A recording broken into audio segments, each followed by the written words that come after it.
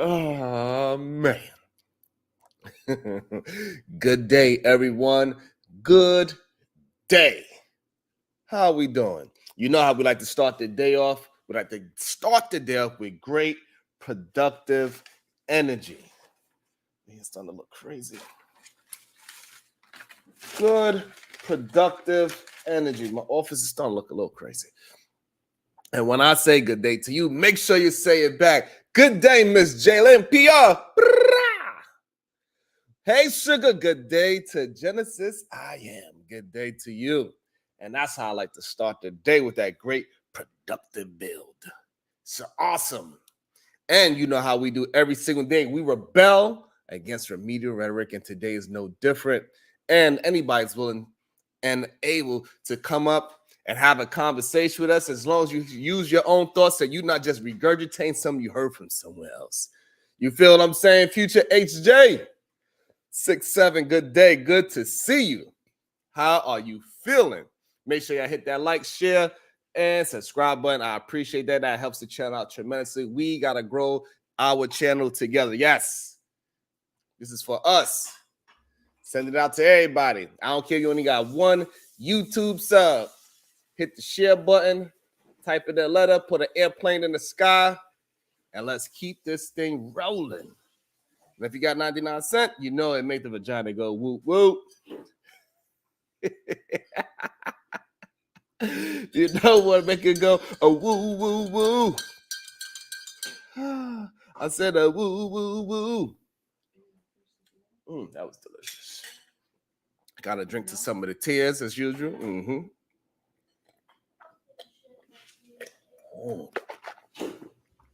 Ah, yes.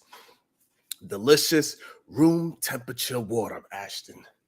That's what I like to drink. It's delicious. It is this. Do I want a piece of cake? Uh-oh. We're about to end this show early today, ladies and gentlemen. We are about to end this show early. I got offered some cake early in the day.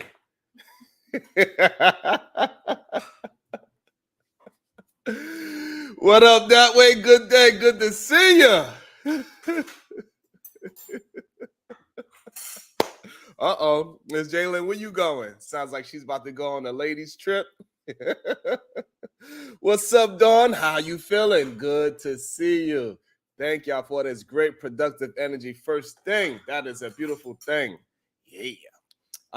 For y'all that don't know, it was my youngest baby girl. It was her birthday. It was her birthday. Crazy energy. She was crazy. We had a great time. So let's make sure we say happy birthday to the little baby girl. About to be a situation. Hey, hey, hey. Oh, the world class was in the hot seat all weekend. Lord, they had the pressure on young Noble. Yes, it was the young baby girl's birthday. She had a good time. So what we do? She got dressed up. She got her hair all did, her nails. She got her nails did. She went to this what was it, baby? Like a little girl's beauty salon. So they gave her little kids makeup and nails, and she had a dress, her tiara on. She was feeling good, feeling great. Then we went to the Bubble Museum at American Dream. Oh, Bubble Planet. It was pretty cool. It was plenty of bubbles. It was very bubbly. It was cool though. It was fun. She had a couple of friends with her. They seemed like the adults though. It's like they enjoyed the Bubble Museum more than anybody else. The kids enjoyed it as well, but the grown-ups enjoyed it a lot. Yes. And then, of course, it was her birthday, so she still figured out the way to cry somehow, some way. She absolutely figured out a way to cry. So today, I'm also drinking some of her tears as well. It was a very fun-filled day. Yes, we had a great and enjoyable day. And if y'all want to say happy birthday to her, my Cash App is flowing at the bottom. Y'all can send her some birthday love, and we could do some more things because she be involved. She be wanting to She want more presents. She want more things. She want more gifts. So just put for the baby girl, happy birthday, and whatever y'all send to the birthday fund for the little baby girl is going straight to her, and we'll film it, whatever, and we'll have a good time with the baby girl from y'all to her. Her name is Navy, by the way. If anybody wanted to know, that's her name. That's a little baby name. Her name is Navy. And so let's get into it, because we don't waste no time. But we had a great time yesterday. It was awesome. It was absolutely awesome. And so yesterday I thought it was interesting. I did catch a glimpse after we got through all the festivities. And later on, thank you, young Riaz. I appreciate that. Yeah, Ms. J, you'll probably like the Bubble Museum at American Dream. It was fun. The grown-ups absolutely loved it. Her name is Navy. So I was just, what was that? What it's called? Channel surfing through the YouTube streets yesterday. First of all, I'm highly upset that these goddamn Rim brothers make it so difficult. Yes, using the seat was pretty hot. I'm just so upset that they make it so difficult for female content creators within YouTube.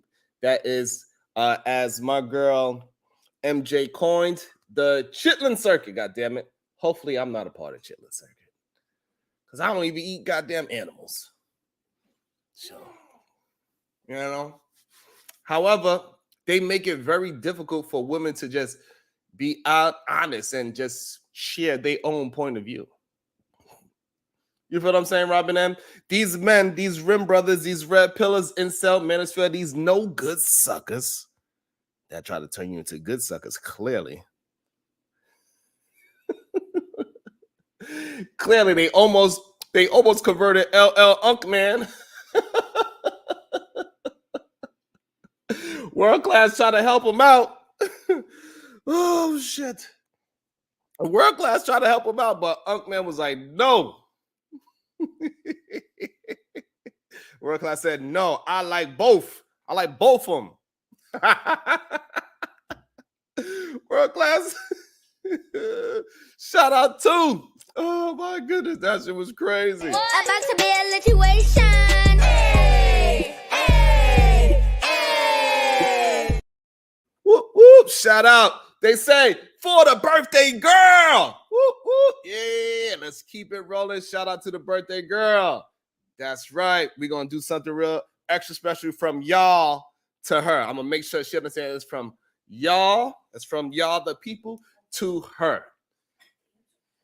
Because she definitely knows the difference. She be like, hey, you going to talk to your YouTube friends today? Yes. And then whenever I end the show, she'll hop in my chair and act like she is talking to y'all.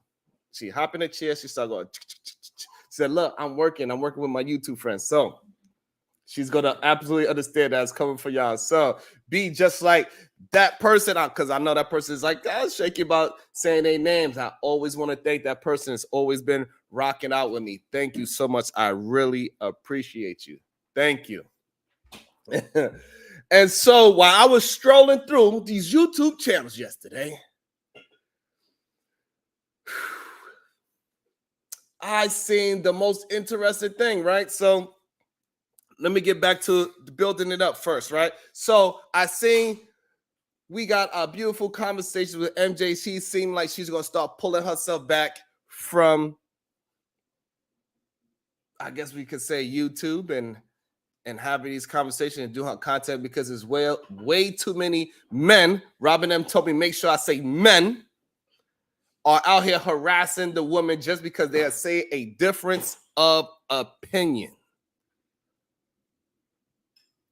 And the woman cannot actually move the way how these men say, like, hey, have some a lot of these men, a lot of the rappers, they say, hey, listen, the women need to have some self-reflection and change their attitude. And then when the women are moving and changing their attitude, they'll leave a degenerate man and move on. They're still trying to attempt to hold those women accountable for a mistake that they made. And this is the problem.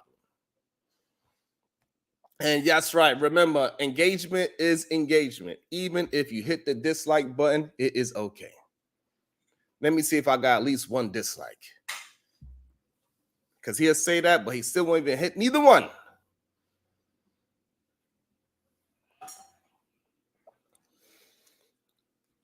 And so we got to allow space for human beings to grow and to move forward in life. If they made a mistake, they made a mistake. You can't hold them to that forever. That saying, you try to pigeonhole them into one position in life, and it is not right. It ain't correct. No.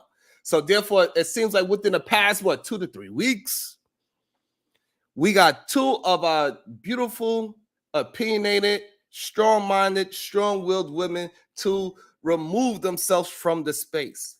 And that is concerning to me. Because that means the Rim brothers are with it, and then we are not, as a team, pushing the agenda forward strong enough. We need to make sure the Rim brothers know that they cannot just bully women. No, we understand that y'all want to change men. Y'all want to change men from heterosexual to a man that's dropping his keys without bending his knees. We get it. We understand. We see how it goes. We see people like Black the Conquering King. He always talking shit, but guess what? He doesn't disagree with anything I say. He would love to be in a position where he had a beautiful woman by his side instead of some beige-ass walls that he look at all the time. He would love to be looking at a warm body next to him that's beautiful, that cooks him some great food that he could take care of, and she smiles at him. She give him a kiss on his ashy ass lips. But no, he got to stare at beige walls. And this is what his Rim brothers want him to do. They want him to stare at beige walls and be alone by himself, because that's the only way they can keep their situation going. Because themselves, the leaders of the red pill community, we can see they are flee. They are not making the money to how they used to, because men are starting to wake up and realize that these other men want these men to themselves. We understand that they want men to love themselves so much that they keep the lotion company going. These men alone are keeping the lotion companies going. They keep the baby oil companies going. They keep these goddamn massage parlors afloat. They keep the XXX industry afloat. That's why he says, I ain't afraid to love myself. I love myself so much. I love myself to sleep.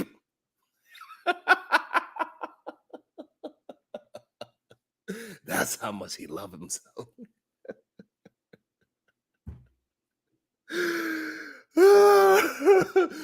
MJ, what's up with your baby girl? MJ said, I don't have to cook nobody else specifically. PhD is nobody specifically. However, my antennas are up and I'm on. I got them in my scope. I don't know who it is, but somebody's in my scope. I'm ready for the smoke.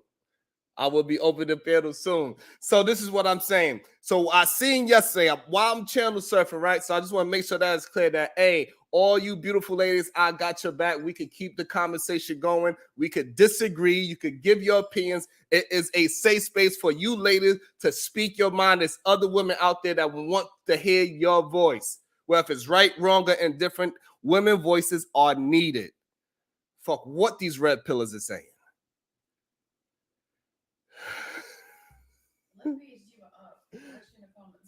Drop the link for her. Drop the link for Diva.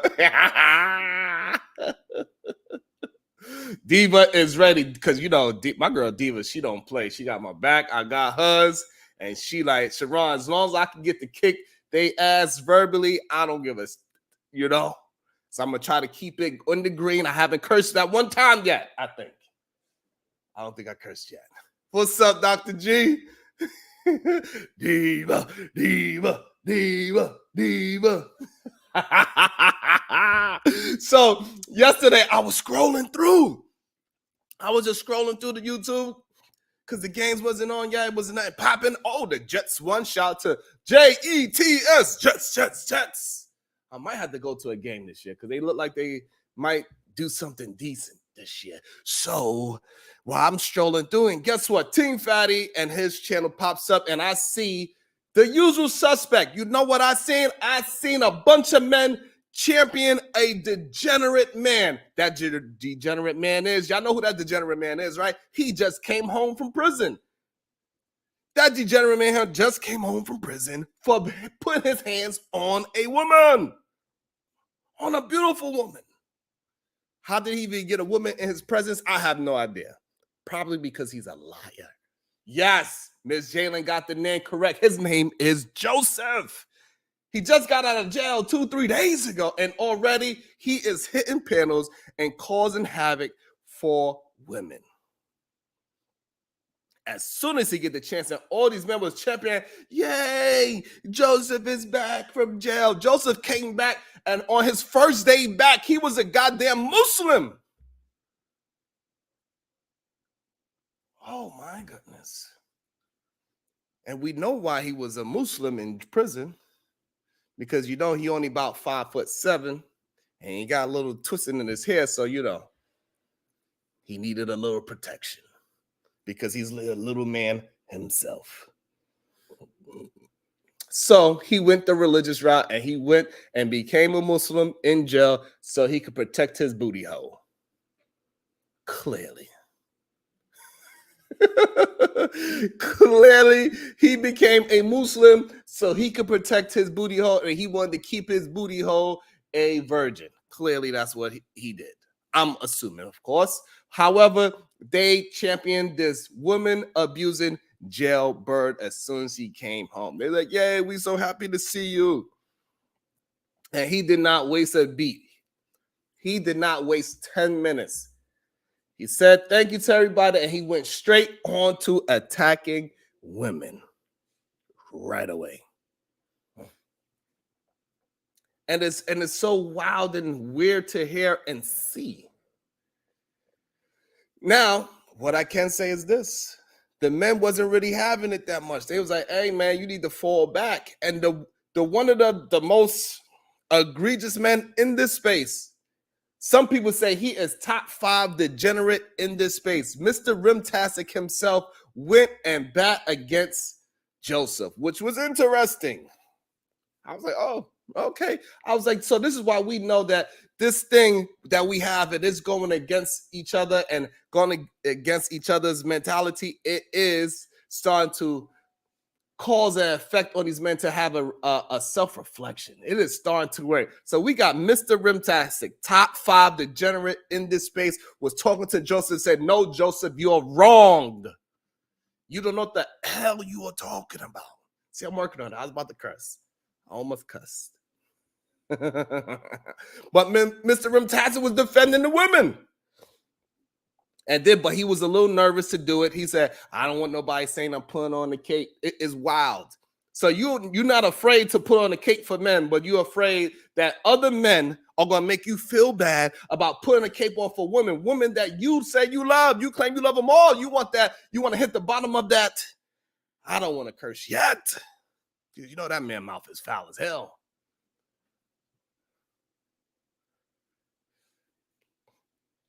And he told Joseph, no, you're wrong. I was like, what? He said, no, Joseph, you're wrong. You are just a degenerate. You don't understand women. And who hurt you, Joseph? I was like, oh, shit. Did he just ask Joseph who hurt him? Shit. And it made me feel good. Doom, doom, doom, doom, doom. Man, can you put that air on a little bit for me?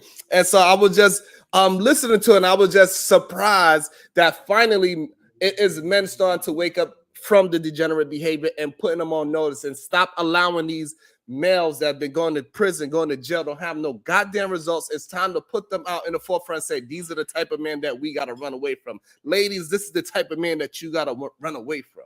Yeah, it is starting to work.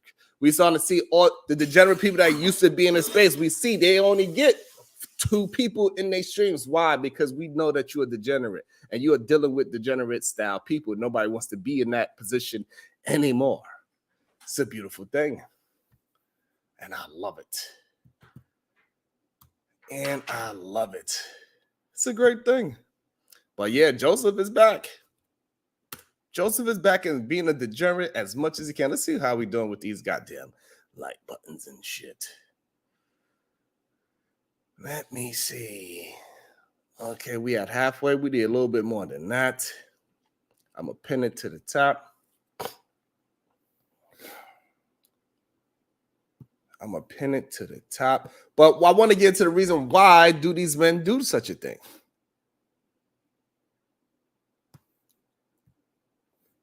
Why do they do it? Is the question.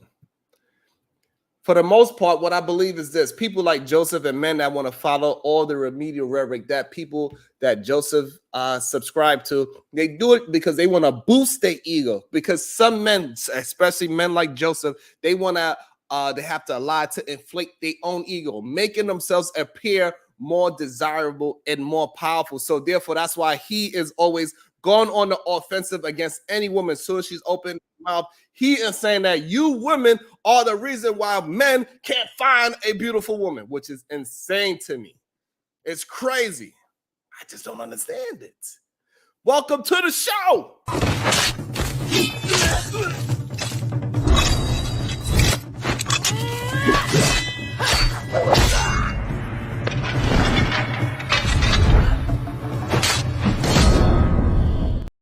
Good day, Supreme Goddess. Good day. I'm trying to be nosy. Okay, so first off, wait, did he go to jail for beating up the lady he was with before? Remember, they was clowning him because she had like a bunch of kids or something. Was it that lady?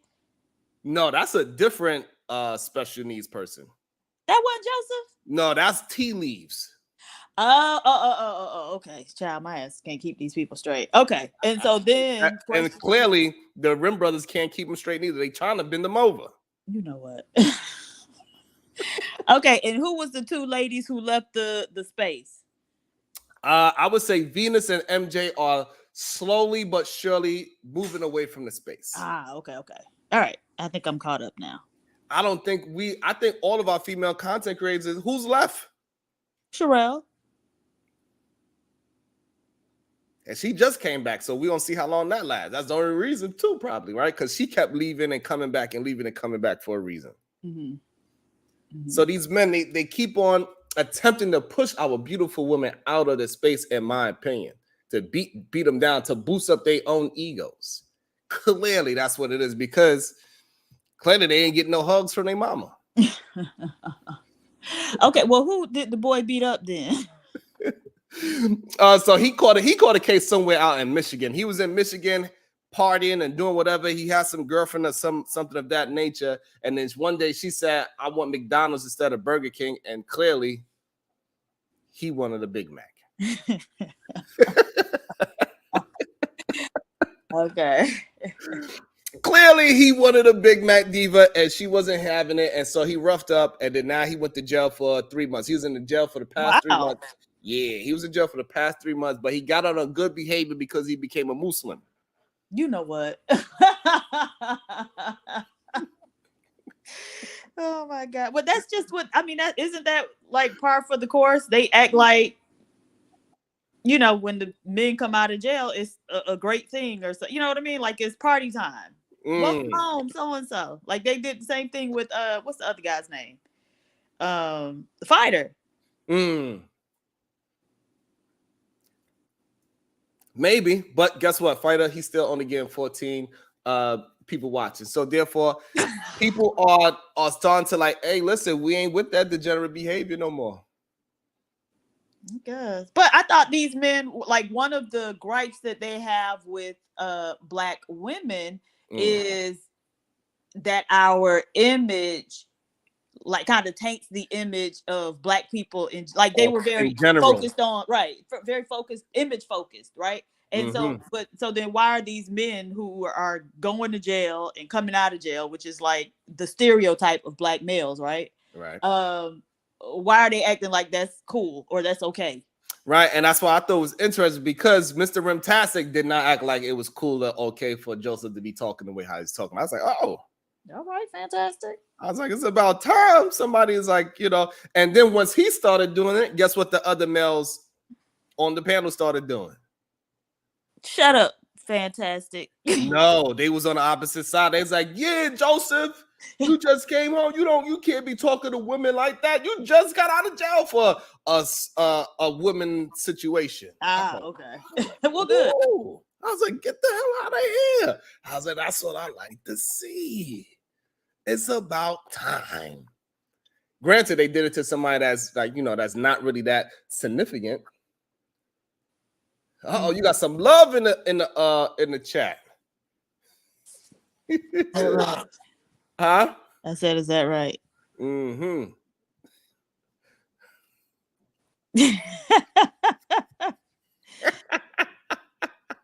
Thank you, sir. Oh, Prince Hakeem. Hakeem, what's up?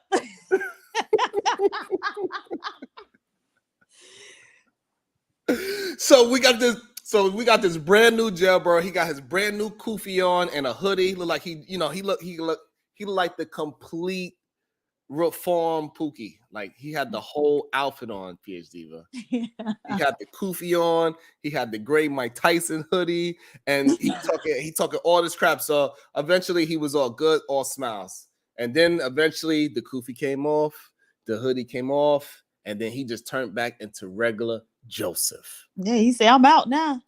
He was trying to be a Muslim to save his asshole. Hey, and it seemed like it worked. So now he got 5 years probation. So he just got to stay out of trouble. Wow. That's crazy. So he got 3 months in jail, 5 years probation. And hopefully he could stay out of trouble long enough. Maybe he could stay out of arguments with women long for the next 5 years, and he could keep his booty hole clean.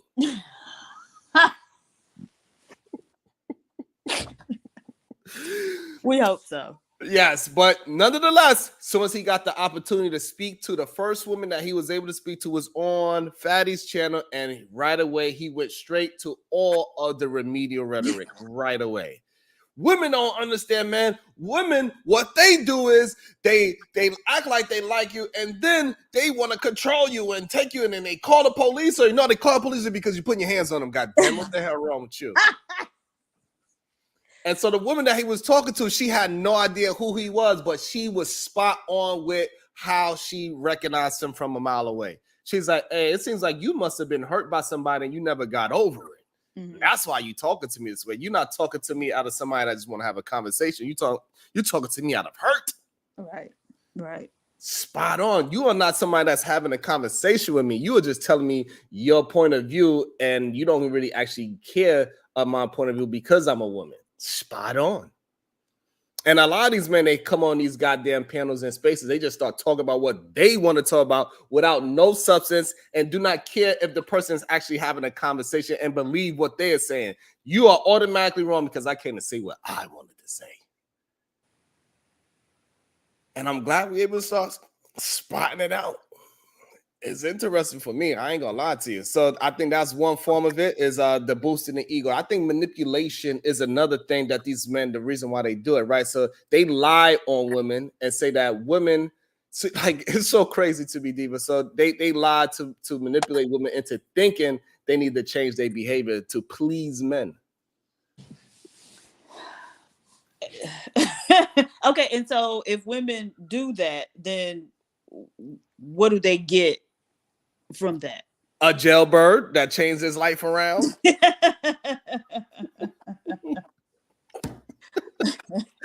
That's what they gonna get. And that's the thing that some of these men do not really understand. It's like, hey, you are telling them to change who they are as a human being. You're saying to change their nature because your nature is so much better than women. Men are just the better species when it comes to these two, right? Even though we had a 50-50 chance. Mm-hmm. However, the men, all men, like Black the Conqueror King, he's a good man. We can see it, right? We can see that he is stuck in Arrested Development. He still want to get his hair twisted up. He still want to get cornrows. He still want to sit behind a beige wall. He still want to just watch corn as much as he can. It's like you stuck in your 16-year-old age, bro. We did that when we were 16. We grown now. And we can see the other men that still be attempting to grow their hair. Your hair can't even grow no more. It'd be stuck with these little. Diva, they hair came and go. They hair like, I don't want to do this shit no more. They got these little ass, and they got the woman pulling on it. You know, they got The Allen Iversons. Man, it's crazy. Got the little things. Got a little bit of like 1 inch hang time, half-inch hang time. Sorry, your hair is not designed at this age to be having no cornrows. It's not professional. Sorry to tell you. Doesn't look good. You look like a little boy. You look like you are trying to look young. You look like you're attempting to be a part of the young crowd and look cool. You are attempting to look cool. And you don't realize how stupid you look. Act your age. Dress your age. Not your shoe size. Dress your age. Why do so many men want to dress cool and young looking? I would find it highly offensive, Supreme Goddess, that my nephew, I come outside and me and my nephew has the same outfit on. And we was going to the barbecue. If I had a night tech outfit on and my little cousin got a night tech outfit on and that's his drip, and I'm like, yeah, little nephew, we got the same drip, I would go home. Right. It's like when I be hearing these men saying, oh, look how short her skirt is. She too young to be. That's what young women wear. Young women wear the least amount of clothes. When you get grown, you're like, oh, no, that, you know, they don't want to put on a dress that's too short. You want to have a dress on that is hitting your curves, but you don't want it so bad that you can't walk up a stairs. That's how grown women dress. You can see them from a mile away. When I see a woman with some really short outfit, I'm just like, oh, she must be 20. I don't even turn around. It's like, she got to be 20. She don't know no damn better. She got a $5 rainbow dress on. Not the $5. Why her dress got to be $5 rainbow dress? Because they don't see the difference between a $5 rainbow dress and a $200 dress. Right, but there are a lot of $200 dresses that are short and itty bitty as well. They do, but they ain't buying it. They ain't buying it. They don't give a fuck about no material. They don't care where it come from. They are going straight to Shein and like, oh, this looks cute on Shein. They do be having some cute looking stuff. I just always think I'm gonna end up on one of those videos like what I ordered versus what I got. Absolutely, it's gonna happen eventually. Even if your first two, it came out exactly how the picture looked, one of them is gonna be like, oh, they ain't do no quality control in this one. Right. Because that's not what their reputation is. Their reputation is to get quick and fast and cheap outfits for one time. You don't mind throwing it away. It's what they are. It'll look good for the first day. You put it in the washing machine, it's done. It dissolves like cotton candy. You understand? So that's just what it is. And so these men believe that they are saying true facts. You are saying some true statements and saying that women are moving like this and that and the third. But you, the person that is saying that, you have no right to say it because you are more of a degenerate than those women you are talking about. But it seems like it's just a deflection, right? So as long as I can keep pointing at women and, you know, whatever issues I think they have, then I don't have to look at the three fingers pointing back at me and all the issues that I got going on. And right, so the three fingers that PhD is talking about, when you point one at somebody else, you got 1, 2, 3 pointing back at you. That's why when I be talking to people, PhD, you want them all pointed at them. Not for real. That's how I be talking to me. I don't want them getting no confusion, all right? All of these fingers is pointing at you. Ain't nothing. You better get on up and figure it out. You understand, Diva? I ain't playing with them. And so I just think that it's so interesting. These men, this is why I be really having a problem, because they attempt to use men that are in good stature, that are doing the right things, and they try to put themselves within that man and say, hey, I'm moving. Look, this is how good men act, but you are not that. Most of the time, when y'all point out these men that are so-called the good ones, most of the time they got a woman by them side. But who are the good ones that they actually try to place themselves in league with, because most of the men that I guess would be considered good, they try to other them and say like something's wrong with them, right? Right. Until, I think Hamp is somebody that they tried to use, and I think they upset that man is married with a bunch of children. I don't know. I told you before, Hamp is egregious to me ever since he tried to weaponize that white woman against those black women. He could learn. He could get better. Look, hey, I'm the type of person, you got one shot with me. Once you over to the left, you stand over there. Damn. I think for the most part, from my experience with him, because I didn't really visit him frequently around that time when he was having that little fake scandal that was going on. So I didn't get to see the weaponization of it. Maybe I had to go and check it out and review it and bring it all back and let it bubble back up again. But you know what, you ain't shit. Bring it back, you know what I'm saying? Throwback Thursdays, I don't know. But I do find it interesting. So I was on Ham's show on, I believe, Friday. I wanted to go over there and they was having a conversation. So I went up over there. So they was having role play, right? And I thought it was so interesting. So first, Mr. Fantastic did one, and a couple of the gentlemen did one. And you know how they did the role play. They did it where they was grandstanding. They are the HNIC of the household. All one of them said was, "Hey, why you didn't?" The girl, she said, "Why you didn't take the trash out like I told you to?" He's like, "Who do you think you talking to like that?" Mind you, the premise is put on that they are a couple that been together for years and they want to be together. Even with that, with the buildup of that, they still try to address the woman in a way where it boosted their ego and put a woman down, like she don't have no place to talk to her man. I was like, this is crazy to me. And everybody, is like, yeah, that's how you talk to her. You don't get to tell you when to take the garbage out like that. She better act in a nice, beautiful tone. We don't care how her day went. We don't care that you love this woman and you said you would die for this woman.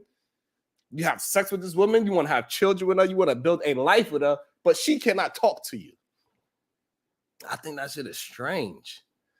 And I just think that it's impossible for men to actually believe that you got to talk to a woman in this way to make yourself feel good.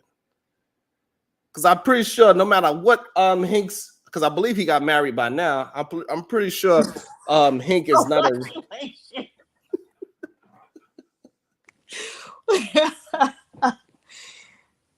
Go ahead, man. What you think, dude? You think he got married by now? I don't know. Hopefully he has. And I'm pretty sure, just like Easy Money Jones said, you cannot have no ego when you are in a relationship for that long of a period, when you're trying to have it through the long haul. Because it just doesn't make no sense for you to attack the person that you claim that you love and you splitting bills, or you paying all the bills. These niggas splitting bills.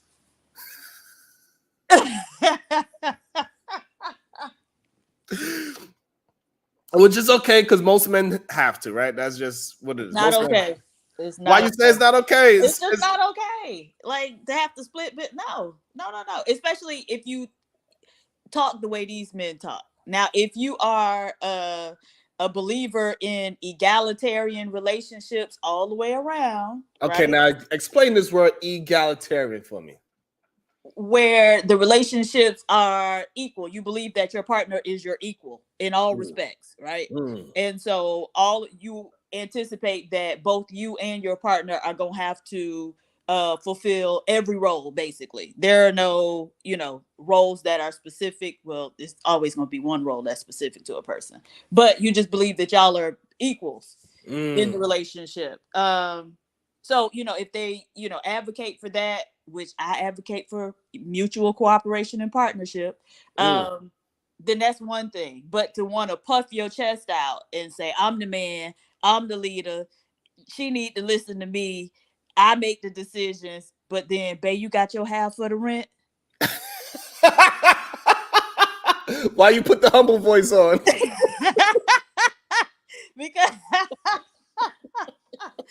I would imagine that you can't go with a growl in your voice if you asking this woman for some money. Oh, they absolutely will.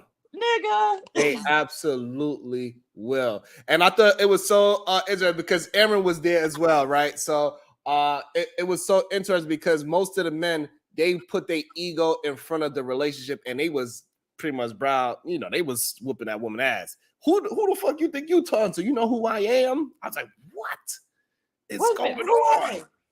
Huh? Who are they though? Mr. Rimtastic was number one. Wait, I know, but who, like, if you say, "Do you know who I am?" Like, okay, who? Right. What is that supposed to really mean, right? I thought that was it was just egregious to me to hear these men speak like that towards women and saying this is the proper way to speak to the women that you are supposed to be in relation with. Is wild to me. And then so all the egregious men went, right? And then so now finally it was my turn to go. So first of all, it was me and Sherelle. So me and Sherelle, I handled it with grace.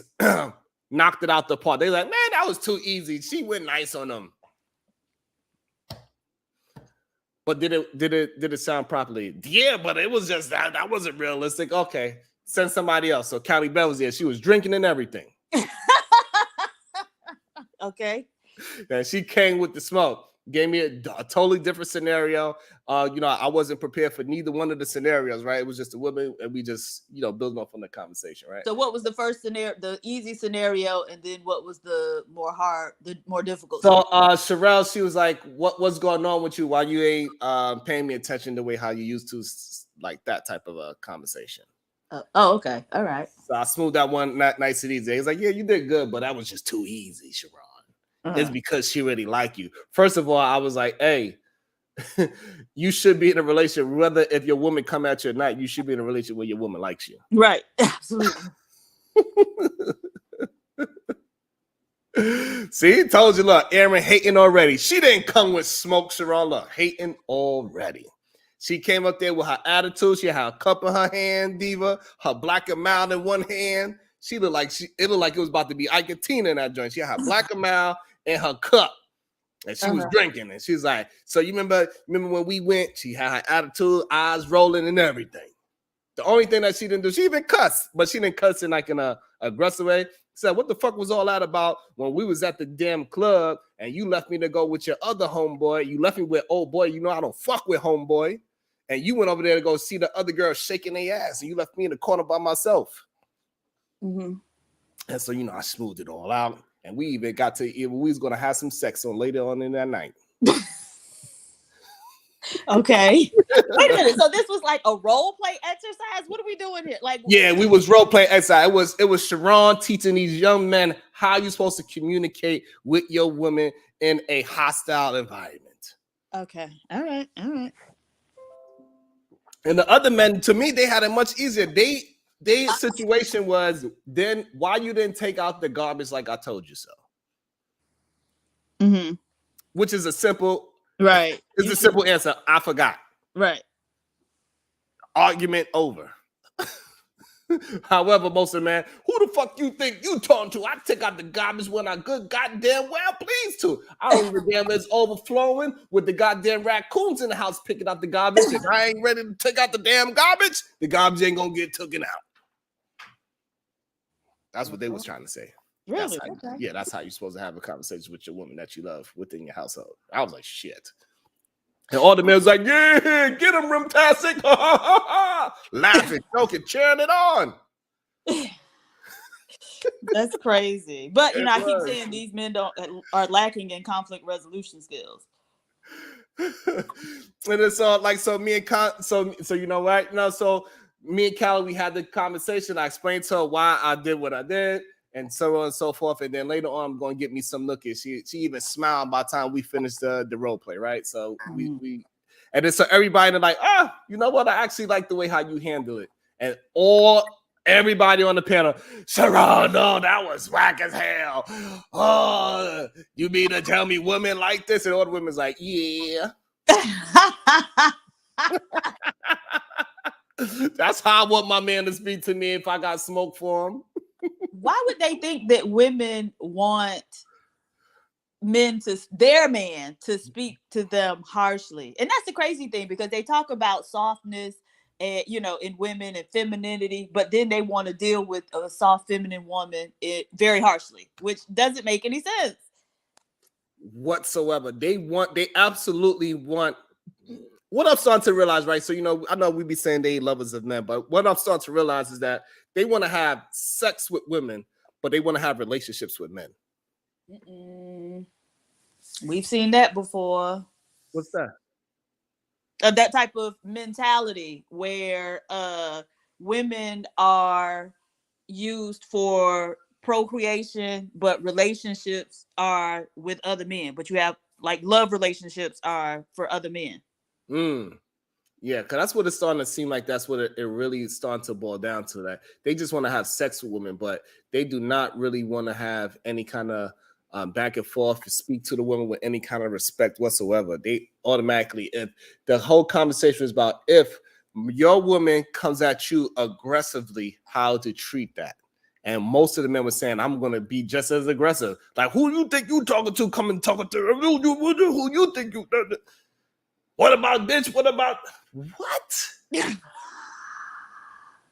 Like, this is the woman that you supposedly love. Why would you talk to her with that same energy if she come to you with aggression? And this is my woman. I know that she doesn't normally come to me aggressively. I'm going to try to figure out what is going on. Welcome to the show, the beautiful Dr. G. Good day. Hey, Dr. G. Hey, y'all. Peace, everybody. What's going on? We out here grinding, trying to make sure these knuckleheads understand. So, Sharon, I saw you on the show that you were talking about. You did an excellent job, of course. Thank you.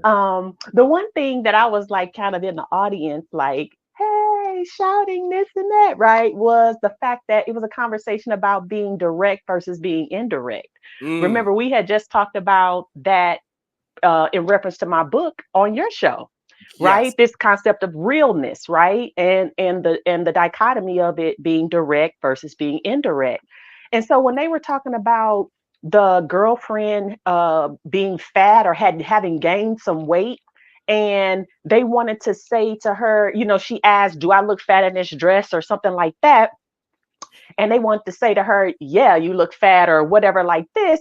And the argument was that they're just being direct, right? Yes. And directness is not rude. And I totally agree. Being direct is not rude. However, we talked about situational appropriateness, right? Mm-hmm. So with your woman, being direct in that way may not be situationally appropriate, especially if you're trying to preserve her feelings. If it's really about making sure that she's looking good and not looking, precarious when you're going out or whatever, then you being direct in that time might not be the best thing for that situation. Right? Because you're going to hurt somebody possibly and make the situation worse. Mm-hmm. And the other thing when you go out. Yeah. I think the other thing too is just because I look fat in this dress does not mean that I'm fat. Woo, bar. Right? It's just this is not the perfect pick for me. And when we talking about Shein and Temu and all these places like that, you really got to keep in context that you probably are going to look fat in that dress because that's barely a dress. Right. So yeah, I think that there was just some nuances that were missing from the conversation, and situational appropriateness typically is what it is. Beautifully said way better than I could ever say. I don't understand why. I don't know why they want me to keep coming up there because I ain't gonna be as nice as Dr. G. She said that beautifully. I ain't gonna say it so beautifully. So what were they saying? Okay, so in response to the woman saying, "Do I look fat in this dress?" Were they just saying like, "Yeah, you should tell her, yeah"? Oh no, they didn't say. They didn't say just say tell her. Yeah, they say, "Yeah, you look fat, bitch." Which made you think that you should put that dress on when we go outside? I was like, "What is going on here?" Yeah, Sharon, you gotta tell them what was really going down. That's hilarious. I was trying to explain to him, me and the other gentlemen. There's only two of us that actually was defending for the whole point that you got to communicate to this way. And the one guy, he was just so adamant about like, no, I'm gonna tell you this. I'm so straight. I'm like, bro, you're not listening to the conversation. he was missing the whole entire thing. He really was fighting tooth and nail. And I was like, bro, you're a hypocrite. Because I tell you right now, he was trying to be Thank like, you. yeah, he was trying to be like, oh, I tell a straight truth. I say straight facts. I said, oh, so if she tells you this straight facts, you're not going to feel no type of way about that. He was like, well, I wouldn't say it like that. I mean, it just depends. So again, so it does depend. So when she says we're getting ready to go out, why would you say this to her and just say this instead? We even get an example what to say. He's like, nah, I'll just tell straight facts because my girl won't be fat anyway. I'm like, bro, it was very circular because it was like, bro, you are such a hypocrite. But okay, fine then.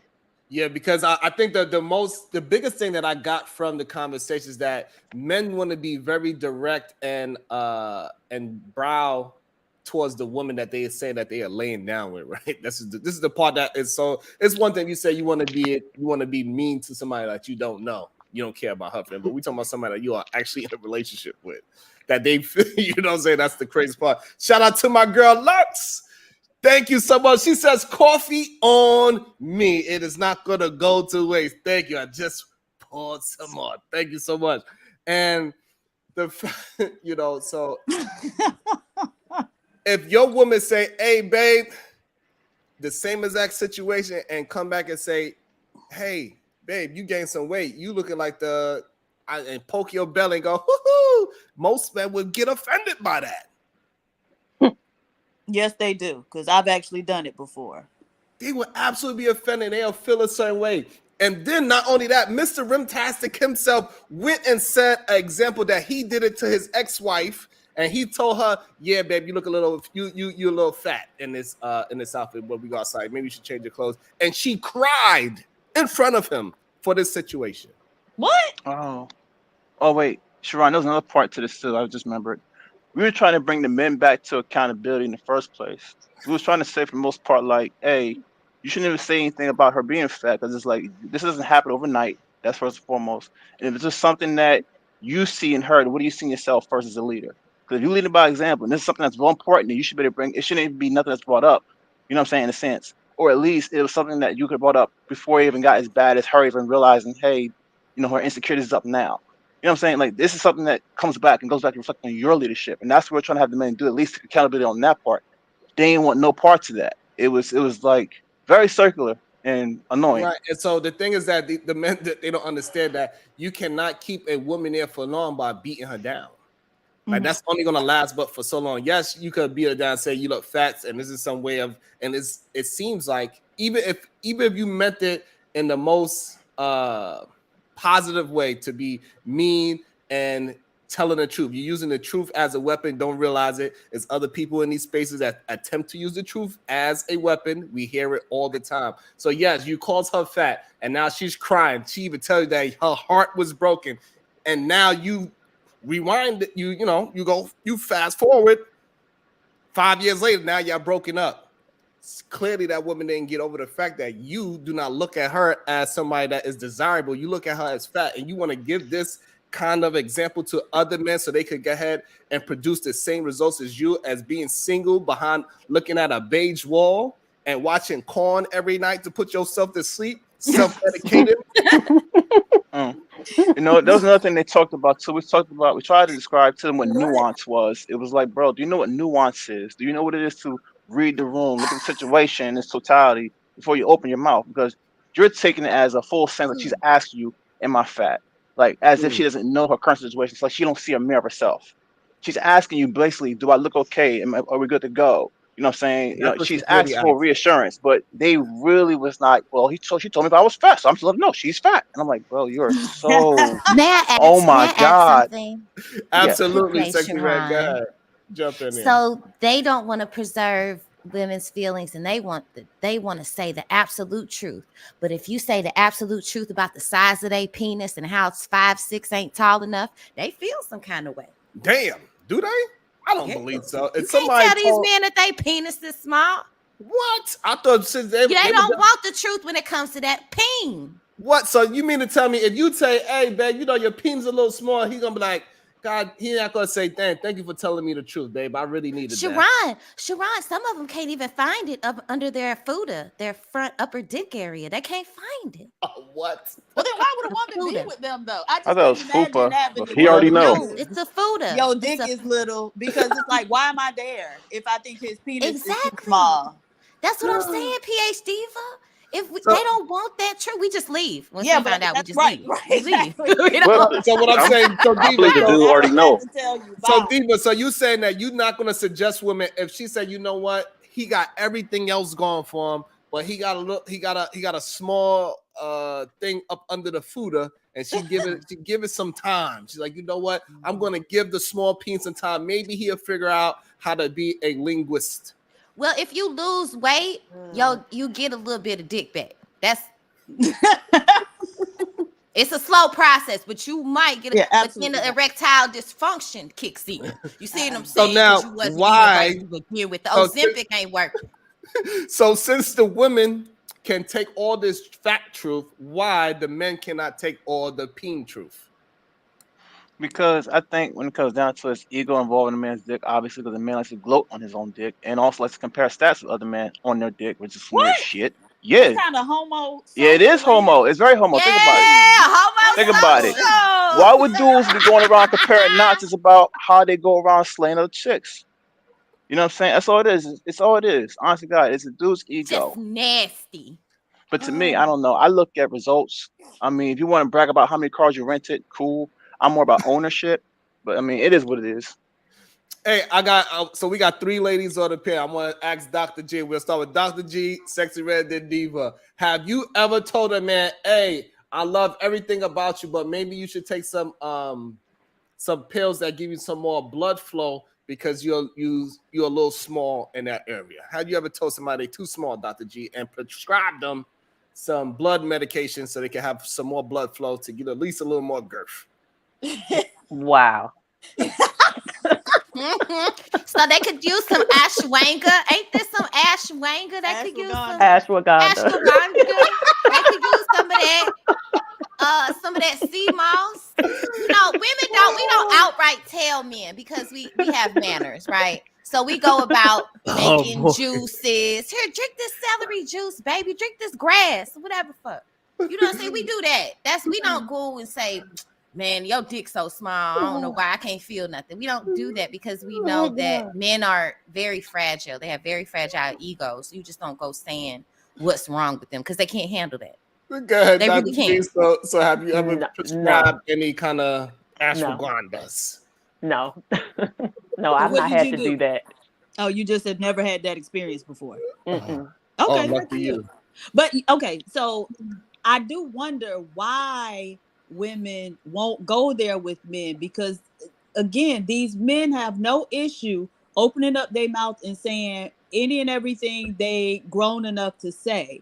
So I had a friend who had a boyfriend who had a little penis and he came quick, right? Damn. And so at one point they were having a conversation and he told her, I can't marry you. You don't keep your house clean enough. And so I asked her, well, did you tell him he got a little dick and he come too quick? And she was like, no, I wouldn't say that. And I'm like, why the fuck not? Oh, like, no. open that door, it's on and popping. It's on. Your dick small. It don't work. You thought it was hitting to the left, but it really hit to the right. Right. It wasn't hitting at all. Yeah. So I'm like, why would you hold back on him once he done? Man, if you even crack that dough a millimeter, I'm kicking it off the hinges. It's on and popping. Oh my goodness.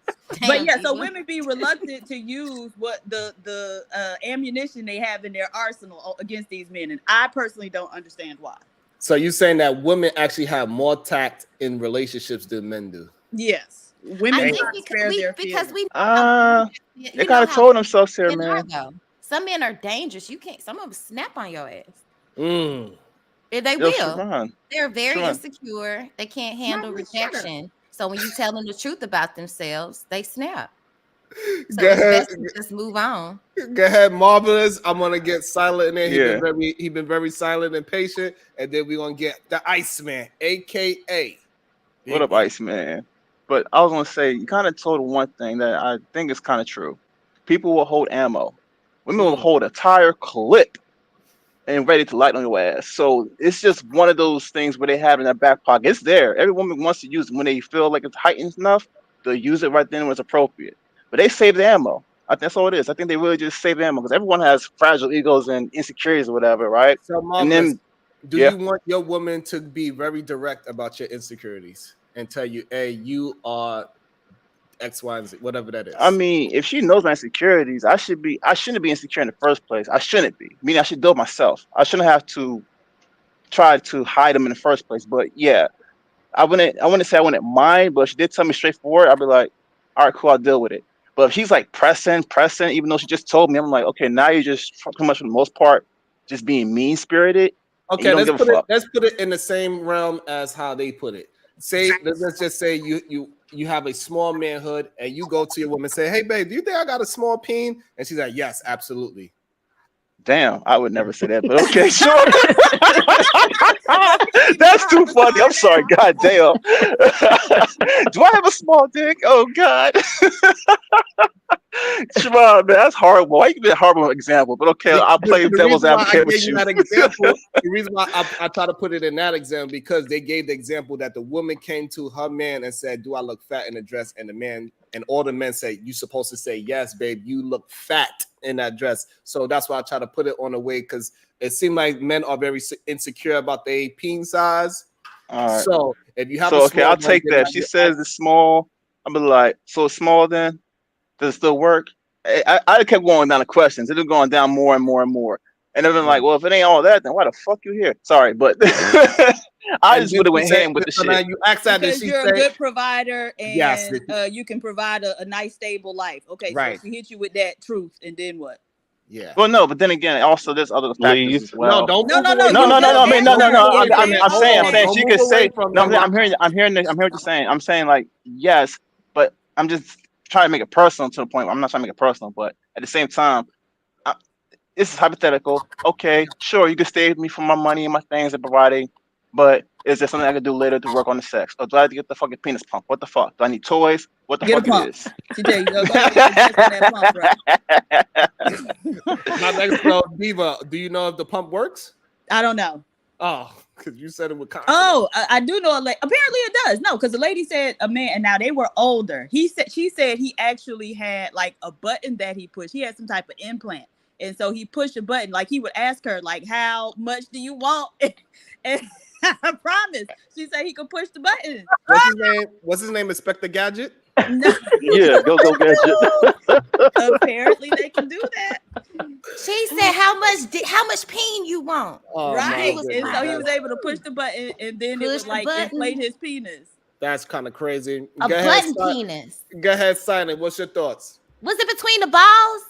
I think so. I'm thinking, unless the man's delusional, he know what he has. So with her saying it, I mean, unless he living in delusional, he already know what he has. Exactly. Well, do you think so? Because okay, this is the thing. I recently read that the average male penis erect is like 5.5 inches. I read that too. Right, and so to me that seemed small. Damn. Right.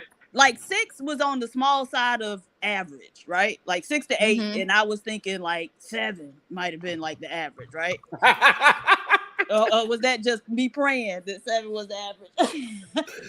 Living on a prayer. Maybe in certain countries. 5.5 is very little. I said he ain't got those problems. You gotta look at the world as a whole, man. Damn. Go ahead, Iceman. But then they probably gonna buy white people standards though, so that's probably that. We talking about. Here we go. Men. It's all right. Global. It's all when it talks about male penis, it's white people standards. But when you talk about black women's weight, y'all say nothing about it being white people standards. That is white people standards. It's based on right. So why would you base black women's obesity rates off of white women's obesity rates? Y'all don't say that. But when it comes to your dick, you gotta get those stats right. That's them. That's a great point. I don't have no argument for that, only because it can be subjective. I'm gonna leave it at that. I like them thick. Okay, that's what I said. It can be subjective. It can be very subjective. Go ahead, Iceman. What's your thoughts? I wanted to How's my audio? You can hear me? It sounds a little echoey, but you're okay. How about now? That's better. First, greetings to the panel. Greetings to the chat. Hello, Mr. Sharon. I hope all is well. I really wanted to address your rendition of that episode and how you seem to have omitted a lot of information. One key piece of information was that after your second performance, the entire panel gave you your props. I personally took a moment before getting into what I was going to say, give you your props on how well a job you've done. Also, I do believe on the second time you did have it a little easier compared to EBD and Mr. Fantastic. But your first time, no smoke was brought. The second time, I think, seemed a bit more realistic. And then as, let me get her name right, Dr. G had spoke about earlier in the show, there was only about 2 guys on the panel that really advocated speaking to women in any kind of rude or disrespectful manner. It was most of the panel that actually championed speaking to women with some sort of tact. And if you remember, the question went around, tact or direct, 8 out of 10 went with tact. So it just seemed as though the picture you were painting about the panel that day, that the entire panel was all about speaking to women as if they aren't shit, and that just simply isn't true. So the reason why it's true, because the dude, I believe his name was, I can't remember, he had the hat on, something about something TV. I forget his name. Talking to grown folks TV or something of that nature. He even said himself that he would choose tact, but when we was having a conversation, he said out his mouth that he would call her fat. So he says that he used tact, but the problem is that they will use the rudeness as their idea of what tact means. One man doesn't speak for the entire panel. What I was saying was you had painted a picture as if the entire panel was interested in speaking to women disrespectfully. I'm saying that there were 2 that were consistent with that, but the majority of the panel were not for that. So the only men that actually said that they would be tactful and then their rhetoric was also tactful was the married men. Everybody else, they say they was tactful, but then when you hear them speak, they would say they will call the woman fat. That is the issue that I had with the situation. Yes, they say it out their mouth, I would rather be tactful. But then you say, so what would you tell her? I would tell her she's fat because it's the truth. The truth should hurt. The truth is not rude, but the truth can absolutely be rude depending on how you present it. Yet and still, that was only about half the panel. All I'm saying is the picture you painted was as if you were the only one on the panel that thought that there's a certain way you should speak to women, and I was just saying that isn't true. And then you got some kind of pushback or blowback for the way you had performed after the entire panel and the chat gave you your props. Did I get dropped from the panel? No, I said gave you your props for a job well done. Did I get dropped from the panel? There's always outliers. Well, it only takes one person to drop. What I'm saying is that so like I understand support. that you're saying 8 out of the 10, it was me, you, and Hamp. We all agreed. However, but it was the majority of the panel that was the opposite of what we were saying, and also it was a majority in the chat was on the side of Rimtastic as well, saying Sharon is Cody, Sharon is gay. No woman's gonna do that. It was a whole bunch of other things that they even paid to get me dropped. Multiple people. And then it was a war about if we're going to keep Sharon down or not. Even Black himself, the conquering king, somebody that's in his chat, who have a beige wall and nobody laying next to him. He was one of the people that attempted to drop me. The point that I'm making is that you just said it, there are also people willing to bring you back. So, like I said, you painted a narrative as if the entire panel, and that's what I'm getting at. Aaron, do you cape for Fantastic? Aaron, did you give any pushback? Aaron, did you give any pushback? Because it sounds like you. Oh, sorry. Do you cape for Fantastic? Aaron, I'm just asking because I saw it in the chat. Is that true or no? No, man. Okay. Are you do your views typically align with Fantastic's? I don't really keep score. I'm objective and I am me. All of this allegiance and adherence to this, that, and the other, all this pill talk, I'm not interested in it. This is not my, we were talking about the difference between red pill and blue pill the other day, and I was identified as blue pill, and so be it. I don't care. This is not my, I don't know. He has his thoughts, I have mine. Okay, I was just asking because I saw somebody say that in the chat. So, Did you so give I any guess so pushback you're at real. the time So I on guess the panel? Aaron's real smoke with me. He's saying that I didn't give enough justice to the men that was on my side of the point of view as well. I'm sorry, Mr. Sharon. I'd like to answer Sexy Red's question. She was asking a question. If that's all right with you. Yes, it's okay. Sexy Red, what's your question again? I was asking, did you give any pushback to what you're saying right now on the panel with Sharon? Because if you didn't give any pushback, I mean, then his perspective, that's what happened to him. And that's his opinion. Pushback on what? On you're saying that his perspective is wrong, that he kept getting dropped down, kept bringing it back up, that his perspective about the panel was wrong. No. His perspective is what it is. I'm saying the way he's painting the narrative, what he's saying leaves out crucial facts. I can't speak to his perspective because that belongs to him. But so you're saying objectively speaking, his story was incomplete. So you're saying your only pushback is that I didn't give the other men enough props of being on the same side as I was. Yeah. I mean, even when the moment where the entire panel gave you your props was omitted, would you agree that happened? The entire panel, no, but yes, yes. No, you don't remember even him. It was like the entire chat. Everybody said, "Job well done." I think there was maybe one person that were like, "No." I mean, you should really go back and look at it. You were given your flowers. I might have to do that later. I would have a look. Yeah, if you like, that is no problem. We could go back, but I think that I understand your point of view because you tend to probably look at more the positive comments because that's what you was able to see because it wasn't about you, so you don't see the other remarks, which is fine and fair. No, I saw them, and I'm not saying they didn't happen. They 100% did. I'm just saying that for every person that tried to drop you, there was someone willing to bring you back. It was one person that brought me back. That's number one. Number two, when we had the conversation, the number one thing they tried to do was discredit it by saying that, oh, you had it easier. They didn't really come at you with smoke.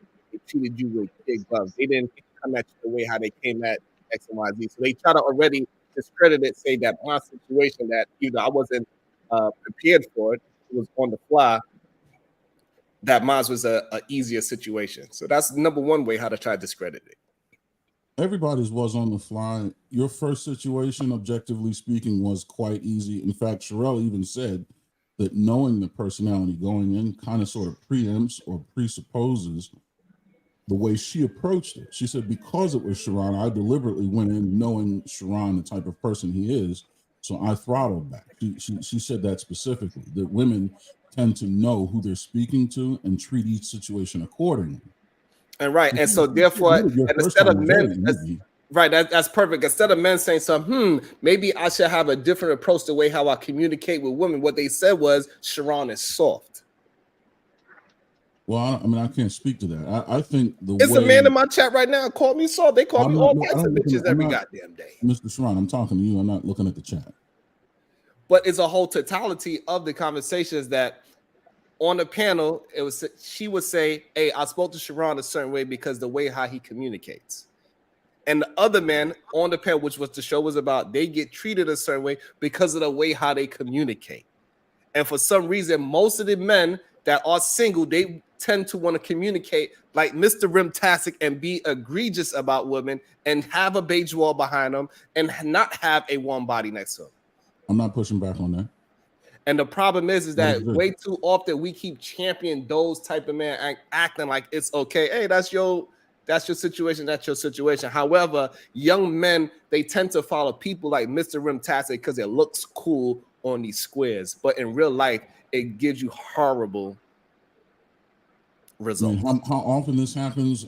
Okay, I don't know. But I would agree with you that there's a right and wrong way of doing things. And in this conversation, I tend to lean towards your idea of what's right. I was just saying you're objectively looking at the scene as you painted it just wasn't. There was a lot of omittance. That's all I'm saying. But I'm not pushing back on what you're saying to be true. I'm just saying there's more to say about that particular event. That's all. Yeah, I mean, I just think that it's And the interesting that we interest- even have somebody in the panel that damn near mirrors Mr. Rimtastic No, to a but T. He got the here's same thing. beige walls. He got the same nappy ass hair that can't grow past 5 inches, trying to get braids, trying to look cool, trying to still wear fitted hats. He has the same setup as Mr. Rimtastic, and he got the same results as Mr. Rimtastic, and people would champion that. Yeah, he's spitting facts, even though he is just rambling and being egregious. Here's the thing. I'm not. The purpose for me doing this is to shine a light on the people and the circumstances that I believe are correct, or championing the correct. You get what I'm saying? Like you, in order to want to guide a crowd in a specific direction, yeah, you should certainly shame and chastise the bad of the group, but you also have to champion and highlight and pay homage to the good of the group. There's got to be incentive. And I'm just saying, looking at it objectively, I'm also doing that. There were people there, right, that were on the side of what I personally would call good, that were left out. And I just didn't think that was, forget about fair, but even objective.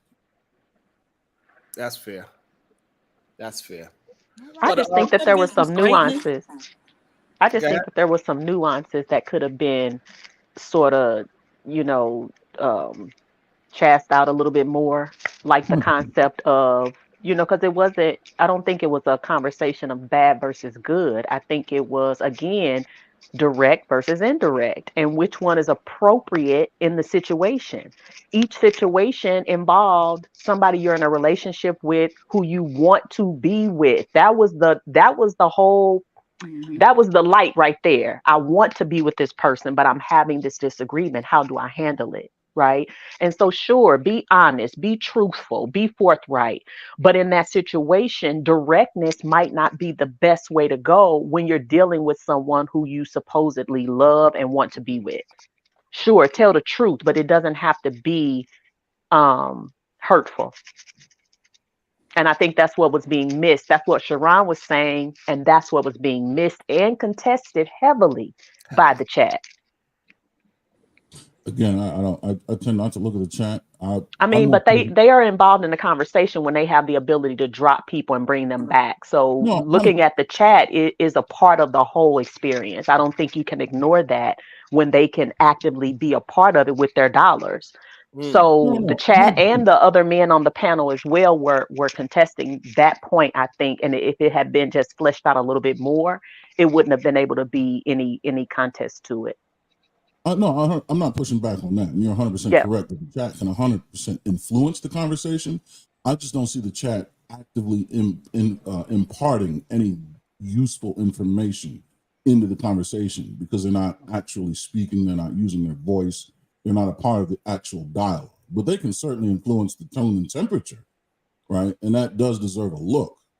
But the actual dialogue, the back and forth, is had among the panel members, and that is the conversation I'm speaking to. Yeah, but Aaron, just because you don't pay attention to the chat when you're up there, other people on the panel might. And so what's going on in the chat can actually influence their dialogue, right? Right. Yeah. I'll look in the chat sometimes and see something. Like when I asked you, hey, do you cape for Fantastic? That's because I saw somebody in the chat saying it. So what's going on in the chat absolutely can impact the dialogue. And when you get to flash their comments up, like from time to time, Sharon will play the cool song and then he'll show the comments, right?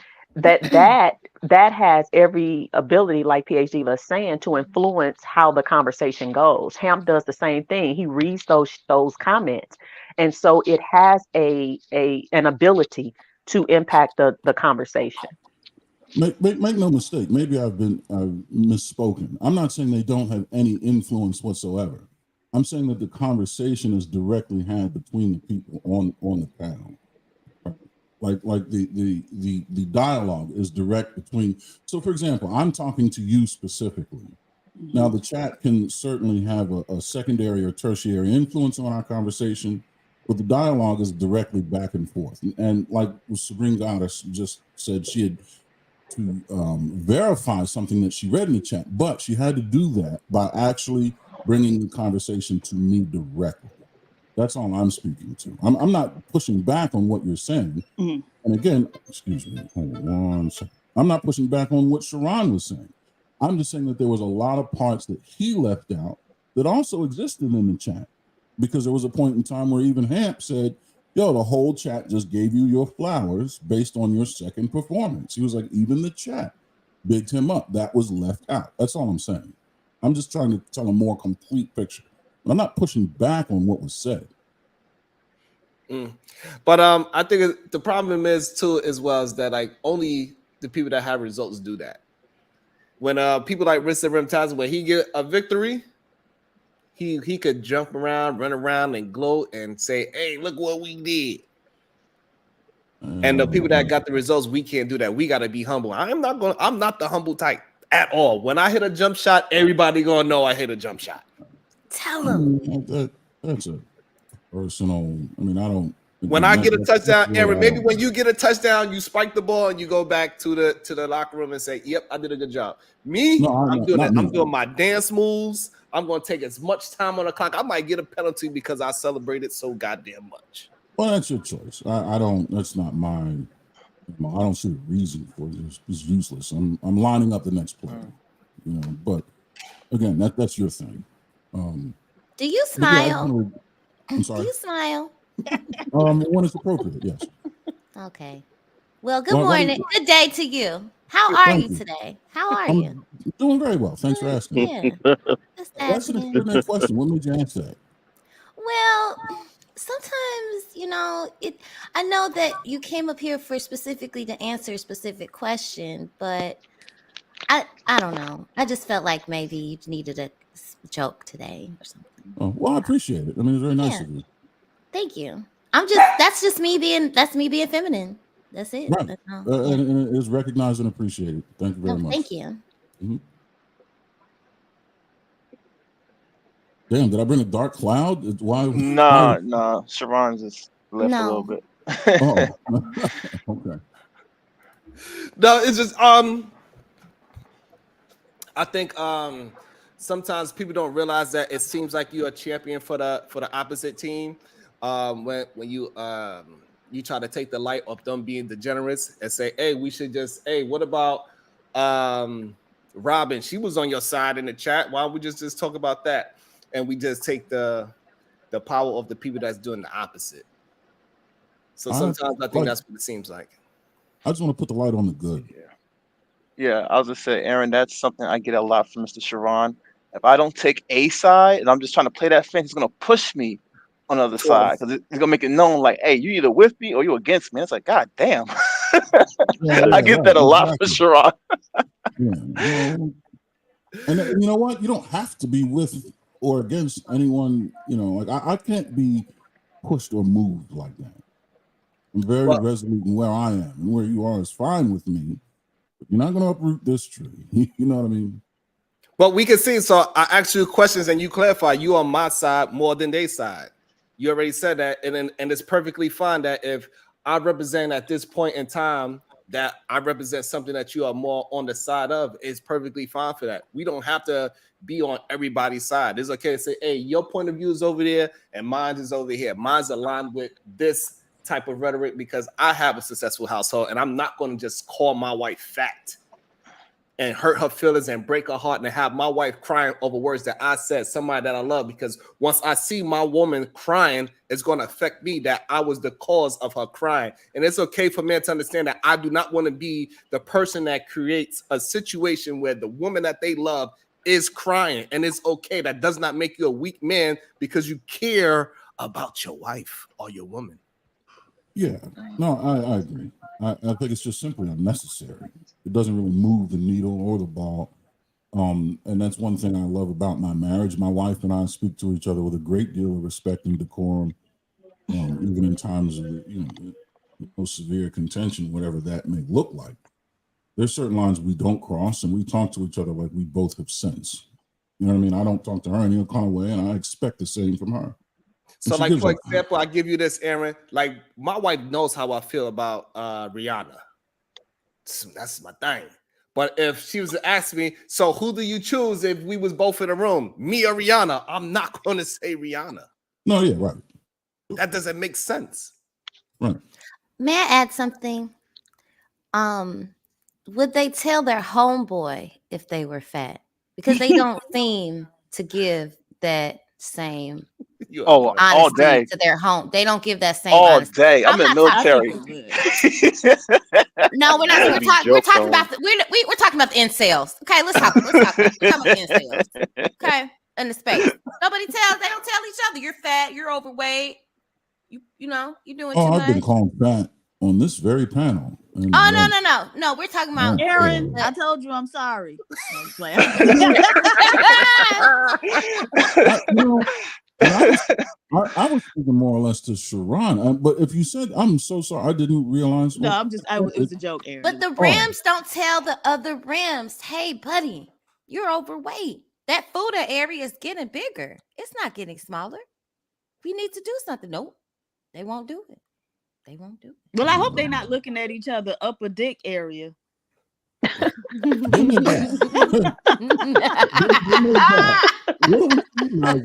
a great point. Yeah. Yeah, that might indicate. But men aren't as honest about weight with other men, because if I'm not mistaken, black men are the most obese out of all races of men. But I think that also goes to another point statistically. too. That goes to another point too, because then you look at it this way. A lot of men still get results either fat or not. It's not about whether a man looks a certain way. It's no, seriously.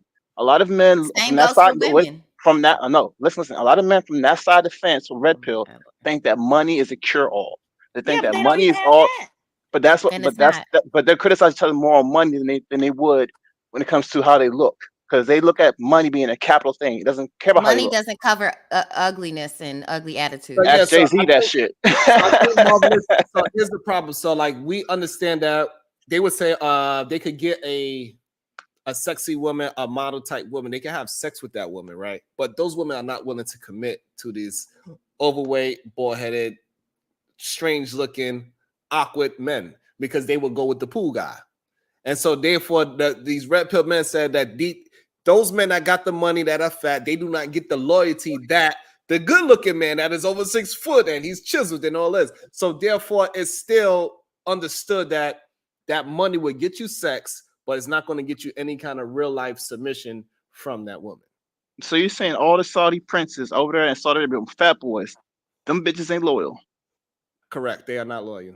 That's crazy. DJ Khaled, I'm sorry for you, bro. You bitch is never gonna be loyal, bro. But this is what the red pills say. They tell us that all the time. That I didn't hear that from them. I heard them say money is the capital of all things. No, they'll say the women are only submissive because of the money. And soon as the pool boy comes and they have the opportunity, they jump it on that pool boy stick. I heard it go both ways. I heard there's a spectrum to brokenness to good lookingness, so it can compensate. They also leave out biology. They're leaving out biology, simple attractiveness. Even though she should be faithful, biology kicks in and kicks over. So Aaron, have you heard these rim brothers say that as well? Like, hey, it doesn't matter if you fat and all this, as long as you got the money, you could get the supermodel. But also, have you heard them say that these women will absolutely sleep with the pool boy? I mean, yeah, I've heard all of those narratives before. Right. And so what we tend to find out is that these rim brothers, they are very confused. They do not have a stance. And this is the problem that I have with some men that want to be on the fence. You cannot be on the fence, because once you get on the fence, that means you're confused. You don't know what team you're playing for. And this is what the rim brothers ideology is to have you confused, because they want you to be on the men's side of things. We see it when these I believe one of the dudes, he's some short Nigerian muscular dude, and every time he have a conversation with a man, you know what he's telling that man to do? To take off his shirt. What? Wait, but there are also some conflicting messages here. I forget his name, but he's a young man, Nigerian dude that's in the space, and he gives advice to young men on how to be more attractive by women. But his way of doing it is by pretty much getting them half naked on screen. I mean, a lot of men don't wear clothes around each other. I thought that was a thing. I thought that was that's not a real thing. Men did. Yeah. No, that's not a real thing. That's a rim thing. Is that a rim thing? Yeah, that's something else. I don't know that. That's a rim thing. If we're not in a workout setting, playing basketball, or in the gym, that is not a thing that we do. Absolutely. Y'all don't just sit around in the room with no shirts on? No, we do not. With socks and shorts on? Absolutely not, for no reason. And we playing video games. You Everybody playing got video clothes games on. with shirts on? Everybody got clothes on. Fully Yeah, So clothed. y'all don't clothes sit on. there and say shirts on and shirts off No. when y'all playing Absolutely video not. games? Only Absolutely in not. That does basketball, not right? happen, not even a little bit. So that's what I'm saying. So a lot of men, they will use these tactics of the men that's on the fence and try to get them on the man's side. And when they start getting them on the man's side, they get those men to be to have the remedial rhetoric of going against women and keeping them single, and then it just create men's spaces where it's only men involved. And that is a scary thing to me personally, especially to the young men that never been through any kind of situation like Joseph. Joseph will push out that all these women are doing X, Y, and Z. And it's a bunch of young men that never experienced the same thing that Joseph had, but he will paint the picture so well that they themselves will bring on the experience to themselves, and then they will push out that same rhetoric out into the world when they go talk to young women. He got a lot of pain in his energy, his aura, the way just everything is just so much like pain. And absolutely, because like any we can woman hear that like people, we can hear that people like Black the Conqueror King, he's still in pain that his baby mother left him. He damn. upset that he went and he chose a Spanish woman that's supposed to be submissive. He chose a broke woman. She's supposed to be submissive, and she did the opposite of all those red pill talks, and he's still upset about it. He said, "I ain't going."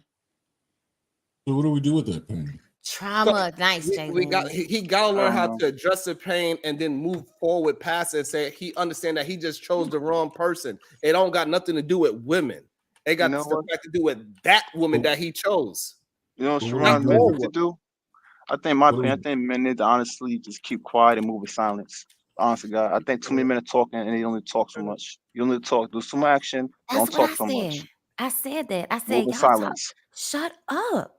So what Conquering the King should do, he needs to speak to Aaron and say, Aaron, how did you go about meeting your woman and taking on the responsibility of being the leader of your household, so on and so forth, and speak to somebody that he believes has the results that he is looking for. Some people might see me, they could ask me that question. They see Aaron, they can ask Aaron. Marvelous, they can ask Marvelous. All three of us is married, and we got 3 different types of relationship, all 3 of us. This is true. Go find a man that is more closely aligned to the type of life that you want to lead. Maybe they want to be rims. Questions. They want to be rims. They want to stay rusty. No, you know what, Sharon? They gotta honestly go out and learn to love themselves. I'm serious. So many people out here are too delusional and have false expectations, and that's what kills them. Come out here expecting things to be this way or that way, and then they get mad because the situation or the condition isn't the way that they thought it would be, or they preferred it to be, and their selfish nature comes over, and then they feel like they can tell us what to do, but they can't really control themselves. That's the real problem with a lot of men and some women as well, where they come up with all these ideas and fantasies in their mind, thinking that that's reality. Well, they got this, and 1 + 1 = 2. But what am I going to do? And it's like, well, first off, why don't you see what your math is, rather than trying to copy what everyone's doing, copy and paste and shit? Why don't you figure out your life? Well, That's what I had to it's realize. easier to cheat off people. It's easier to cheat and blueprint off other people than doing your own assignment. Work on you. Work on your assignment. That's what I see the problem is. And that's why they need to speak to the men that possibly have the lifestyle that they want, so they could get the different perspective, and then they could go ahead and move their life according to their own personality. Because like some things that Aaron do, it might resonate with Black. Some things that Marvelous do might resonate. Some things that I do is absolutely don't resonate with him. So he could go ahead and ship and shape it to his point of view and find a woman, because now he know what to look for in the type of woman. He knows to look for character instead of just because she got long hair. Well, do you think that most of these men are looking for what you all have? Like, you all are married, family, settled. I think it's become very popular in these spaces to advocate for marriage, but I really don't think a lot of these men want to actually be married. I think they still want to bounce from cooch to cooch and, do them. Yes, and I think that's a very good point. I think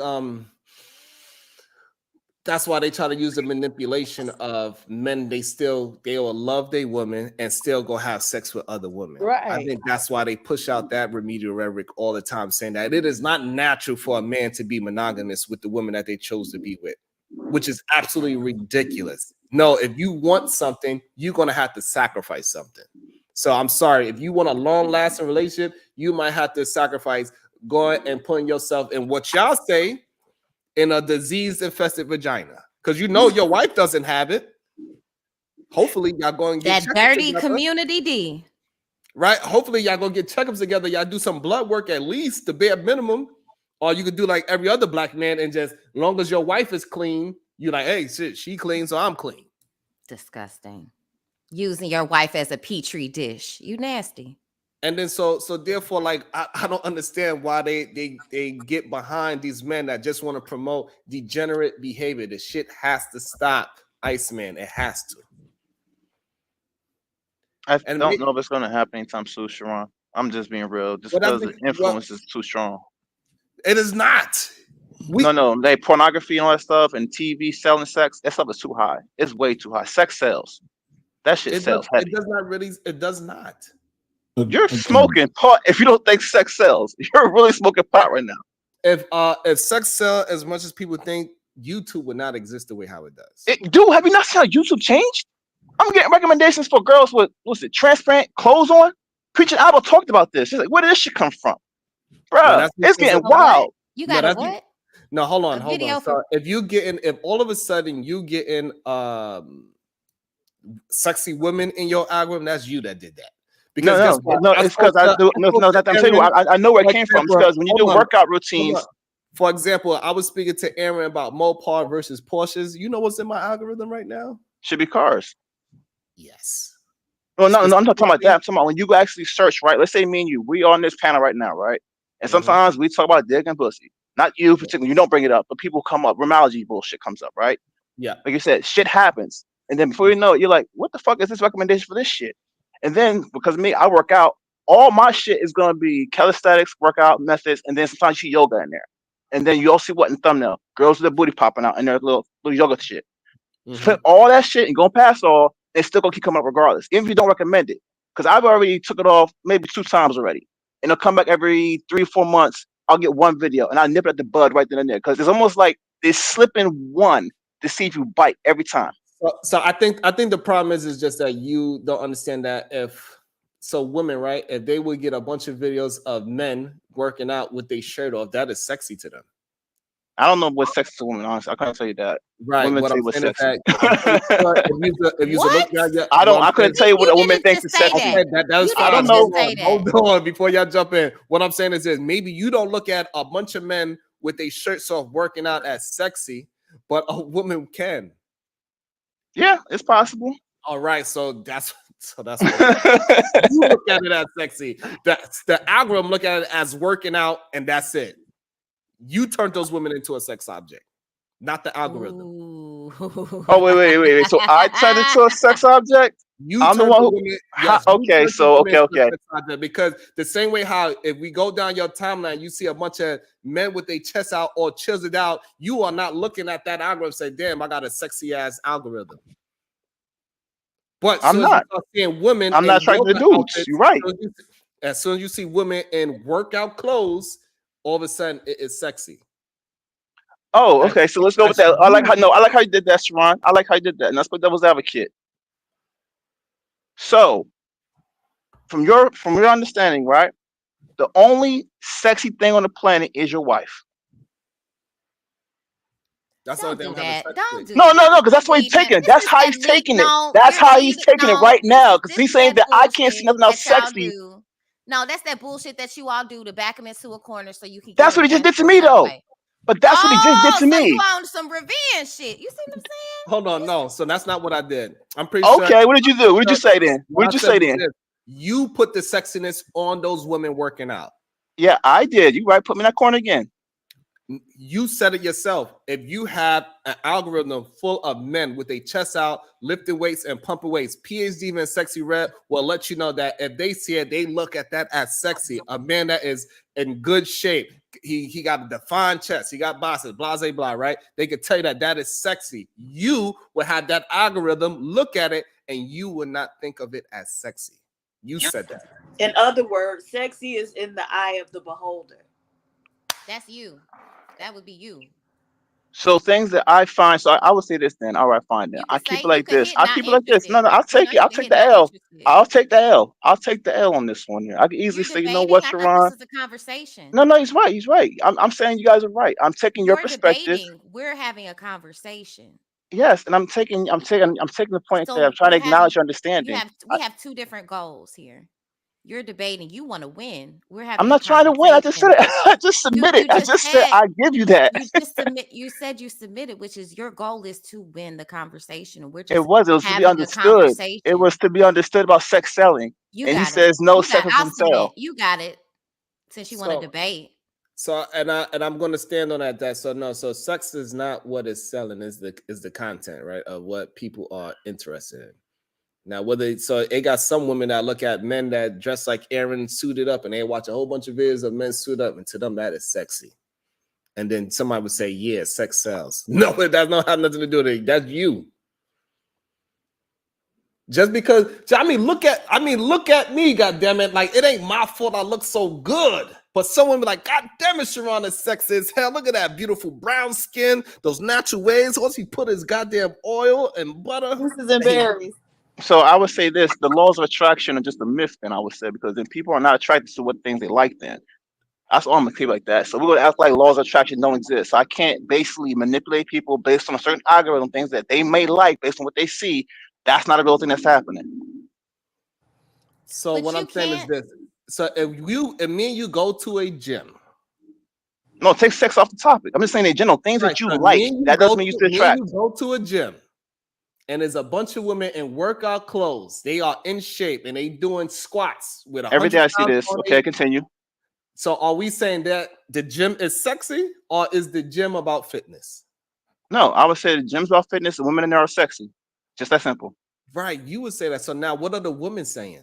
So if PhD has an algorithm of all women in workout clothes, working out, running, doing squats and all that, and to her, do she look at those same people as sexy, or she look at those people as working out? They're working out, of course. Okay, so you are the one that's adding the sexual objectification to it. It has nothing to do with sex selling. You're saying that sex is not a thing on this platform. That's what you're saying. Absolutely. That's all I want to know. That's all I was saying. And I was like, that's bullshit. It definitely is still on this platform. Do you think you're just hypersexual? No, I don't think I am. Considering how my sex life is now, no, I don't think I am. No, just because if you don't have a sex life doesn't mean that you're not hypersexual. I would have to be hypersexual to really have a sexual engagement and be perverted. I'm not perverted and I don't have a high sex drive. No. What it means is that you are faithful. It doesn't mean that you are not hypersexual. But that means I'm perverted. I'm not perverted. No. I'm not. I didn't say you was perverted. Hypersexual That's not what it means. That does not. Yeah, that doesn't mean you would have to have some level of perversion to be hypersexual. Absolutely not. Oh my God. Absolutely not. That don't have nothing to do. Hey, Big Aaron, your microphone is good? Yeah, does it sound any better? Oh, yeah, that's much better. Okay, do you believe that hypersexuality has anything to do with perversion? Do you think those things marry each other? Hypersexuality can lead to perversion of sexuality, yeah. It can lead to it, but do you think they're the same? Right. That doesn't mean they're just like you have to have one to have the other. I think all perversion comes from hypersexuality. All hypersexuality does not lead to perversion. Perfect. So therefore, it's not the same. So Marvelous, you can absolutely be hypersexual. You want to have sex, and you look at your woman as whatever without being perverted, is what we are trying to say. Marvelous. I got you. And it is okay that it is. So at the same time, it is okay for you to look at sexy women as sexy. We get it. It is what it is. However, but you cannot say that just because every time you see a show, like for example, if everybody was canned up and everybody was nice looking, we say, "Oh, sex sells." It's bullshit. I don't know. I just think that It's a men, for cop the most part, always had a desire for women, for the most part, and I think the world knows that. I think women know that for the most part. And what do men desire from women? Sex. That's what they But yeah, ultimately want from but women. but the problem is that as we mine out through these conversations, we see that more men are hypersexual, they homosocial, right? They are not really into women the way how they say they are. That's why they have conversations about football and basketball and lifting weights. They have more conversations about video games than they do about women. Well, yeah, I would hope that the world revolves more than just women, because that'd be a sad life to live, in my opinion. But No, yes, what I'm talking towards is your hypersexuality towards women, right? Most men do not actually care about women like that. They don't even want, they said it, they communicated to us that they rather have conversations with men. They rather go on trips with men. They rather do this with men. They rather listen to men. They do not want women involved unless it is we lay down, I get my nut, and then I'm going back and hanging out with my fellas.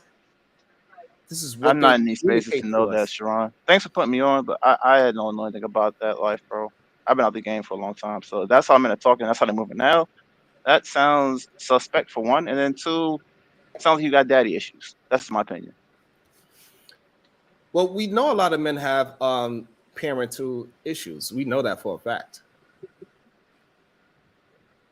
Yeah, That is not something new. We yeah, I hear know. these men talk. We hear men say Unfortunately, that. We hear men say that a woman that is a known man, but since she is a T and she has breasts and butt implants, even though she still have the main character, she looks better than 90% of all women, even though she was born a man. We hear men say that. you know what's funny about that? Uh, it's funny because it almost comes full circle. Uh, a lot of the I was like, when it comes to makeup and shit, this is what I heard. I gotta look it up. But before I heard it said basically all that heavy makeup the women wear, that comes from drag culture. Legitimately. That comes from drag culture. Women men putting on all that heavy ass makeup, looking all this and all this attractive and still has certain areas of the But body. where did the men get it from? I have no idea. The It's women, weird as fool. Shut hell. up. You don't know what you're talking about. You just be Wait. listening So to wait, who transgender invented so content and you women don't know invented what you be makeup? talking about. Wait. Women have So the more, women? sir, women have more makeup for thousands upon thousands of years. So did Eons. men. So did men. What Or we the forget about fuck? the powder wigs and bullshit they was wearing and lipstick they were wearing. Do you know why those men covered it up? Because they didn't go to the clinic. They had syphilis on their fucking Oh, rashes on their scalps. So they covered it up with wigs, sir. You don't even I know was your talking. own. You I don't was even no, know the no. history of beauty. So don't tell me what you don't know, sir. You need to So just women are stick not to putting what on you heavy know. makeup and looking like drags out here. But are men still attracted to it? I was talking to that But specifically, the and I men said are that, attracted to it so and much I so and that I was now they saying are it's funny looking how it to came full circle. trans women. but that's the Yes, and I thing, said it's funny Marvelous. how it come full circle. I And said it's How that. funny do how your that? homeboy dresses in a Superman outfit with a trans man woman and nobody says a word, and that's Who's my okay. man's? Who are you Never talking mind. about?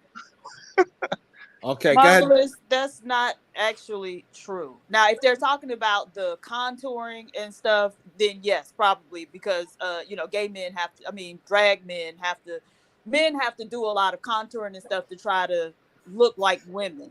But heavy makeup was around before drag culture became mainstream, right? So they used to call it like cake makeup. So women have been wearing heavy makeup for a very long time. So no, I wouldn't say that women wearing heavy makeup is a result of women trying to look like men or women getting it from men. And so what it really is just men trying to justify it. That's all. They trying to make an excuse for why they like a man that looks like a woman. I was just saying secretly that men like men. That's all I was saying. No matter how it dresses up and looks like this or that, men are going to want something that looks like this.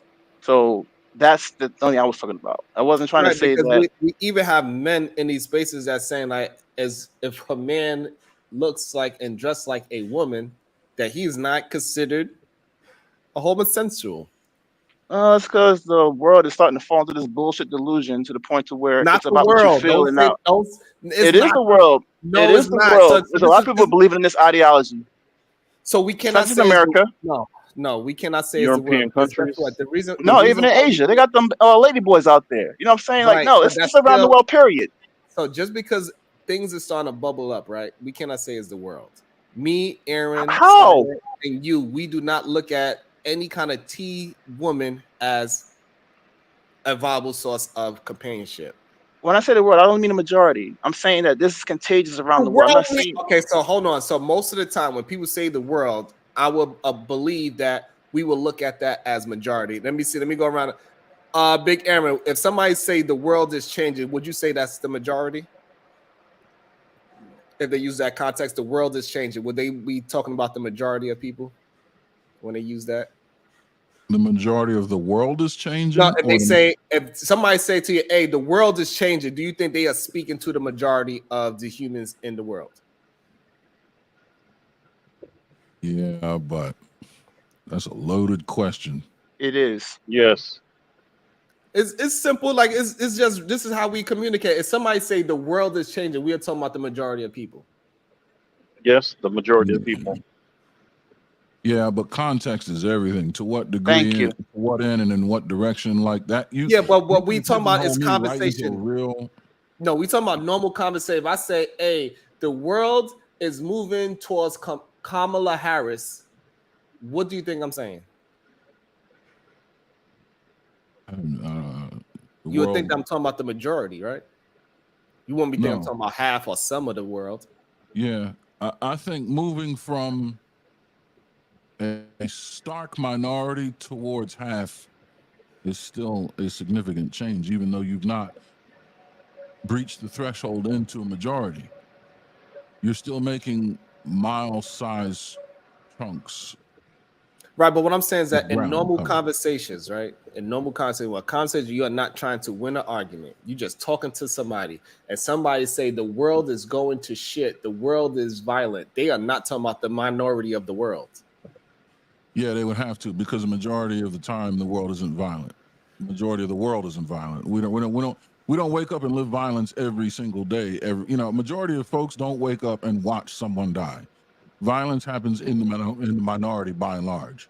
Right, that's because you have becoming more and more violent. Yeah, you can say that the world is changing towards being more and more violent, but that doesn't mean the majority of the world experiences violence on a daily basis. Right, but that's because you're trying to actually have sense within the conversation. When we're talking about human beings having a conversation, the way how they communicate, most people are not communicating very wordly like how you are. You are paying attention to every word. Most people are not paying attention to every word when they're having conversations. Well, I regretfully decline mine because I don't know how to nonsensical. But you do have conversations with men and women all the time, and you know how general conversations go, and you have to correct it. That's why you even did it. You just did it naturally. You said, well, and you gave an example to back up why your thought patterns is saying the opposite, because you are used to people generalizing things and you ungeneralize things to make sure you understand what we are having a conversation about. So you do it and it just naturally came out. So you do understand that most people generalize, and when they say the world, most people are full of shit, and I despise conversing with most folks. Okay, that's what I'm talking about. Thank you, Aaron. Let's get to it, Aaron. That's okay. Yeah, I'll concede to that. Most people are full of. That's why most people's eyes are brown. That's how high the shit is risen in them. Correct. So therefore, that's how we need to start moving and start having a conversation with these people and understand that what they are attempting to do. They are not attempting to have a general conversation and move us together in harmony. Exactly. And we got to start directing her like, no, this is not real. You talking about these type of women is a very small minority, and you keeping us in this minority conversation because they have a loud microphone. We get it. Their microphone is loud. They do it on purpose. They do that on purpose. They do it purposely so they can throw you off in a conversation. You're conversating, they're debating. Right. You can clearly tell each and every time because I remember Thanos pulled up and he thought it was just a regular conversation, and he found out it was a debate. So imagine you think you pulling up for a conversation, just chilling, and now you get all these things are happening. You're like, what? And then you find out it's a debate. Because that's what Thanos said specifically. He said, I thought this was we're just having a conversation. It wasn't a debate. So I don't like doing people like that. Let me clearly know what I'm here for, Or if you are debating, let me know. When somebody says, I just want to win, or I'll submit, or I'll give in, they came specifically to debate. They didn't come to have a conversation. Good point. Good day. Welcome to the show, the GBG General. Cheeky Banter. How you doing, sir? I'm well. How you feeling, man? How y'all I'm feeling? doing good. How's I everybody got doing? you here. I'm feeling good. I ain't see you Damn, speak Cheeky, in a you ain't long see you in time. like years. Nah, man, I disappear a lot more often. You still in Air Force, right? They done froze up on us. Damn, Cheeky. Get a better bandwidth, bro. Oh, marvelous opinion. I have a question from the chat. Yes, ma'am. Is your avatar? Is that you? Yes, ma'am. Okay. There you go. I think he's back now. Go ahead, Cheeky. Yeah. I was just saying, I disappear a lot more often. That's all. I was asking, bro, you still in the Air Force? No, I'm not. Oh, you got up? Yes, Oh, absolutely. nice. That's what's up, bro. No, I'm a full-time Congratulations. janitor. No, he Full-time switched. janitor, He man. went from Air Force to Army. That's what he did. Oh, Army damn. and the Downgrade. army for the What? soldier of the Lord. That's all. There we go. So, what's your thoughts so far, Cheeky? In regards to what aspect though? I don't know what part you seen. I don't know. I came in on y'all saying hypersexuality isn't perversion, and I was like, okay, but I'm not here to argue. I'm not going to argue that. I already know how this goes, so I'm gonna just leave that alone. It's your conversation. Y'all keep it pushing, man. So right now we having a conversation. So what the conversation really started from in the beginning of the show was that how men lie and manipulate women into falling into a certain way, right? So they would say that men, we are the stronger vessel, and we want nothing but the best for our women. And when we put our dick in other women, it ain't because we don't love you. It's just because this is man nature. And when women have a certain nature, they push down on it and say, no, women need to repress their nature and submit to a man. And so that's what we really having a conversation about. And I find it is crazy to me that men even attempt to do that, in my opinion. That men try to make it seem like women. Ego. Yeah, by men trying to boost their ego and inflate their own ego by making themselves appear more desirable and powerful than women. By manipulating women with lies, with tools to manipulate women into thinking that if needing to change their behavior to please men. Damn. The way how men try to control women by lying. What are they lying about though? That's the part I'm missing. So what's the lie? What's some of the lies? You heard plenty of them. Some of the lies is that men don't cheat because they dislike their woman. They cheat because they have some kind of nature to put their peen in a bunch of women, because men could impregnate 30 women at one time and the woman only could get pregnant. Oh, I mean, I don't think that's a lie. I think maybe the explanation is off, but I think men and women have both kind of agreed that men can have sex, emotionally detached, and then they try to make it seem like women can't. That's the part I don't agree with. I think if men can do it, I think women can too. Whether or not to the same extent, I don't know. From hearing from other women, it's not to the same extent, but some women can do it. I don't know how many. I don't know if that's majority or minority, but women have obviously been able to have sex without emotional connection. I think that's today's time frame. Now, especially when we put it in the cheating form, right? So most of the time, if a woman is cheating on her husband and she's having sex with another man, she's not cooking and cleaning for that man. She just getting pound-towned out, and she keep it moving. And men, when they cheat, they cheat, they get the vagina. Plus, if she needs some gas in her car to get to the place, he gonna put gas in her car to make sure she get to the hotel. I don't think that's the case for all of them, to be honest. I think that if you're having an affair, yeah, but if you're just having like a sexual escapades, I don't think you're doing all that extra, like taking care of her and none of that. Absolutely, they leave at least $40 on the table, Cheeky. Maybe some men do, but I think most men are just having sex and moving on. For like, especially if they travel a lot, like a lot of the guys that travel or go places, I don't think they're just paying and taking care of some other woman's home. They're Definitely just having not. sex. They're just having, like, for a perfect example, in the military, They are not taking care of the women that they Hell have. no. They are not. They're not. I know that. I know they're not. They're But having sex and they're moving on. They also popped up a lot of, like in the military, it seems like they are like the number one, prostitution supporters. If you go by the rhetoric that a lot of people say, especially the Navy, once they come into town, they are spending all the money that they saved up for the past 6 months, and all the prostitutes is running to the local Navy bar because they know they're going to get. That's like the stereotype. Well, the thing about prostitution is it's very transactional, which is why I don't know if I would consider you taking care of a household and you just paying for sex is the same thing. I don't think it is, because if that's the case, if you have a wife that stays at home and doesn't work and you have sex with her, is she prostituting or no? No, that's not right. But exactly, because of the emotional connection and the fact that you care about this person, all of those things happen. I think there's a difference between cheating and having an affair, right? I think they fall into the same category, but they're different. So I think that like when you are in a marriage, it's a beautiful thing. Oh, matter of fact, speaking of beautiful, hold on. Welcome to the show.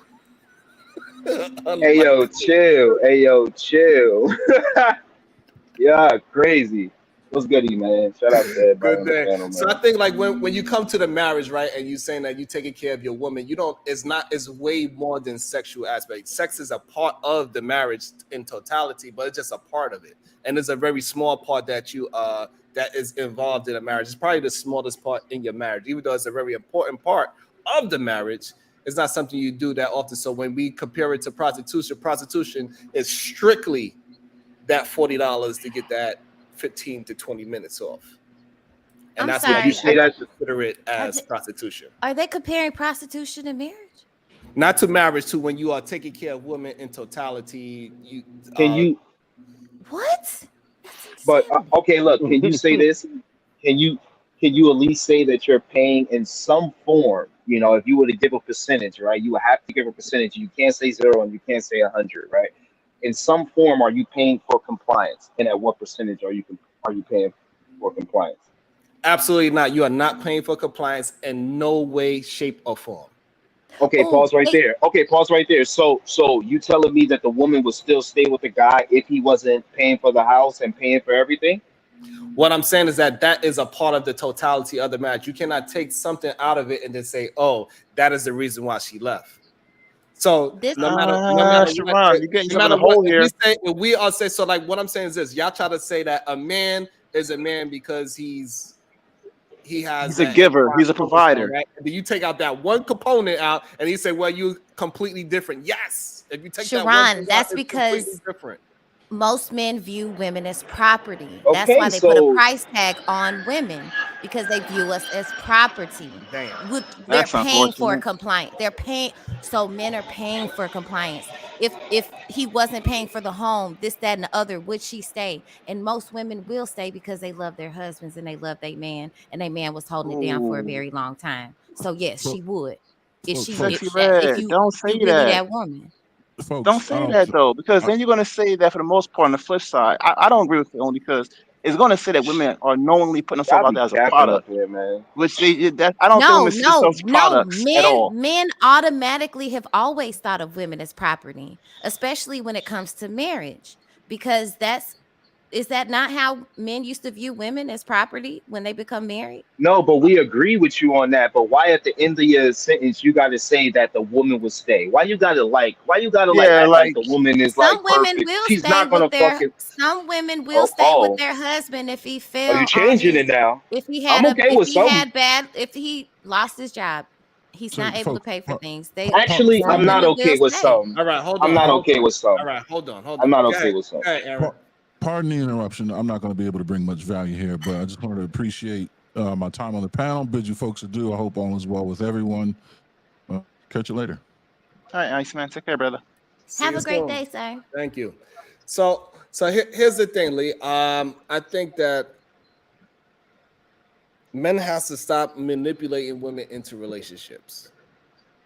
And one of the way how we manipulate women into relationships is by saying that they are prostitutes. And women only stay with men that is paying.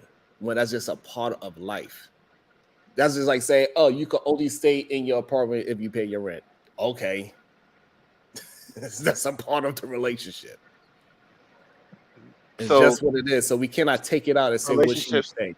so relationships are just But basically, for the most part, it but is in give and some take. form, you are That's what it paying is. for compliance. No, Like you take can't. the payment off, likely. Take it off. Just say basically it is give and take. Okay, well, you can say that. I mean, but Yeah, that's what it is. Yeah, so you're not paying for no compliance though.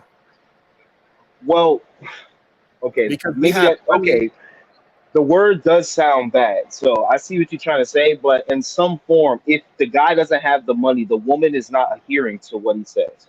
So the money, which comes with all the other things, being a man, whatever y'all want to call it, it does have a very strong hold on what happens with the woman. Because she's not going to stay around if you don't have the money. She's not going to stay around if you don't have the power and the leverage, which all comes with the money. So that's all I'm saying. Like, could we at least be real and be like, the compliance, it comes from having the income. I mean, So the reason why that is not true, because we got plenty of relationships where both parties have the financial power. that's not the relationship we talking about. Let's not. Of course, I understand that. House husbands 2024. I'm all for it. No, I'm talking about where That's not. no, what I'm talking about is that where both parties, most human beings that are in a relationship, both parties got to put a finance situation component to the relationship for it to survive. That's I what agree with most you. are doing. So therefore, to say now that the men that are able to provide for their woman, the only reason why that woman is staying is because of money. When it got the majority of human beings staying, and it has nothing to do with money. I mean, I never really said staying. I wanted you to understand that I meant person. The woman is complying to that level. That's why I use complying. Like, she'll probably stay, but she'll change. She'll start going to get a job or try to get a career. She won't just stay at home. She won't just listen to everything you say. She'll Because have she some wants to input. help the household. Right, because she wants to help. I never said it was a bad thing. I'm just saying, like, she's going to try to help or she's going to leave, but the dynamic is going to change. So I got one The dynamic to put in dynamic here. change if she makes more money. Yeah, I I do. think that's a weak. I think that's a weak mindset, to be honest. No, But That no. you shouldn't. didn't ask me Sharon, how do I think the I'm dynamic just saying. I changes. think Like, it. I just think it is. But go ahead. Sorry. okay, Sharon, So, what like, woman? how would you feel about who's that? My fault. My fault. Go ahead and speak, man. Sharon, Yeah, what woman good is day to getting you, in a my relation? Good day to you, and a piece of the channel, the panel, the chat. What's up, Cheeky? What's I good, got a bro? World class in the building. what up? What up? What They chick want is to be getting in a able. I'm sorry. Go ahead. what chick is getting in a relationship because a man called her a prostitute? Like, what are we talking about right now? It's getting ridiculous. One of the It ways is we got to. ridiculous, but it's a point that a lot of people have an argument about in these spaces, that marriages are transactional financially, and the only way they are getting any kind of vagina is because of the money that they make or bring into the relationship. So no, most women, I would not ever call my wife a prostitute. But you said one of the ways man got to stop what you said, shaming women and getting in a relationship, and you Yes, said and manipulating by them. calling them prostitutes. And ain't no chick gonna be like, oh, I'm a prostitute. I don't want to be called a prostitute, so I'll marry you. Like, what the fuck? That don't make sense. It doesn't make sense. But however, a lot of men, they want to beat down women into relationships. They want to make the woman feel bad that if they ever leave this man, that they are going to be put in a bad position because they left the man that they are with. They do not want the woman to have full autonomy and say, yes, I love this man for all of his shortcomings. Well, if he got small peen, small pocket, and she still love him even though he got a footer. I don't. So the thing that's wrong is the shaming part. Isn't monogamy kept together by shame? No, I do not pretty believe much. monogamy. I do not believe it. But it's the men who they want to be able to financially control these women too. So I do not believe that monogamy is controlled by shame. No, I think really? monogamy. Oh, I that's believe crazy. monogamy is controlled by men with strong words and say, "Hey, I'm going to follow the words that I'm saying. I'm not going to cheat you." If that's what his words are, he's going to say, "I'm going to be with you," and that's that. And he fights whatever urges that he might possibly get within the the lifetime of that relationship, and he keep it monogamous. So it's all about that man keeping his word, and it's all about that woman keeping her word. Right. Nothing to Marriage do with laws Yeah, are sex. amazing. I say so marriage that okay. laws are amazing. So okay. So you saying it's about a man's self-discipline, And right? women's self-discipline as And well. a Yeah. woman's self-discipline. So what about the self-discipline of her not dressing and acting like a prostitute? I'm saying the way her clothes doesn't make her a prostitute. Okay. So just And because actions. just because a woman dressed so-called, I guess, sexy is what you are alluding to, doesn't make her anywhere near a prostitute Right, but or promiscuous. I think May a I woman speak wants a on man. behalf of women real quick? Although that is true, we have to also respect ourselves and dress, I don't know. Okay, no, Go you ahead. cannot speak on You behalf. want to speak on On behalf of women being on myself. how- I'm how you sorry. gonna speak- No, Because how you I gonna feel speak like he on keeps behalf. speaking Hold for on, me Sexy and I Red, want to Sexy speak for Red. myself. Hold on, Sexy Sorry. Red. How you gonna say you want to speak about women that don't say Sharon, nothing? you're oppressing women. Sharon oppressing Yes. women. Thank you, Sharon. No, I'm messing around. Thank you, PhD, but you're right. So No, I think we gotta stop with the bullshit, because some men want their women to dress sexy. We got That's true. somebody like Ice-T that's been married for a Wait, long wait, Sharon. What do you mean by dress sexy though? I don't get So it. like we got people like Ice-T. He's been married for a long time, and his woman dressed in a way where she's always showing off her physical attributes, and he wants So it to be niggas, shown. How? Yeah, so turn other her men, around. He'll turn her around. Wait, stop. He'll turn her Well, around and bend her over and uh-huh, all yeah. those things. So he is somebody that But will but promote what would sexuality. she be wearing? Like what's something like how do we determine what's sexy and what's not? So We what would she can't, be because we wearing? had this conversation earlier. Stop, Marvelous. I'm trying to understand him. I'm sorry, because he full of shit. Pissed All me right. off earlier. Okay, we're gonna but this is where you just ask the question, because maybe y'all align more than you think he does, right? Like, so what is sexy dressing, Sharon? So I think sexy dressing is really more towards your attitude or how you are moving in that said outfit. So if you are doing things in a sexual way by putting your coochie out, bending over, taking pictures with your back to the camera, arching your back and pumping up your chest and making sure you accentuating certain things, I think that is making it sexy. If you just have a dress on and it's just fitting and you are standing in an elegant way, I don't think you are purposely being sexy. You are just sexy. Okay, so if you wear things that are, I don't know, revealing cleavage, is that sexy or no? I think I would look at it as sexy, but I don't think you are purposely doing it. I think that's just your shape of your body. Oh, okay. So, for example, like everybody's accent marvelous is that you in the picture, and they accent for a reason. It doesn't mean that he is attempting to be sexy. Oh, okay, so you're just saying I would view it as sexy, but it doesn't mean that their intent is for it to be viewed as sexy. The intent is Oh, what okay. matters if it's sexy Gotcha. or not. Correct. Okay, so do you think there's a societal agreement that certain things are sexy or not? I would have to say for a woman, a short skirt is deemed as sexy. Yes. That's a good question, Cheeky. So That was a good question, Cheeky. So even you don't need no with, damn cheerleaders. No matter what women do is still considered sexy. That's why in some countries they have to cover from head to toe. All right, he's going to get to it. He's going to get to it. I'm just trying to just see if we're on the same page with certain things. That's all. I'm not. So, for example, that may be the case. So, even if there was an all-woman society, would y'all just walk around nude because none of y'all consider each other sexy? Y'all are just beings. It would definitely be shorter clothes for sure because they So what's the point of what I'm saying?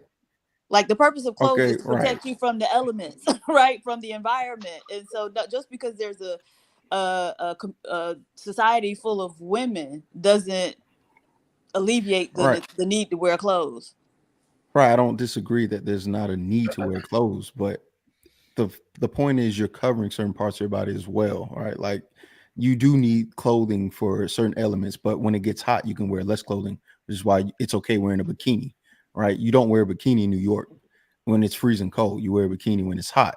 You can wear less clothes, maybe no clothes, because they also have nude beaches as well. So you can wear no clothes, which also helps you prevent certain things and elements for the environment. Also, what I'm saying is, That's true. Like there are reasons why you don't have to wear clothes on certain beaches, not because I need clothes to protect. No, you can be naked on a beach and not experience something. Like it's okay. And even if you do wear a bikini, how much protection is that actually? Which is why people put on sunblock and sunscreen. Right. But you see how it's not clothing though, right? You can but you got to put something on. And I was saying because I was thinking about people in like desert areas where it's really hot. They actually put on clothing, more clothes, in order to protect themselves, because if you don't put anything over your skin, you're gonna be in trouble, right? Right. Okay. So sure, I agree that clothing is meant for that purpose, but that's not the only reason or the main reason I believe in today's time. I think that clothing, especially undergarments, are being worn to conceal what men and women would consider sexual in nature, right? There's a reason why I can have my shirt off as a male and have Speedos on and not be considered a sexual deviant. But if you walk around topless and have some bikinis or underwear or what do you call that? The bottom part, it still be you're not covering yourself in a suitable way. If you're in a Speedo, you are a deviant. I hope you don't have that. You gonna press the button? Okay, well, some shorts, right? There's a reason why men can play basketball in shorts with no shirt, but there's a reason why women can't play basketball with just shorts and not a shirt. Will we agree to that? Yes, but it involves the fact that we got titties that move around, right? And so we trying to protect the titties. So it's It's niggas. It's niggas with titties that move around too. All right, hold on, wait a minute. Yeah, hold on, y'all. Everybody don't jump in yet. Hold on. We have to get time. You're saying it's the aerodynamics is why y'all. No, hold on. So she said it's not because titties is viewed sexually. It's because them things we moving. Wait, hold on, wait, Sharon. Here's the reason why we know. Wait, Sharon, wait. So you telling me flat-chested girls or A cup? Are we saying that? Are we saying women that are not as aerodynamic in that area? They don't have to wear shirts because they still do. Wait, no. Don't jump in. Hold on, y'all. Go ahead, so what we're saying is this, Chiggy. So a woman with an A cup, she don't have to wear a sports bra. Right, so the women that do have breasts, they have to wear sports bra. No. And see, this is why you can't speak for women. Yeah, because you can't as a woman with barely B's, I'm gonna tell you, if I'm engaging, barely B's is crazy. Barely B's. If I am engaging in some sort of physical activity or sport, then I'm still gonna wear a sports bra, because even though they're small, they still move around. Right, when you're doing stuff, and if I'm even doing certain movements, I might injure it in some type of way, so you want them to be still. And so again, if we are, say it's a girls basketball game, no men around, and so the boobs wouldn't necessarily be sexualized, we still gonna want to keep them in place and keep them out the way.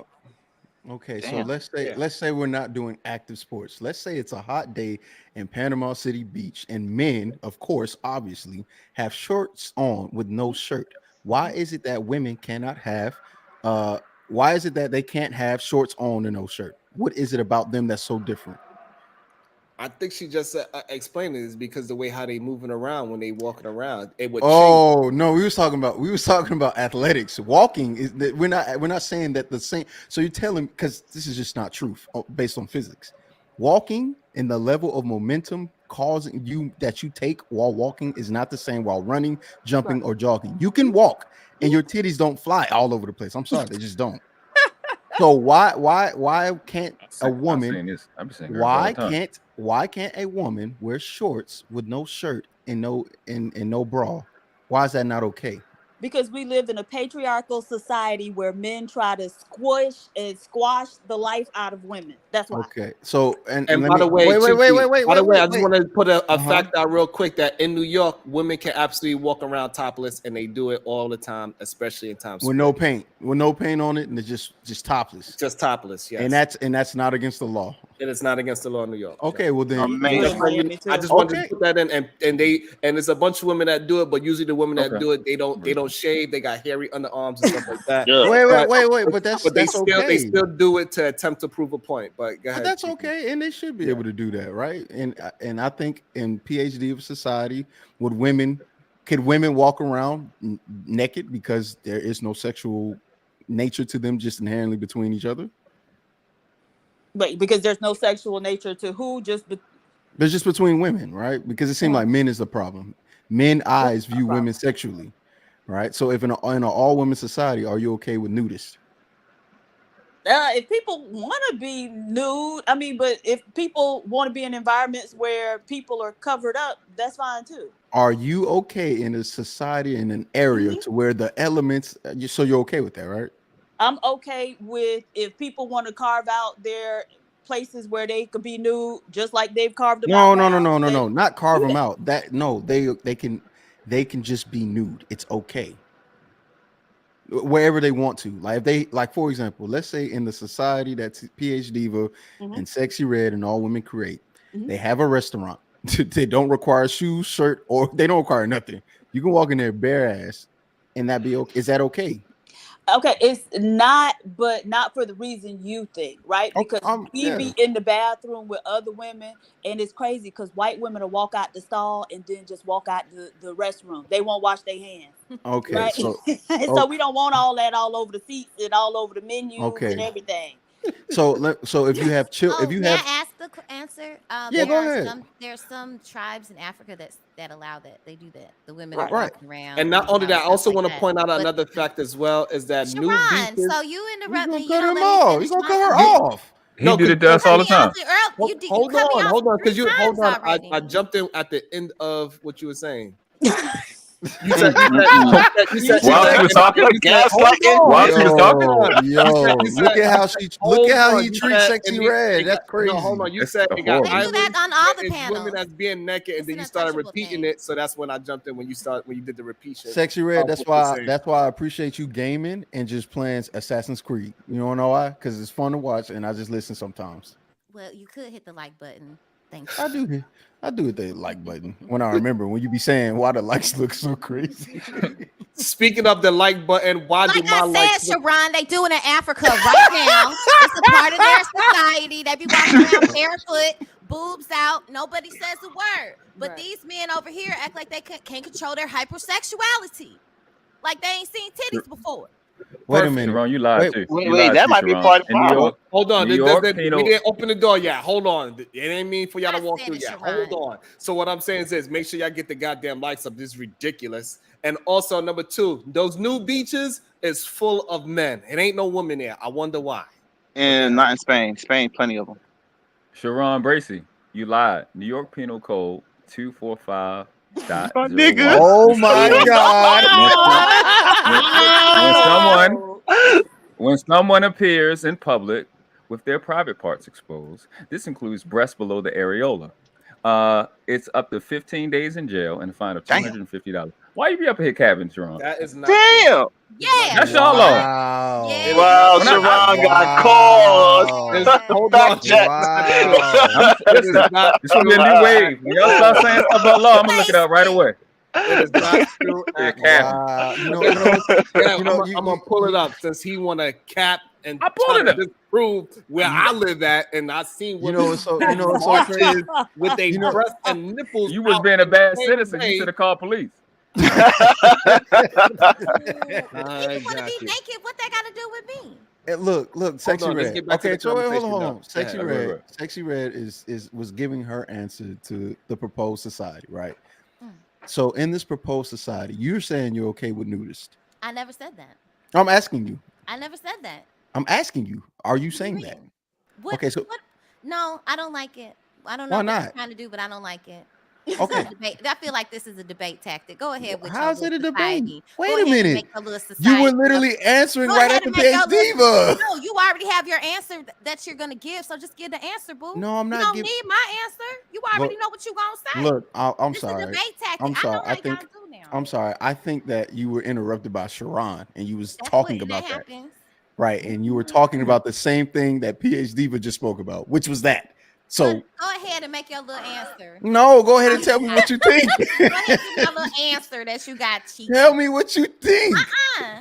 Don't nobody care what I gotta think around here. That's not true. I literally just I fought did. for you. I literally just said, Sharon, you No, I just didn't. interrupted. If that was the case, then people would show up to my streams. But that's I ain't saying. I be there all the time. Hold on, Sexy Red. It seems like you having traumas of other situations. Chiki's having a conversation with your ass, and you Panel put trauma. traumas that he didn't put on you. This is At all. I I didn't. panel trauma. It's just stress disorder. Oh Lord. I need some Panel stress ashwagandha. Panel Lord dresses have are okay. mercy. So look, let me tell you this: women can legally go shirtless in New York City. This has been the case since 1992, thanks to a rule that allows women to be topless in public whenever men can be. What? Yes, since 1992. Oh, that's cool. What? Great. That's fine by me. So Either as way, long as a man could be shirtless, a woman can be shirtless. So therefore, if men Which- are walking down the street in Times Square shirtless, and it's okay for a man to do it, a woman can do it as well. New York Penal Law 245.01. You see the difference? I don't know why people play with me. I'm gonna quote the law. What's your law say? what is the law? What law? Yeah, is the what law? code is that, Sharon? It's like it'd be some shit for a basketball game or something like that. Or be like, yeah, in the You have the locker first room, it's party fine, at it's the no park. problem. Now it does, in that same code, it does give privilege to breastfeeding. So that's breastfeeding is it's included in that. So that's what you're talking about Okay. when dads are breastfeeding. Either way it goes. Either way it goes. They want to be the bitch now. I mean, Oh my gosh. Either way it goes, I'm just trying to. All I'm saying Let's is, keep the conversation going. Let's get back to it. I'm just trying to understand, right? Because And can I also say this before Chi goes, so he can keep the Yeah, go conversation ahead. going? It's Penal Law 245-01, by the way. That's what I'm talking about. always see, trying to bring the peen into he it. gave it. He gave it. He gave his law. So there it is. Yes. Sharon's full of shit, though. Sharon's full of shit. And I'm gonna tell you why, Sharon. Cheeky, you know we have the red dress run down there by us, and then we have the naked bicycle run, correct? You know about those two things we have in the city. When those events happen, men are giving the legal way to be naked, but that also gives the freedom for those women at that time as well. So it's during the event. Sharon is correct, but that's only during an event in the city. They can't publicly do it on any other day but as the time the event's going on. That's what I said, Granville. That's what I said, Granville. I know law. I already know what it is. I know the exceptions. But you just take your titties out if you want. But either way. All right, let's keep the concept. So now we know you can do it in New York City. Let's keep it moving. Yeah, Chi, keep on. No, you building can't. on You can do it No. for special events. Exactly. Well, Exactly. I'm just telling trying to- you this. I witnessed an event where it was 100 naked chested ladies walking down the street. Of course. Yes. they They gotta have the get naked permit. bike rides. They have the naked bike rides down there in my city. And niggas be butthole naked and bitches be butthole naked with their weirdo selves, with their That's weirdo nasty. self, You don't see no shit on riding a for bike. 3 miles. Riding for 3 miles on a fucking bike, butt ass naked. But that's Hold on. only for 3 hours. So, Granville, I am not talking about your city. I'm talking about New York City. It is New York has the same rule. No, they do not. So the rule is this: since 1992, as long as a man can be shirtless in the same place, a woman can be shirtless in that same place. Those are doing events, just like you have the. I'm talking about if event or not. As like, long Go on the basketball as a court. I could man- walk out with my boobs out. Yes, Sexy as long Red, as- you can walk around with your boots out. You Hey, gonna look, cause an hey, accident if you do it. Hey. You can cause an accident. we're gonna move forward. We already brought up the peen, no cold. Wow. Wow. Okay. Yeah, that's what I'm done with that conversation. Sharon, stop stealing my jokes. Damn, you stole my homosocial. You stole my penal. Come on, man. Bro, He's stop beef. giving my props, man. Look, Yeah, man. penal. You What? keep. Y'all, I don't know. penal I don't know. I have no idea why y'all think Sharon is not part of the patriarchy. He continuously. Absolutely. I'm Continuously starting to proves see this it. daily. I'm starting to see where We know him better. Sexy Red. I don't know why. Look, I think you got your eyes on the wrong target. It's Sharon Bracey. That's Cheeky, that's- Sharon, Sharon literally talks about his wife making fucking almond milk And in that fucking yes, house. and guess what, guys? That woman is slaving. He has a Working for her all the slave. time. I He need has to find out how to make almond milk. slave. Sharon is being exposed as a rim. That's a fact. Oh my god! Oh my god! Now, so okay, so since we want to go there, make sure we get the goddamn like button up, right? Make sure y'all supporting the goddamn show. We need at least 40 more likes, bare minimum, right? We need that. That's number one. And number two, now you're gonna have to substantiate this remedial rhetoric that y'all Because that woman's in there right now chopping up those vegetables to give you in 45 minutes. She's in there chopping those vegetables up right now, Sharon, huh? Why are we acting as if this man, as a flex, Oh didn't my say, God. hey, slave, come bring me a plate of Oh my fruits and vegetables. Why are we acting as if why are we acting as if this man why are we acting as if this man didn't go talk to other patriarchal men and go, y'all don't wait, stop, let me finish, right? Because he not getting out of this one. Go. He acted as if he said these patriarchal men be talking about wives and whatnot, but look, here's mine, bring me a plate of food. And guess what he did? Chop, matter of fact. Let me clap. And guess what was brought to him on a silver platter and a gold fork? A plate of food. Cheeky. That woman's in there chopping up cucumbers 24/7 because he refuses to drink his water. He wants to eat it. He wants to eat his water. That woman's slaving in there 24/7, chopping up cucumbers. And you know what it is? He's intentionally making her work harder. All he could do is eat one hot dog and get some more protein and not make her fix any more plates of food. But why did you choose the glizzy? Y'all saying being vegan is Not a glizzy. Why did you choose the glizzy? Well, hold on. All right. So I heard man. He says, Sharon I want is a rim brother and in celery disguise for over a 34-hour period a day because I just don't want to eat a piece of steak. He's ruthless. How dare you? Well, you bringing us down. So now, this is definitely going on private. Wait, because the truth is out. The truth is out. Now you're what? You've been cosplaying all this time. You've been SYSBM, RIM, this whole time. Yep. Yeah. That was a nice one. All right. So now, crazy. All right. So now, when it's on the other side, when I'm out there slaving 16, she was cold blooded on that. Things is rocking. Am I a slave on that aspect as well? Hell yeah. Absolutely. Free yourself, brother. You don't have to be a slave. It's a choice, remember? We had this conversation. Therefore, 2 days ago. Equal components within this slavery. No, you're a slave that has a slave. That makes you a worse slave. Because you know what it feels like to be a slave. And she was. I don't think it's cool to call his wife a slave, to be honest. I'm just gonna say that. Okay, wait, hold on. What do you call somebody that doesn't get paid but works she continuously? loves her husband. A loving slave is still a slave. You love your husband, you gonna feed your husband. You know what?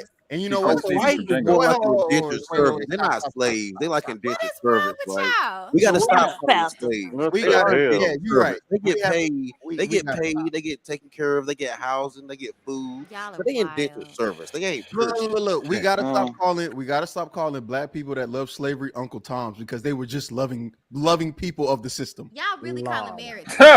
Y'all are wild. So is slave and service the same thing? Is that y'all saying right now? It They're depends. an indentured servant, not a slave. All right, indigent servant and services in general, or did the same thing? No. Is she getting paid? Yes, she is. She gets paid. And that's again, you all view women as property. She just got rebate You all view women as property. A payment on rebate. What can I get out of this wife appliance? No. We're not. No. We're not. What can I get out of this wife? We're not looking at her as property. We're looking at her as a when you're worker. done, She should be compensated for her work, and that is fair. Right? Have we not seen the video where when stay-at-home wives say my job is at least $100,000 plus or more? They were able to calculate the type of work and should be compensated for. Comfortably. That's not. And that is true because at one point, all right, hold on. Y'all starting to get Tourette's. I know we almost at the 3 hour mark when y'all can start having Tourette's. We ain't there yet. Hold on.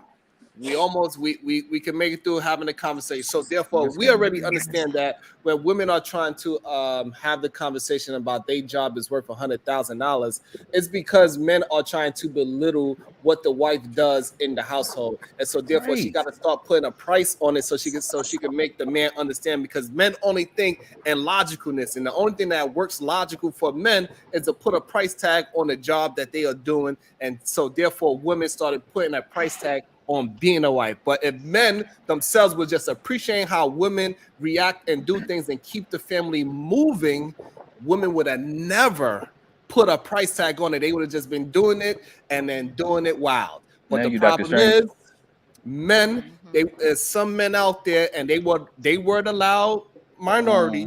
They out there attempting to push women down and say women do not actually contribute to a family, and the reason why they do that because they want the men to themselves, and they just want to have sex with women, but they really want to have a relationship with their homeboy, and that's why they have shirts versus skins in the basketball. Yeah, Sharon, you definitely. I got a question for you. Hold on, Sharon. I got a question, man. This got nothing to do with the. Well, it kind of does because you brought it up a little bit, but I need to know something real quick.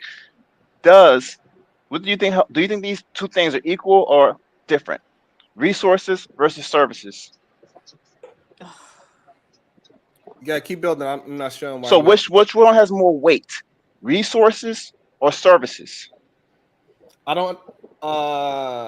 Which one has more weight? It's probably resources. Okay, so now we can understand why men have their head in the cow thinking they're big and mighty. For that exact reason, if they're the ones providing the resources and the woman's providing the services, they're gonna always look at themselves as that type of person. The person who's on top. That's not the society we're in now, right? It is not. That is not the society we're in now. Yeah, not even close. That's why I was confused about in that society. If we hold on, Pastor. So that's why I was confused about So how can I not look at my wife as a resource? Well, you could use your wife as a resource if that's what you so choose. So I would do the same thing. I think people are the most valuable resources. But there are those who see them, like I said, like the argument. I was trying to tell you with the guys who have the argument about not seeing their wife's importance because they're seeing her as a service and not as a resource. That was my argument. I'm saying that's why men have that mentality in the first place. And so that's what we got to start talking up against and saying that no, women are their own situation and they need to be uplifted, and they should not be called fat. We should not be saying the only reason why a woman stay there is because of all the money that he's bringing. A woman is only doing this because of prostitution. No, she is a dope human being, and we need that human being within our life, or I would not want to be going through this world without my beautiful wife on my side. Y'all are crazy if you think I'd rather have Cheeky next to me than my wife. I'm sorry. I love Cheeky. So service, so we all are here to give servitude and give service to each other, right? But however, their service is not worth $100,000 a year. All right, so let me jump in right there before you move forward, Pastor.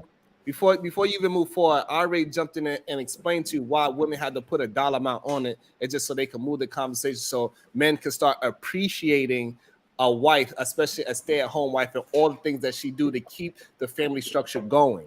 So that's the reason why she put a price on it. Not because it actually is that, it's because that's the only way men can understand the argument that a wife is valuable. That's inflation, Sharon. They do about 40,000 at most worth of work. True. About 40,000. About 40,000 going wage. So Pastor, I'm trying to have an intellectual conversation with you. I'm trying to have an intellectual conversation, an economic so conversation. Therefore, it doesn't matter if you put 100,000, 40,000. That it doesn't matter what price tag you put on it. I don't care. It does matter. I don't care. You put 10,000 on it. The problem is the reason why they put the price tag on it is just so men can stop using that as an excuse of saying that a stay-at-home wife is useless. Because the problem is that men would say, I could wash my own clothes. I could cook my own food. Okay, so we established that it's not. I could jerk off my own self. I could go buy a vagina in a bottle. This is the thing that men are saying. And they try to act like a woman is not important, that she is not important, that her mind is not important. Wait, so I think you're talking more about how they feel than the facts, Sharon. Well, you practice hyperbole. No one said it was worth zero. No one said that. What is worth? I've never heard nobody Put a say that. I dollar haven't even amount. heard an angry man say that. I'm sitting lying to you. I've never heard nobody say that. And Beans, your microphone don't sound like how it usually sounds. I noticed that was all over there. Okay. So that's No what I'm one saying. has So that's the never only said reason. You can drop me if you need to bring somebody up because you on shit bullshit right now. I don't agree with that. People bullshit is crazy. So Oh no, we didn't make it to the Tourette situation yet. So go ahead, Pastor. So no one never said it was worth zero. We also said that it ain't worth 100,000 a year either. Okay, That's that's all we fine. What I'm said. saying is that don't focus on the dollar amount. The only reason why it was brought up as the dollar I agree amount with that. because men was not respecting it. It doesn't matter. It's worth more. Yeah, it's relative. It's I don't worth It's know why. relative to the household in a marriage. It's That's priceless. that's You can't that's put all. a It is price on relative. it. It is Boom. relative. Like you said, it is relative to the household because that's the economic foundation of that house Yeah. of what we're going to be paying and No, giving. no. I'm agreeing with Sharon. It's relative, like the number, the amount is relative to the household. It's not just it's automatically Right. worth It's- more. It could be worth more. It depends on what she's doing, and it, that's all got to get factored on. So it's no point. Right. LeBron's wife ain't doing that much more than Joe Blow's wife. Wow, this We is don't know insane. that. This is insane. Wait a Hold minute. on. Wait a minute. But wait, can I say one Hold thing? on. Can I say? Let me We say one gonna thing. have Let me say one thing. Let me say one thing. LeBron, right? His house, he would have to have a security guard, right? She's doing way more than a security guard, and that security guard probably getting paid $200,000 or $300,000, or that security system or company. So, I guess what I'm saying, it's relative to the family. There's no point to get stuck on the number. It's Right. just a button whether men are making the claim that it's worthless. I think we all agree that. I ain't nobody in a space say that. Nobody said Right, that. so we gotta stop. We gotta stop the focus on the number. Podcast. Can you please get these men to get focused on the conversation that we was having? That why stay-at-home wives are important and not the amount of money. Go ahead. The fuck up in 2024. Yo. Yo, you Just let it happen, dirty. podcast. Let it happen. Hold on. Go ahead, PhD, bro. Stepping back, Jack, disengaged, and in the awayosphere. A bunch of emojis. Dicey bum. Why don't y'all talk about the men doing the shake your peen challenge, free balling, playing basketball, wearing gray sweats with no drawers? We don't got the same. I don't know algorithm. about too many dudes doing That's that. crazy. Baby, you got to change up your algorithm, mama. No, Brownsville, she exposing Brownsville, herself. Brownsville, New York.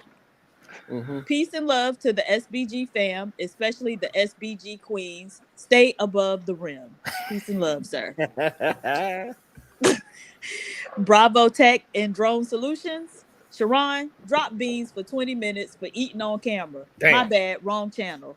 You don't have bounties over here. # support.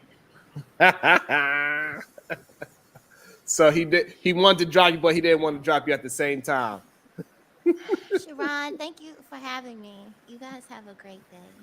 You too sexy. You too sexy. All right, sexy Rib, you say. Oh I'm man. gonna try. And make sure y'all hitting that like button. Thank you so much for all the support. I appreciate every last one of y'all. Thank you. And we don't have to have bounties for people to support. Shout out to you, Bravo Tech. That is awesome. But yeah, so I think that is kind of crazy that and most of the people that are even having a conversation and putting a dollar amount on a wife duty, as I asked for some cucumbers. Uh-oh. Anya, You just ain't clap this time. Let us know. Just put a thumbs up in the camera if you're okay.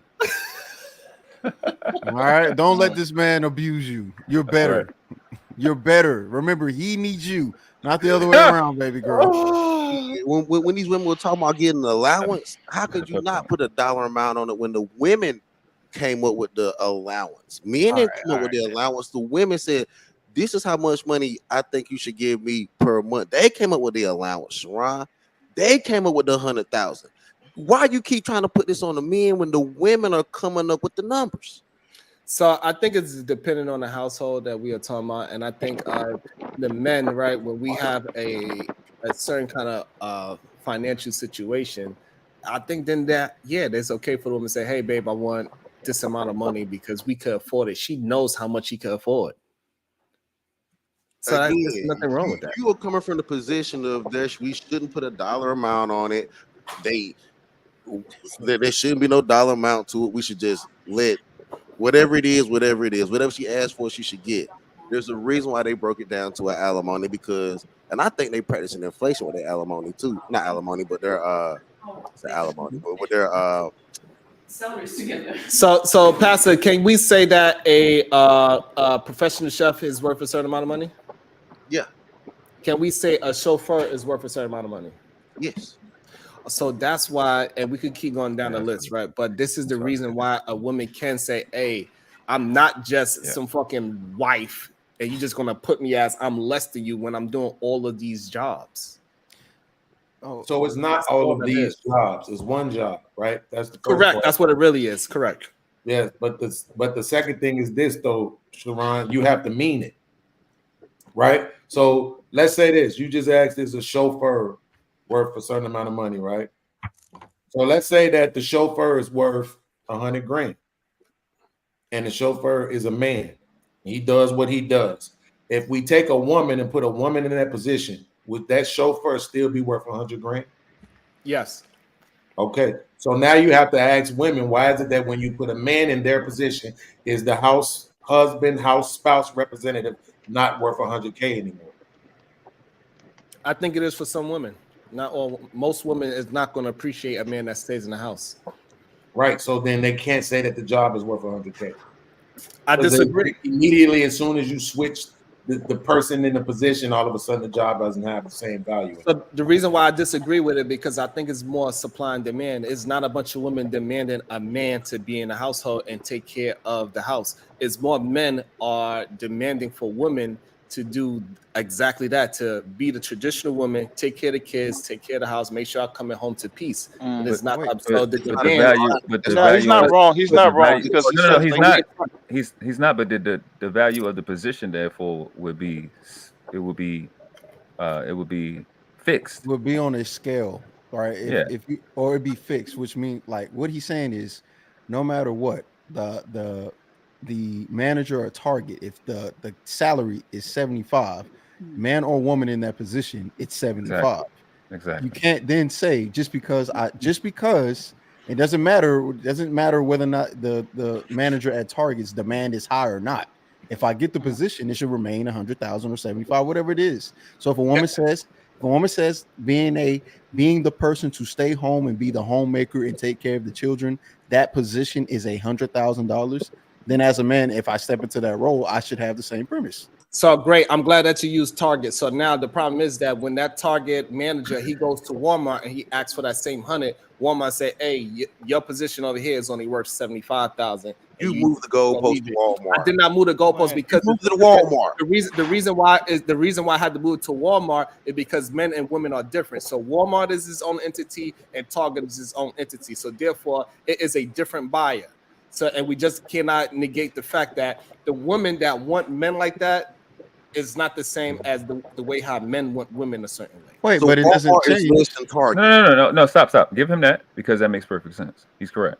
The other thing, is that a lot when the duties aren't the same, right? So many women who have men who stay home still report that they have to do some of the cleaning or a lot of the cleaning, right? And so a stay-at-home husband isn't doing the same things that a stay-at-home wife is doing. But I will say this too, just one argument too. Just to put more perspective, I'll just say we understand that money in itself is pretty deceptive. When you take in consideration that it's not necessarily based on, I would say, supply and demand, but rather earn and trade. Because what you earn today, right, and how you earned it, you're not necessarily going to get what you wanted out of that earning. So I can say, okay, I bust my ass and work for $60. Now, what am I going to spend the $60 on? Resources, services, or information? Now, is it really worth it? That's what comes down to the trade on your part. So is money honest? No, it's completely dishonest and completely baseless. It's based upon how you feel in the day. I don't want to get away from the point, though, because Sharon's point about going from Target to Walmart is not the same value. It's cool, right? Because that's fine. Because I don't know why y'all want 100% victory on every punch. Like it's like, let that go. But at the end of the day, the woman can't come back and say that the position is not valuable. It may not be as valuable, but they got to yield on that. And that becomes a problem, because if you make this economic argument, then you have to yield on some of the moral ones. And that you concede in that there's no gender roles. So it's not going to be limited to the places that you're comfortable to. It's going to go to the places that you're uncomfortable. The problem is this: is that when you switch the man and when you switch the woman into a man in that position, the position gets devalued. That's the problem. I agree. But here's what I'm saying. The Walmart, Target. But you got to accept that the market is not the same. But you got to take the W.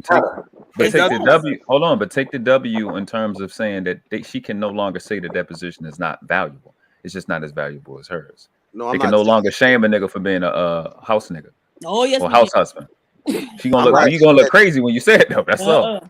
Because Mary J. Blige did not want to pay her husband. We got plenty of women that have not wanted to pay their husband when they went through a divorce. So I do agree with Beans.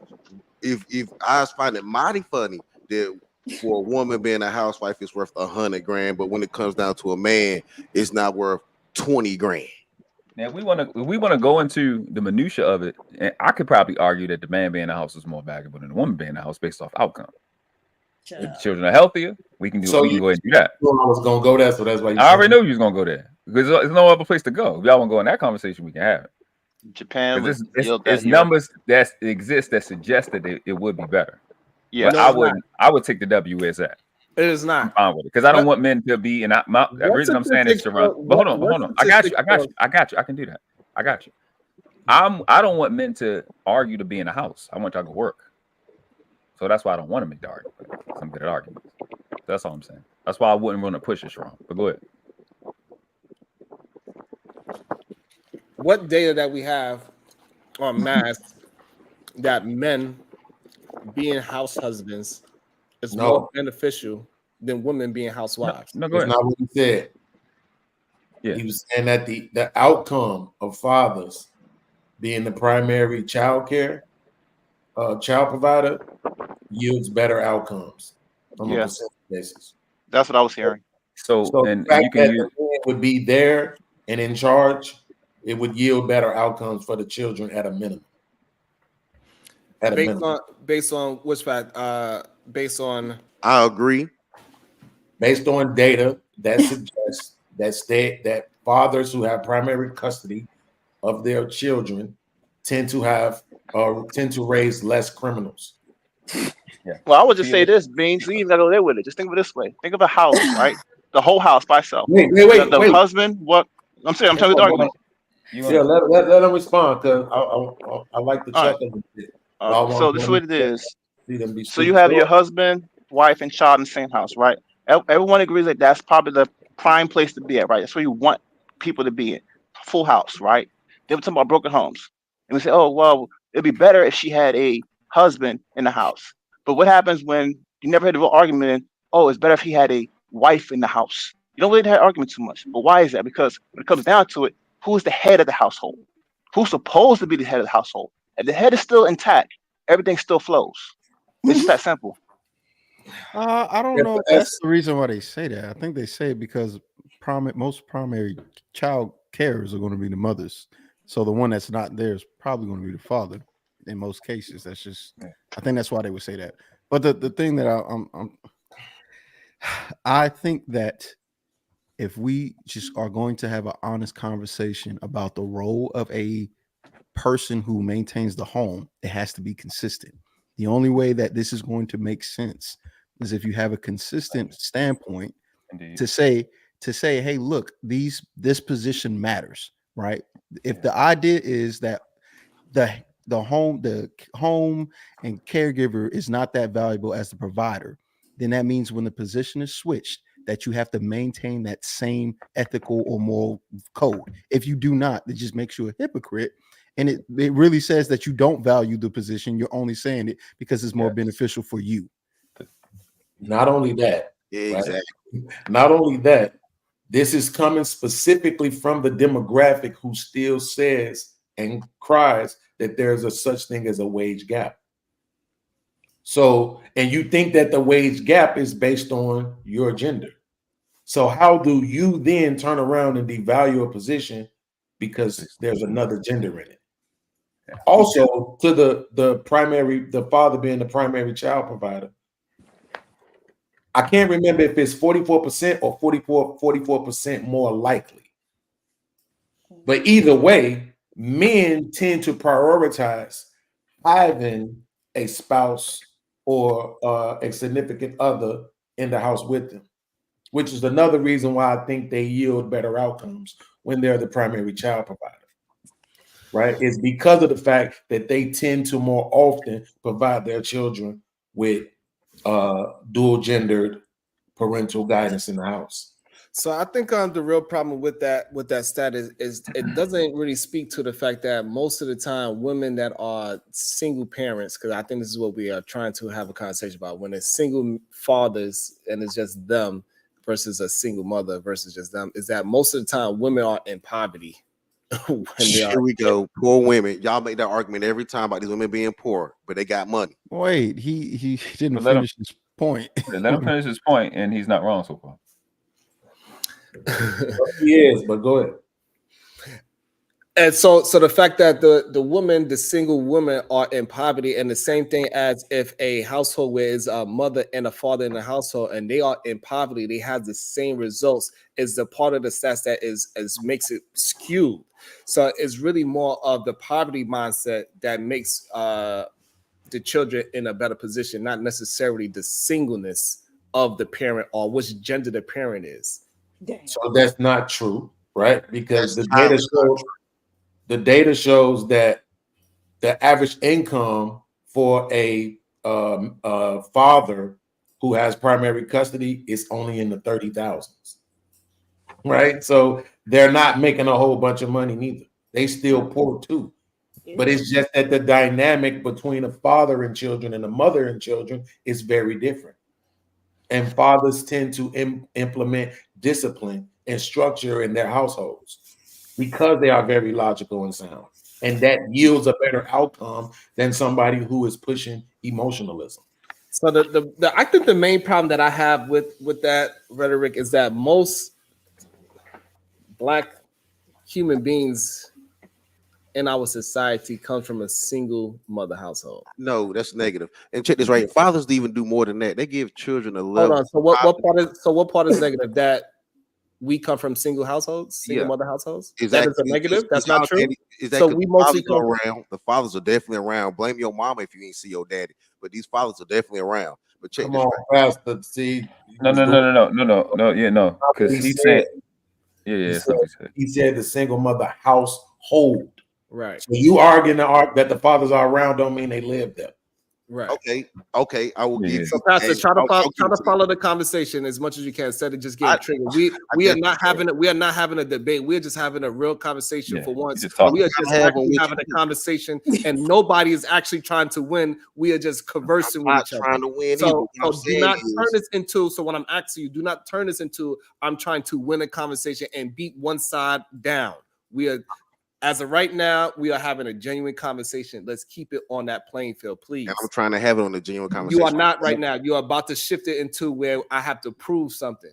No, I'm not. Just having a conversation. What I'm saying is that you're trying to get caught up on semantics. Stop.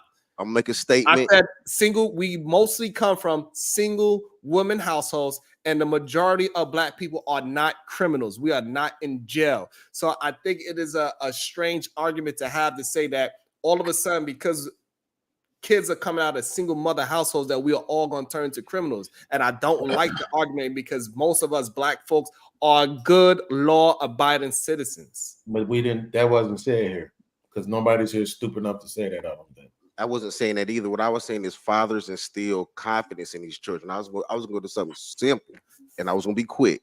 If you even look at something basic as riding a bike, a lot of kids learn how to ride their first bike from their father, taking those training wheels off, having the confidence to have that balance and keep going. They get these things from their father. So fathers, they empower and give their children a level of confidence that I don't think mothers technically can give. That's all I was saying. Y'all got it. Oh yeah, but just so that Sharon doesn't, I don't think it matters really, but it matters to me. Just so it doesn't seem like he was being disingenuous. The fact that you missed the difference between household and involve fathers, I think is the thing that truly concerned, to make sure you didn't push the conversation in the wrong direction. Well, I think that's something to get caught up on too when you say household and involve fathers, because now y'all are going from the premise that as if a father doesn't live with the child, he doesn't affect the child's life. So no, it's not what we're going off of. That's the premise. You to push that narrative that because that's not it though. That's the point. That's what I'm saying. If it hasn't been said, why are you assuming it? Well, I'm assuming that because this is the narrative that y'all are going with. It's not. See, that's what I'm saying. We ain't going with that narrative. You're interpreting it for some reason. No. That's that really wasn't even the point. Sharon's point was right. That's why. Well, hold on. Let me just say this. That's why he was trying to make sure, because you're assuming things that we're not saying. Right. What he is saying specifically is the household itself, being the single mother household itself, is being used to paint a specific narrative. But even as I'm saying to you, I'm saying to here to Sharon. Nobody on this panel is dumb enough to say that anymore. We all understand and know I am I'm world class, been here longer than me, but I feel like I'm the first person who ever attacked that talking point. Like, it's just not true to make it seem like that single mother homes yield majority criminals. It doesn't. They make the argument that the majority of criminals come from single mother homes. That's the argument, right? But to Saran's point, that's why the father, the father's primary child care provider is relevant, because sometimes we okay with percentages and sometimes we not. Correct. We don't like playing that game. Right. The percentage of people who are criminals, the majority of them come from single mother homes, not single father led homes, and that's why the stat remains that way. Remains true. You have to allow for what it means to mean what it means. But again, when we make the argument that we want most of our children to come from two-parent households, we're acknowledging that there is something distinctive that the father brings. Yes. So there's no reason to try to shun that or act like we can't understand that element applying when it's just the father. The same way the element feel true when it's just the mother. Right, perfect. I also want to bring somebody into the show. Welcome to the show.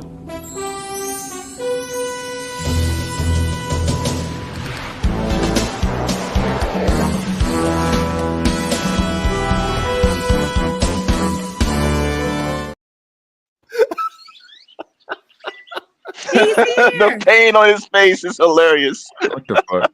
That's a picture or we just Good day, sir. Good day. Yo, peace and love, peace and love, peace and love, man. First of all, cuzzo, let me take my shoes off before I walk into this room. Peace and love to the beautiful queen, the supreme goddess, PH Diva. Peace and love to you. And peace and love to all the beautiful queens in the chat, man. Anya Bracy, the SBG First Lady, Robin MDB, Sugar Bum, Bomb Cherry Juice, Rogue C, It's Me, Dr. G, Sexy Red TV, Talking to Kinfolk, M Mills, Victorious One, Champion Feminist, Conversations with MJ, the Voice of Venus, Genesis, Jalen, Dawn, Zero Tolerance, Renee, Letitia, all the queens, man, all the queens. I don't want to forget about none of the queens.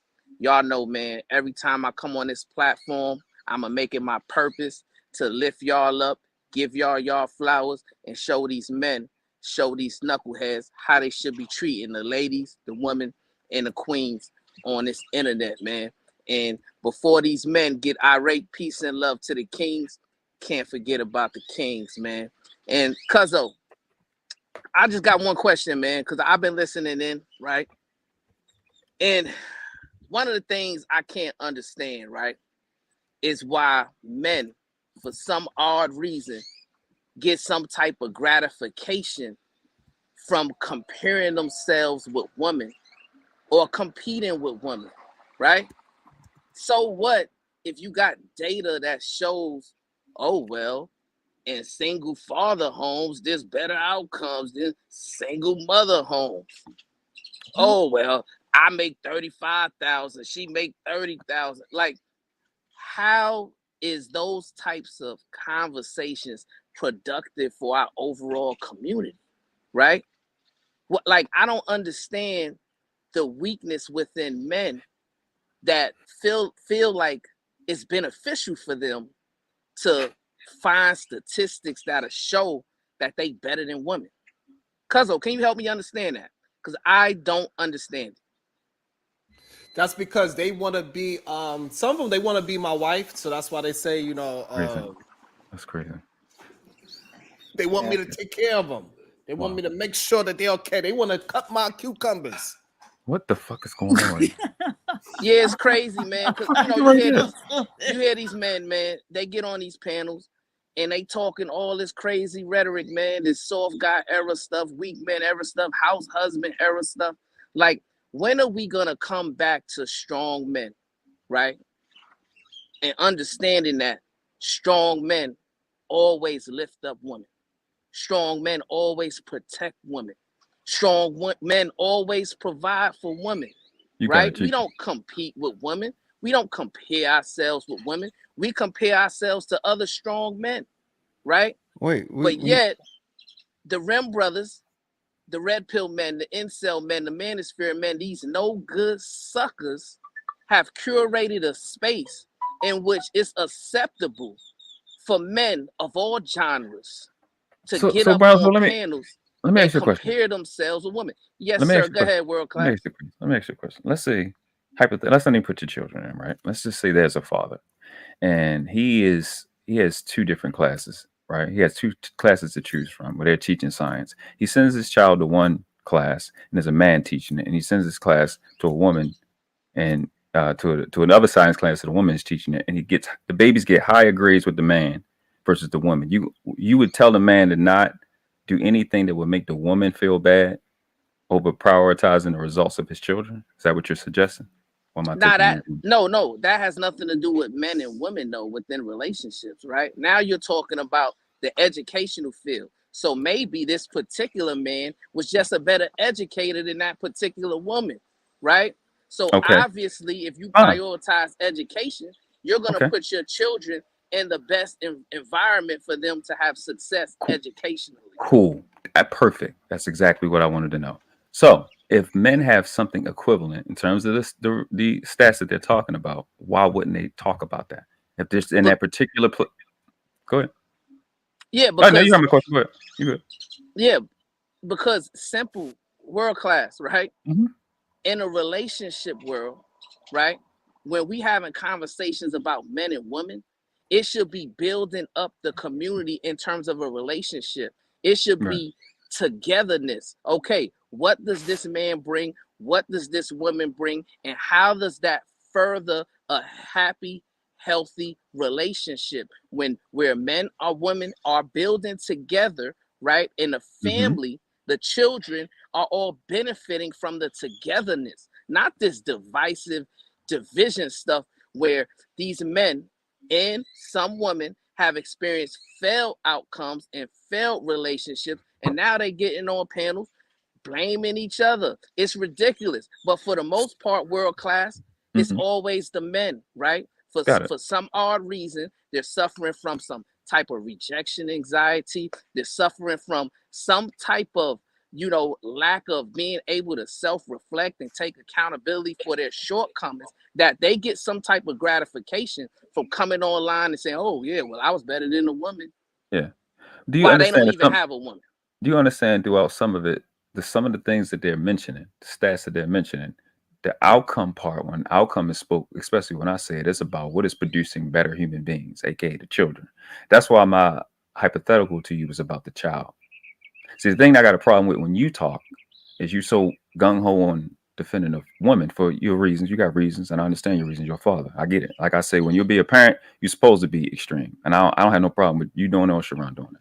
But at the end of the day, it works both ways. So when do you support the child aspect? Like, when does that come up? Because the outcome is about who gives a fuck if a female feel better? Who gives a fuck if a nigga feel better? Are we producing better children, aka the community? Because we were at some point the children, and the environment that we're all in. Go ahead. To your question, right? What does the stats show in comparison versus single and married? Who's producing the better outcomes in regards to the Yeah, children. the married is producing better, but you know that's what is it like? What percentage of us are married? What is it? What 30 or 20 30 some or something like percent. that? Yeah. 30. So that has to be factored in, right? So we would deal with what is the bigger influence, the single family households, and when we look at those numbers, when the man has primary custodial, is the primary custodial parent, the health, the fetal side, the child deaths is down dramatically. Nowhere even, they're not even 20%, right? That part. All the other results are showing that when men have primary custody, the babies, and that's what I said to Sharon. I was saying it suggests, I wasn't making an argument because there's enough stuff to, make an argument. I mean, to kind of have a conversation about. So those stats are showing that when men have custodial custody, the children are safer, they're more secure, and don't have as many mental issues, right? So, but the depths, but world class, you got to yes, understand this, my brother, because you a I smart, do. intellectual brother, right? I You know the understand circumstances. that the depths of those type of arguments are coming from a sense of I said brokenness, that. right? It's like the crackhead Yeah, arguing with yeah, the meth head. yeah. Hey, I get you that. I got better outcomes than you. When both of y'all are broken, right? The Yeah, conversation should be geared to, okay, a healthy, healed, high-functioning man, what does he bring to the table? A healthy, healed, high-functioning queen, what does she bring to the table? And when they join together, that is what's going to be the most beneficial to our community, right? Not this understandable. divisive remedial rhetoric of these men competing with women and comparing themselves with women. And as long as these men feel like they're better than these women, then they're happy, Yeah, right? the thing that kills That's the divisiveness, ridiculous. the thing that kills the divisiveness is nobody respectable is going to be asked about being should they take care of a child, and a nigga go, nah, right? So both of these sides are going to say, yeah, the children are most important. So if they're most important when we have these conversations, who is speaking to what is going to be beneficial to the children, who's not? So if we see results that are better for the children, aka the community that you talk about, that we all come from, right?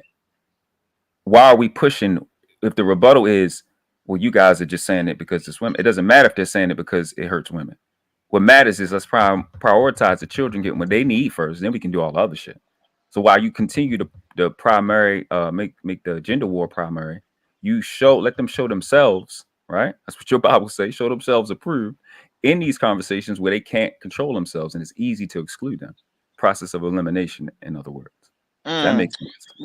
Right. So I just don't believe in this divisive rhetoric of men comparing their failed incomes or failed outcomes with women. Right. But hold on. The stats is this white systems results. It's not even these stats are coming from CDC. These stats are coming from the government. I So get it, the right? government But you is the one that's doing the even mentioned divisiveness. it, right? Right. But you even mentioned it, right? That majority of people in this world are dealing with failed outcomes in terms of relationships, right? Because we understand the order of things is the man and woman get together, right? And then the offspring is a product of that togetherness, right? But then when the men and women fall out of favor with each other and decide to divide, that is going to cause a schism. No matter how you operate or choose to validate it, it's going to cause a schism within the life of that child, right? So whether it could do that both. child goes with the father or whether that child goes with the mother, right? No. I understand. Let me be I clear. understand the men want to sit here and say, okay, well, if the child goes with me, it's less of a schism than if the child goes with the mother. Okay, y'all can argue like that's to me, that's a redundant talking point to nothingness. It can't be because it's not going to happen can't overnight. be. I'm not saying what I'm saying in exclusion of your goal of bringing people together. I'm not saying that shouldn't be happening simultaneously. I never made that argument. What I'm saying is when we're having this specific conversation, this isolated conversation about the outcomes, because it came from the fact of who's going to be in a household more. We got stats to go off of. That's what any government or any real business is going to do when they're trying to do something new that isn't there. They're going to use the data that they do have to make some type of projection. And that's more so who who's having now. So it's not to exclude your goal to come together. To your point, right? So to your point, if you are a man or a woman who get some type of gratification or utilizing that stat against men and women, right? Then you should just come out of the closet and say, well, you know what? I'm a lover of a man, right? So my modus operandi is to come on a panel and knock down women and show that I'm better than women because I'm just a lover of a man now. My relationship didn't work, right? I couldn't find a successful relationship with a woman, so I just decided to move on without women, right? Now, these men, if they're willing to get on a panel and come out of the closet in that way, then that would give their argument more credence, right? But if these same men who are propagating these dumb arguments are also saying, well, hey, you know what? When I get alone at night, I want the touch of a woman. Oh, well, you know what? Yeah, I see beauty in women. I love women. I want to be with women, right? If that's your goal, then you're just being a hypocrite online. Because if you love women, you want to be with women, then that's what you should be speaking to. You shouldn't be speaking to what stats knock women down, right? That's counterproductive to your overall goals. Make sure I get in after you, Cheeky. So one, I don't understand why house. You after that, yo. I don't understand how house husbands got thrown into that. If anything, you said use what works. So if that works for somebody, whether it's a man or a woman, why are you demonizing that? It doesn't make any sense. Well, because the house husband era derived from the soft guy era, Cheeky, right? No, and men. Oh, wait. That's not true. But that's not true. There's been household husbands before. Women say this, and many of men have said this. Like, no, this isn't nothing new. This has been happening since the 90s or before. There have been plenty of times where women have had more resources than men, and the man respects that and goes, you know what? I'm willing to play a different role. I don't have to be the provider because my role's not limited to that. Why should he be disrespected if that works for her and her relationship? Right. Oprah so Winfrey. What I'm saying Oprah is Winfrey, even if right, even if you're mentioning that house husband era has been around for decades or what have you, right? It's not an era, it's a position. It's such in a minute, right? But what I'm saying is, it happened in such a small scale that you can't even quantify it and say that it truly exists in this patriarchal society. Wait, I couldn't hear the last part, Brownsville. Could you say that last part again? Somebody was talking while you was talking. I said because even if the house husband era has had existence, right? It has existence. It has existed in such small of a scale, right? That even arguing the productivity of it is not even relevant. Well, that's not true because things happen at a smaller level historically, right? There were women who were viewed as equal and appeared when most women weren't. So are you saying those women shouldn't have been viewed that same way? Can you repeat the question? Right. No. What I'm saying is just because a minority of things or a small percentage of things exist during a time period where it wasn't normal doesn't mean that it's not right. Perfect example. Women were not viewed as equal by a majority of men, but there were a minority of men that viewed women as equal and said, hey, you guys deserve rights and you guys deserve respect. So the same thing should apply to a man who goes, hey, look, my role may not be a provider, but I still love her and she still loves me. What's wrong with right? Why can't you say that's right? So okay. So first of all, to your first comparison, right? It was all women that was deemed not shouldn't have rights, right? Versus your argument that there's some women who want a house husband. Yes. So if you're a woman and you want a house husband and you a man and you soft enough to become a house husband, then hey, more power to y'all, right? But I'm sorry, Cheeky. Listen, in this type of society in which we live, right? Do you understand this statistic? Right here now, 2024, there's more black women joining the army than there is black men. I have an issue with that. I have a problem with that. Wait, right? What's the issue or problem?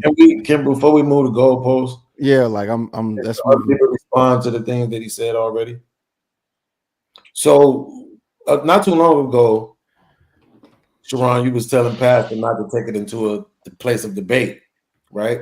I knew the favoritism would extend to your cousin. Oops, my finger. I'm sorry, my bad. The way that we derive to certain points in the conversation, and the fact that people choose to ignore that, right, to make the talking points that they're gonna make every damn show, asinine at best, stupid as fuck at worst, because it's not about competing with women. We didn't get here because we were competing. We got here because we were mining out, as Hamp likes to say, parsing out, as I like to say, how we go from a position being worth 100 grand to not being worth 100 grand just because you put a man in it. It's not competing. Okay. So first and foremost, right?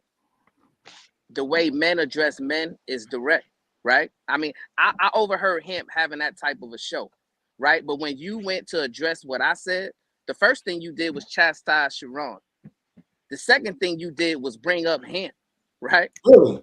Instead of arguing your position, right? What name did you drop? Now, what I'm saying is this. What I'm saying is this right here. You came right on the panel talking about guys saying, you talk men about saying. You didn't drop no names. Did I interrupt you, my brother? Did I interject when you was talking? Did I lie on you, my brother? I don't know. I'm just saying if he's saying the inconsistency that I have with the argument is, if you say you're pushing for unity, right? And that because this idea of a man making more than his wife, I don't know if he's paid attention to the stats, but women are earning more, and I think that should be respected. And I think that men should be viewed outside of just this idea of a provider, because that's what they keep saying. They keep saying men are more the providers. Women are saying that, and men are saying that. Women are saying, why do you always think it's about money? Now, when a man says it's not about money, it's about what I can provide outside of money. And if I were to need to make money, I could do that as well. So I don't understand the destructive nature. I don't understand. What do you say to wait, hold on, but what do you say to the idea that it's not logical as it pertains to the relationships? Because what you're talking about is ideology, but I think most people, when they're talking about the issue with the whole house husband thing, is pushing it as something that is accepted as a normality, and then it becomes nature. And the idea is that it won't ever become nature. Well, the idea is, and the thing that people argue all the time is that none of these things are nature. Yeah. So if that's the case, a lot of the arguments that we have about women and men and all of these things, they've actively fought against that. They've actively said it's just not in a nature for a man to do these things and women to do these things. We're equal. Why can't a woman do these things? Yes. So if your argument about nature starts from feminism, and it does, and you're now gotten to this point to prove none of these things about nature, is just about opportunity and the capability, then that means that men should have the opportunity and capability to fulfill these roles and should be respected for it, because women have fought for that and have changed the mindset to it. So yeah, let's accept it. If we're going to accept all of these things, accept that too. It's not a nature thing.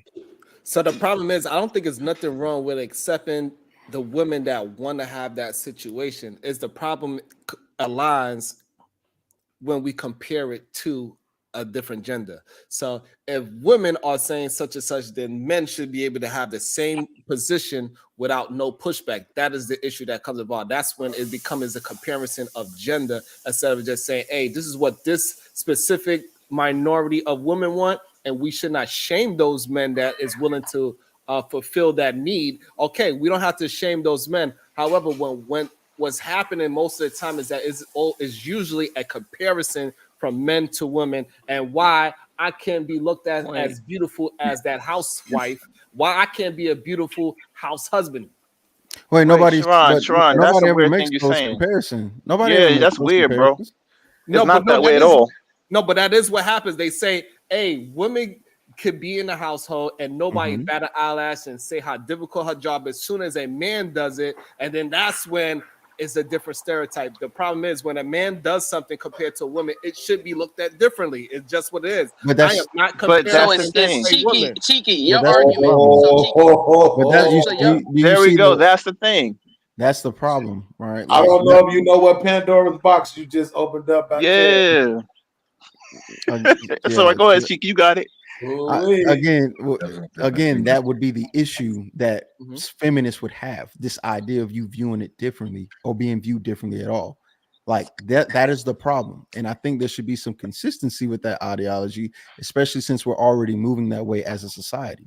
So if you as a man view it that way, you're part of the problem. You're Yes. literally part of the patriarchy and the issue that women are talking about because of how you view things, and it shouldn't be that way.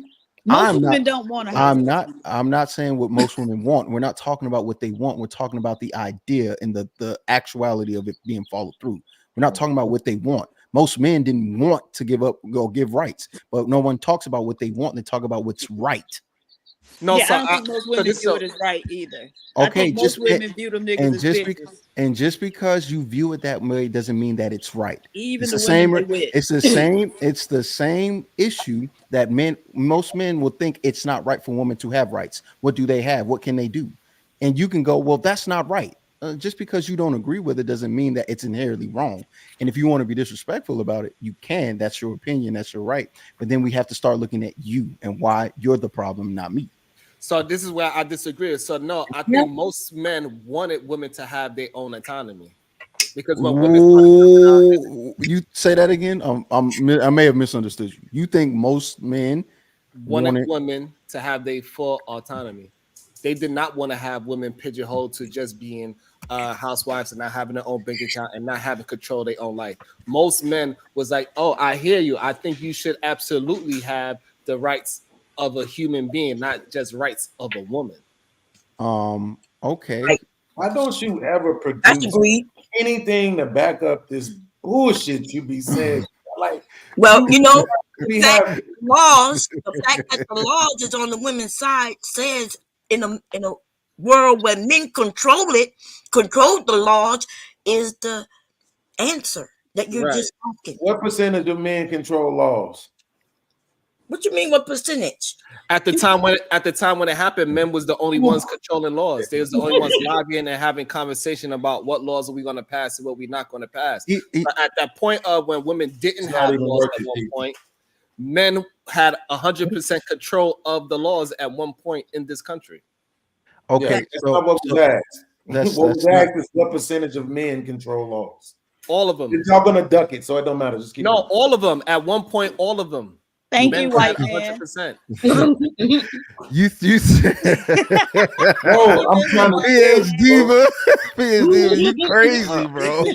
Well, Sharon, look, that man said 100%. He said that shit out loud and meant it. That's crazy. Sharon, I was gonna say it was because we had 100%. The men had to vote those men in and trust those other men to go ahead and lobby for other men, and for the other men to go and lobby for the other men to put wigs on, and for the men to put on makeup on, for men to be on Broadway and bend over with their dresses on. So it was men 100% running the goddamn. Okay, we got that whole. I wanted to add on to what Chiki was talking about for their actions. Say that again. When you choose somebody, you're responsible for their actions. Yes. Wow. If I choose you, we need to get rid of those pink you know how it works, Pod, because it works on these panels all the time. When I choose somebody to come up and just speak their own mind, they hold me accountable for what somebody else says. And you're a part of the equation. Stop. But you know what you say in return? I shouldn't be. And that's the thing. You say I shouldn't be. Why? I say you shouldn't be. People would agree with you that you shouldn't be held accountable for someone else's actions if you didn't do them yourself. But to go back to the conversation, no, not 100% of the men, because that would include black men, right? They didn't have control over the laws, because if they did, they would say no slavery. That would be illegal. Now, the point being, wait. Even after that time, you know what? There was still some things that were very discriminatory that if we had choice over, we wouldn't allow it. So that still proves the point, even as a man and considered a man and human and all of those things, 100% of the population of men did not contribute to that. So So we can't sit there and try to attribute that. This is what I mean, though. My point is this. My point is this. Just because something may be in the minority and you may dislike it on a personal level doesn't make it right for it to be wrong, or make it a right for it to be wrong, or you to treat people disrespectfully. Because that is fine. That is very even true.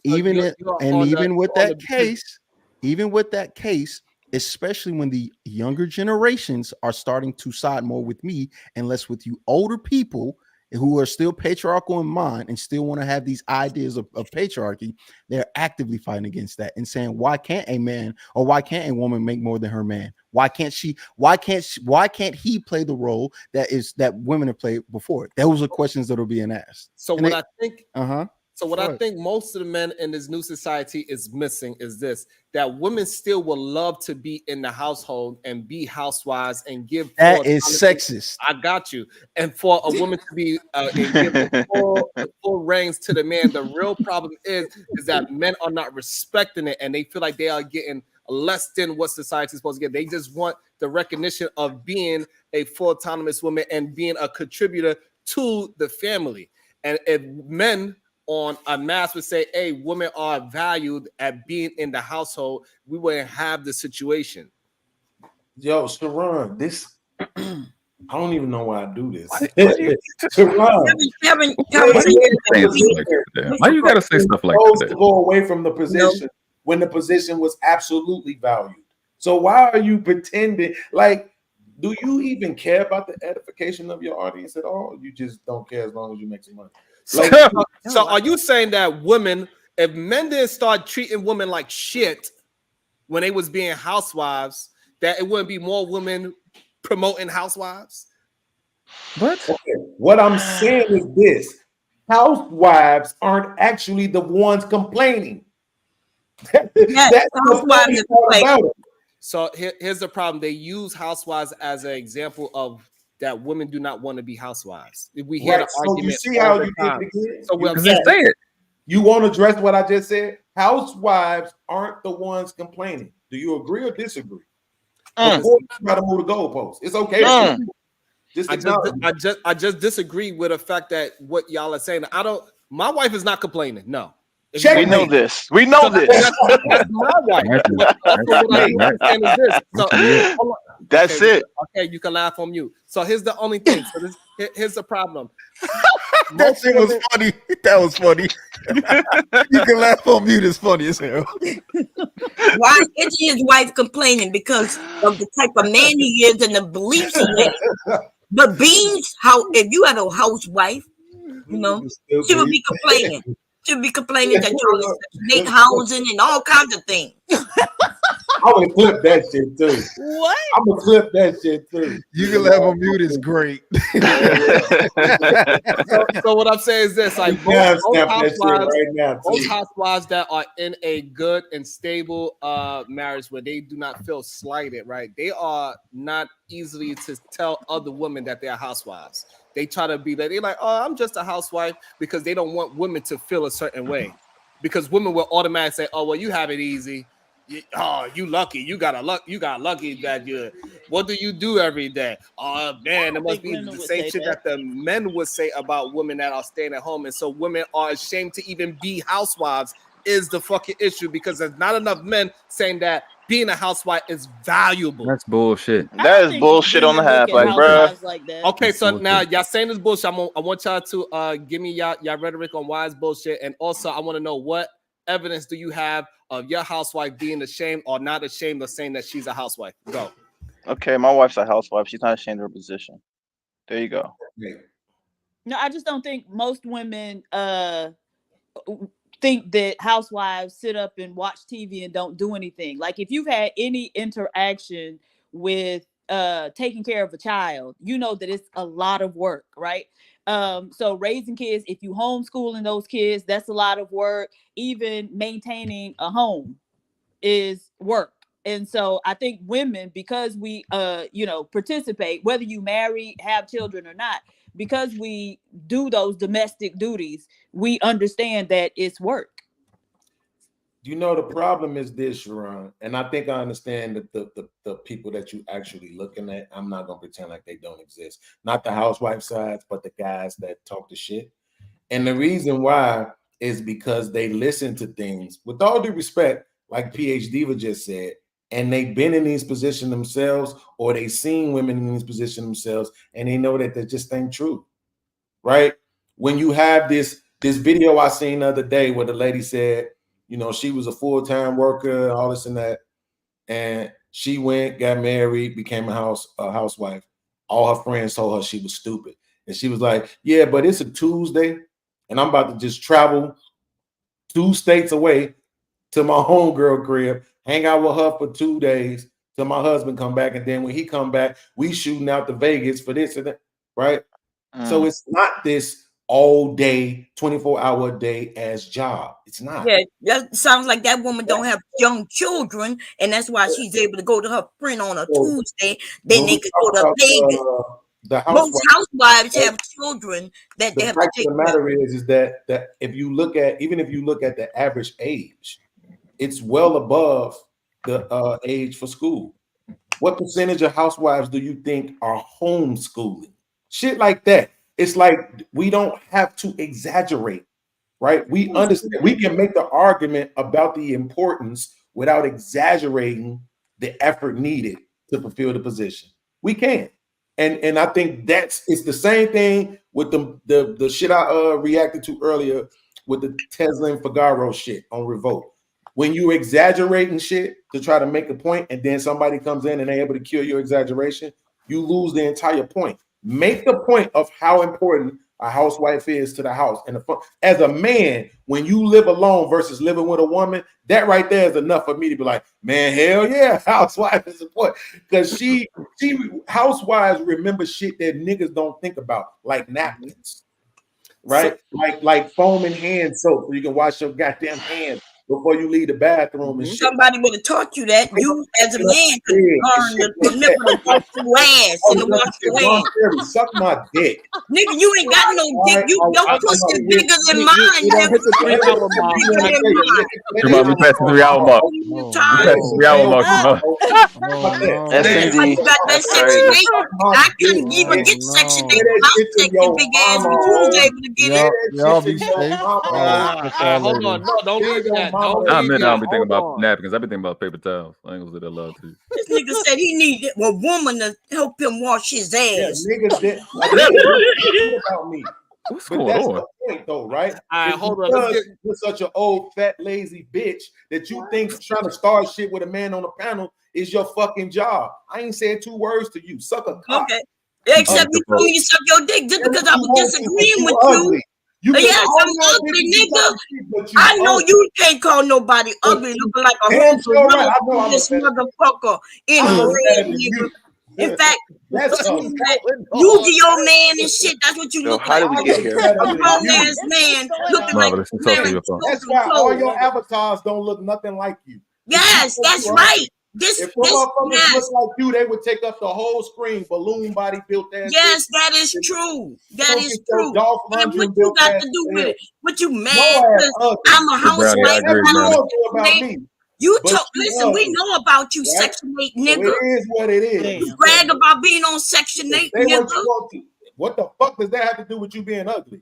What the hell, me being ugly got to do with you being on Section 8? You still big as hell, though. Yes, you I'm waddle. big as hell. You don't walk. You waddle. That's right. That's right. I don't walk. You don't walk. Situation.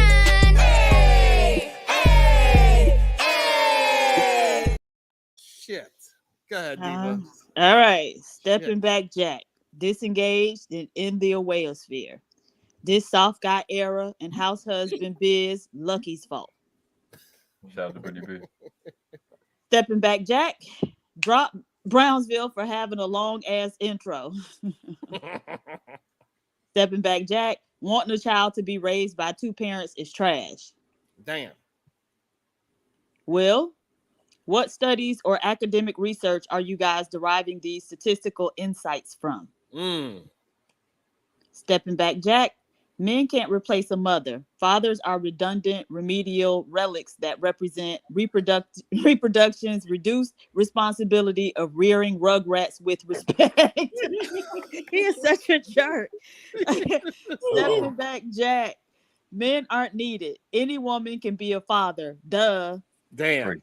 Didn't they tell y'all that on Father's Day? Lord have mercy. Yep, I've heard it plenty of times. Plenty of times. Stepping back, Jack. Ron is right. Men got tired of being responsible for their wives' debt. Men got tired of paying alimony because she couldn't work, read, or have a bank. What? When were black men ever doing that? Stop it. What's wrong? Stepping back, Jack. Beans, that point is why men gave women rights. They got tired of being the scapegoat for women's terrible decisions. They pushed women to be better so that when men stop supporting, she gonna be all right. Stepping back, Jack. I'm not paying no woman credit card or student debt just because we were married for 5 years and got divorced. Nope, you're a grown, capable adult being. Most men aren't doing that. Stepping back, Jack. PhD. Women don't want to be a housewife because they lazy. Damn. No, it's a lot. Not boy, shut up. It's not worth it. Unless the man is rich, it's not worth it. Let me mute. There you go. Let me mute her. Absolutely. Stepping back, Jack. There it is. That fuckery I love so much.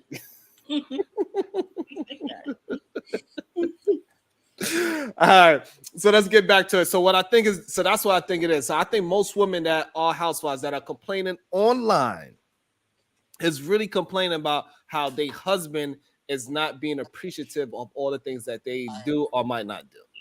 And that is where most of the men get the argument saying that housewives are not happy.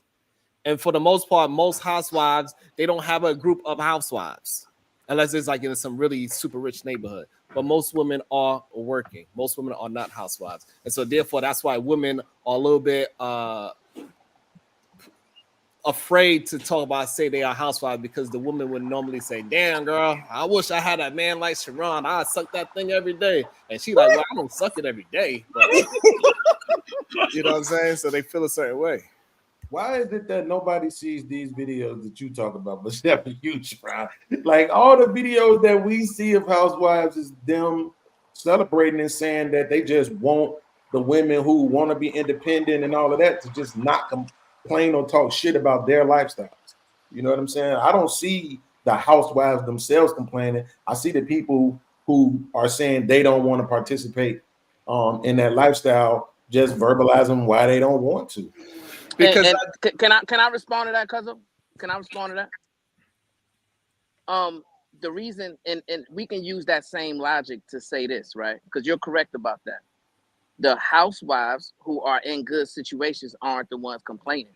Just like in a relationship world, the men who have successful outcomes with women aren't complaining about women, right? So if we can deduce one, we can also deduce the other, right? And come to the conclusion that these Rim brothers, these men who are complaining about women, who are comparing themselves with women, and who get some type of gratification from coming online and provoking women to have arguments with them and calling them out of their names and all of these different, weak things that they're doing, it is because they themselves haven't undergone the necessary self-reflection to get better outcomes. What did he say earlier, World Class, about addressing people by name? Yo, listen, I actually agree with him, except for the last part when he just went into his regular rhetoric. Right, again, ignoring how things got started, right? Because it doesn't benefit him with his rhetoric. But here's the thing, he's also wrong, even though I agree with the premise of what he was saying, but he's wrong, right? Because when we look at the guys, a lot of them, as a matter of fact, who have success in this space, talking shit about women, they married. They married, and they in long-term relationships and all of that, and they swear up and down that their relationships is all to the good. They liars. They all liars. Exactly. No. See, Shake. See, here's the problem. He said that the ones who don't have problems ain't online. So unless you have footage of them having problems, all we can do is go off of what they said. Because the only way he could know that the people who have good relationships have them is because he believed them saying that they do. Right? So if we're going to believe the ones offline, we got to believe the ones online too. And the ones online said, God damn it, they got the greatest marriages. Their wives are submissive. It's all good. It don't matter. And yet every day is, man, look at this black woman here. Man, look at that black woman there. Hey, man, look at this black woman here. Hey, man, look at that black woman there. Every day. Wait. I want to try this. I want to try this dynamics a little bit. I'm just curious because I'm looking at this from everything I talked about, and the one thing that keeps pointing out to me is individualism.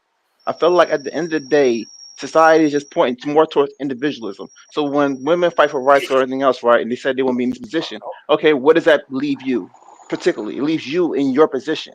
Leaves you where you want to be. No, so here's the part that you're missing. So the men, here's the part that y'all missing. The men that are out there complaining that got these so-called successful relationships and successful wives, and they are online complaining, it shows directly that they do not have the successful, productive lifestyle that they are talking about. Because I ain't never not one time seen a rich millionaire complain and say, God damn, how broke I am. They don't do it because they're not living that lifestyle. So these men are actually telling the real truth when they come out here and they complain about women all day, every day. Themselves. Yes, so what I'm saying ultimately is we're acknowledging power dynamics. We're talking about power dynamics. Wait. That was the bad comparison though, right? No, the reason why I said that is because I said ultimately everyone wants their own power. Everyone wants to feel powerful, equally powerful. That's what everyone wants. That's what I'm hearing. That's all I'm hearing right now. That's good. Legitimately. Well, let's get back to the conversation that we have. We are saying that the men leave him alone, man. He don't know what he's doing. In the military, he got PTSD. Leave him alone, Shake. I got PTSD. That's a bad comparison, Shake. And the reason why is because you comparing the millionaire complaining about being broke. No. Do niggas on the internet who swear they got the bag complain about niggas that's broke? Yes or no? Don't make me go get the footage because I will. You've been here just as long as me. I think the way how you worded it, the way how you worded it, I disagree with the way how you worded it. So my God. Yes, because you know it's true. So I think that men that do have the so-called bag, they do talk about the broke men that is trying to challenge the men that have the so-called bag. That's what I think. Lies, right? Lies, right? So now tied into the men that are in these good relationships with these great wives, always complaining about women. I really believe those men are projecting their real lives. They have those type of women in their life. That's what I believe is happening. Yeah. So you think though, that's what you really believe in shit, right? With no evidence, right? I only talk about shit I can prove. But the evidence is the divorces. Angry man. All the niggas with the bag, right? The pizza of the world, he had the bag, right? Let's go with the white part, bag. So what I'm saying is this podcast is what I'm saying. Is Bernard Riley got a woman? So this is what I'm saying. I don't. Yeah, I believe he should be by now, right? He was married and got divorced. Damn. And so what I'm saying is this, Pod, is that like I don't come on here complaining about women. That's because I don't have a woman to complain about. Absolutely, I get that. The men that say they got these great everything and they online complaining about women. I think those men, because I don't think that everybody that is talking about women is complaining about women. I think those are two different things. Absolutely. So the ones that are complaining about women, I think they have horrible lives and horrible wives. Wait, so let's distinguish that then. What do you do? Because you do accept that some of this shit is a money grab. So we talked about this extensively through the Fight Club history. So you have to understand that a lot of those guys, that's what it is. It's a money grab. I feel hypocrisy in this. Not that they actually have issues in their relationships. It's just the money is in them talking shit about women. Damn. And Brady talk shit about those who are unsuccessful. So that is fair. And so therefore that they complain about women are not real. No, it's not that the complaints ain't real. It's just that they're only regurgitating it because they can make money off of it. And okay, right. And then now it trickles down to people like Joseph. that believes that it is real. And then, therefore, now we're going to have a bunch of Josephs walking around, going to jail, and coming back out Muslim. Because now, I don't know if you know, he's a devout Muslim now. He believes 100% in Farrakhan now. Not Farrakhan. 100% now. And so now, and then like 3 months later, he's going to come out and he's going to turn right back into regular Joseph. And it's just going to keep on going. So he's going to talk to a younger man, and he's going to talk to a younger man, and it's going to keep on. And none of these men actually are going through these problems with women. They are living themselves through other men's problems because they are lovers of men and they only want to have conversations with men. This is why when they get on these panels, they want to take their shirt off and hang out with men. They want to feel hot and heavy when they're around men. You was doing all right. Want to tell others? Yes. Finish like that every time. You can't just finish it with the fucking. I know. Right. You gotta throw the shit. Something homoerotica shit. Because you're. It's not homoerotic. Hold on. Here's the problem. So here's the problem with it. It's not homoerotic. Is that when I say it, y'all visualize a certain human being like, damn, he did do that. No, I don't. Actually, I don't think that at all. I'm just your exact words. I be visualizing me choking your ass. Like, why the fuck? Why will we stop saying this shit, man? You was doing all right. I will stop saying it once I stop seeing it. That's Listen, I I'll will stop give you saying y'all this. fucking men and You gotta women. stop imagining it. I will grant you this. I have recently admitted that even though I think the women use it as an excuse, that I can absolutely see how, if you're extensively watching the manosphere, incel type programming, that it can get you to a point where your response system is that of negativity, right? It's the same way how the men will argue that a lot of women, it's the color purple argument, right?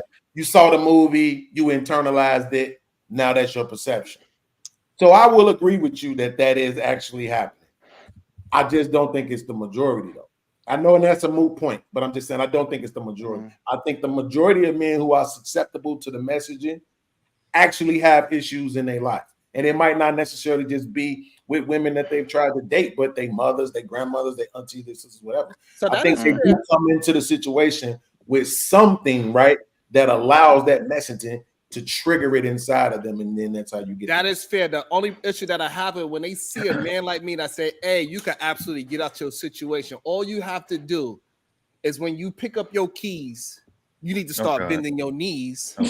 Why do they want to argue with me so bad? Just pick up your keys and bend your knees. Stop putting your ass up in the goddamn ear for other men to look at your ass. That was the goddamn problem. Why is it so difficult for you to do? Start with 2 push-ups a day, goddamn it, and work your way up to 100. Why is it so difficult for you to just walk 15 minutes that way and 15 minutes the other way to get the estrogen away? Because it's that chemical imbalance, and we know what chemically imbalanced creatures are called. What's wrong with you? Didn't he say you got that driver down He said walk 15 minutes that way and 15 minutes that way. 30 minutes of walking is a cure for estrogen. Okay, fuck it. Right. So Sharon Bracey, estrogen is a disease?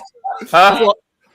So here's the problem. It is for men because a lot of these men are chemically imbalanced, and we know what happened with unstable creatures. We know what we call unstable creatures. What are they called, Beans? Fatty. Oh shit. We all seen Baby Boy. Don't act like y'all forgot.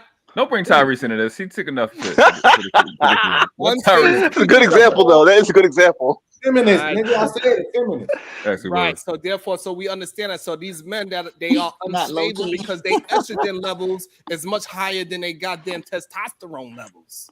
And this is why we can't be honest with them and direct with men. And they want us to be honest and direct with women because these men are filled more with estrogen.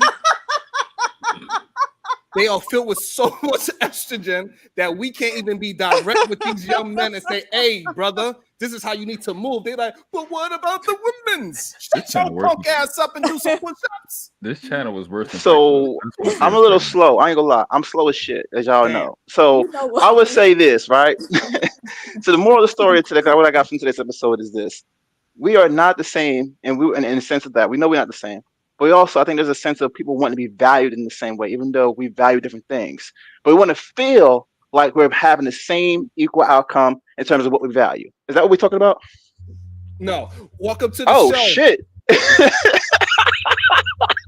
Go back to the short bus. Goddamn short bus. Side by side. You ain't shit. Welcome to the show, the voice of Venus. Hi, Sharon. How you doing? Hey, beautiful. What are you up here talking about? I cannot think with that video right there. I'm over here getting the Holy Ghost over there. You know what? Y'all gotta stop. What you up here talking about with the Ren brothers today? What are you complaining about? No. So you with that finger, bro. It's just too much. So what I'm talking about? How the fuck did you move that fast? You literally look like Doctor Strange and fucking he was looking at all the different timelines and shit. That's what be happening in world class. I'll be looking at all the different timelines of what these men be talking about, and I'll be like, it's only one way that we can get these men out of this situation. And the only way we can get them out the situation, if these men were to walk 15 minutes that way and 15 minutes the other way. This is the only way they can keep the estrogen away. You want Joseph to and be if they was to stop doing this, and they would get their chemically unimbalanced self balanced, and where their estrogen level and their testosterone level is equal, they could start moving more manly. They could move it with directions, and then they will be able to accept their woman when they look in the mirror. And they be like, hey, babe, do I got a little peen? And she says, yes, you do. Okay. But I love that little thing. All right. Okay. Without feeling no certain type of way. What the is same wrong way how with you? Yep. I think that's what the fuck. It's time for me to leave. It's like the second or third time peen came up since I've been up here. Yes, you do. All I'm saying that they wanted to be okay for us men to tell women they look fat in a dress, even though we love this woman. And our woman come up to us and say, do I look fat in this dress? And we supposed to say, yes, you like a fat ass hoe. That's what they want us to say to the woman. But when the man is he's walking around butt ass naked with his fooder in front of his penis. What is it again? What is it? Say what is it? Is it what? The fooder is in front of the penis. That's like the masculine fupa. Got it. Oh yeah. It's not called a fupa for a man. It's called a fooder. You know. Something's wrong with you. With the shit. Was the fat upper dick area? Yes. There you go. The fooder. This racism. If y'all having a good time, That's make sure if y'all what are having you a up good here time, talking about? I just came to say hi. I got like 10 minutes. I'm at work. What are you up here talking about? Hi, PhD Diva. Hi, everyone. Brandy, don't laugh at him. Oh man, make sure y'all having a good Hi, time. Venus.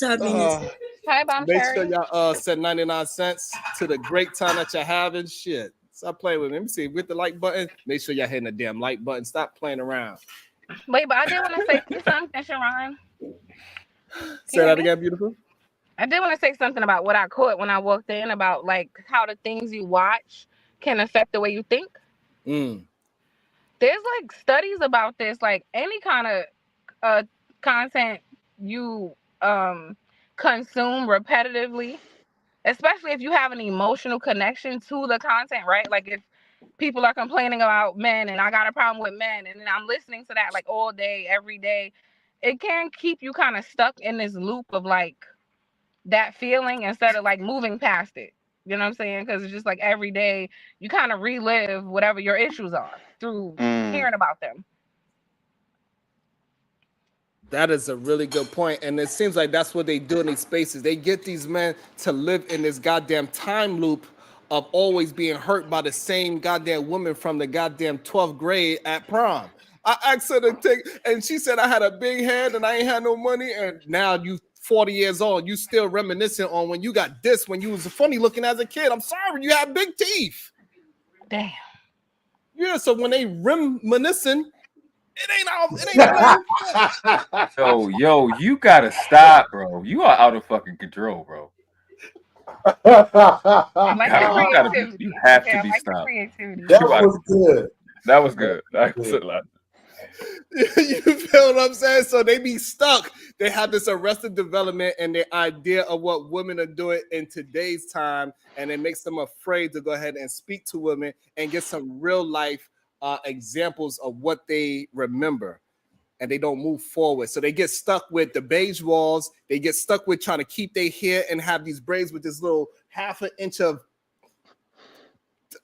you know, it's just like a half an inch of hair, like it's pulling for their life. They can't sleep properly because their head hurt because the damn Africans the only ones that could pull their hair. So we got people like Rimtastic and Black the Conqueror King with their beige walls and these little tiny ass cornrows in their head looking stupid with their fitted hats on. Beans told me to suck his peen, and I'm looking for it in this photo that I put up. God damn.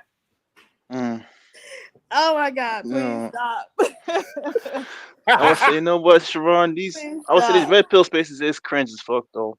Wow. There was a time I used to fucking watch MTR before he got real cringe and shit. But yeah, shit real cringe out here, bro. Motherfuckers is just like on some other shit where it's like, for the most part, it's bashing. All it is woman bashing. And then he was surprised that he pretty much got surprised, like, oh, why the FBI want me to go? I said, bro, every day you're looking for the smallest, tiniest things to talk about women, and that's why to me it's cringeworthy. It's like you're not even highlighting big shit, you're talking dumb shit, and you don't even bring up what you could do or what men could do. It's about just bashing, and you don't even see it. Listen, the thing is, I don't really see him. I see him as like get marvelous into the conversation. Awesome. I don't really see MTR as a person that's he don't be really saying stuff like that. He don't be saying things that's like egregious. Like he's like the least of the words. Like he's not egregious. I mean, I agree with you. He's not egregious, but he's pointless though. Like it's stupid shit. Thank you so much. She said, for getting me through my work. You are welcome. I'm glad I'm helping somebody get through their work. And you can also be just like that and send 99 cents. I'm helping you through your day. I made you smile today. I made you angry. I made you throw the phone across the room. It doesn't matter. About to be a situation. Hey, hey, hey.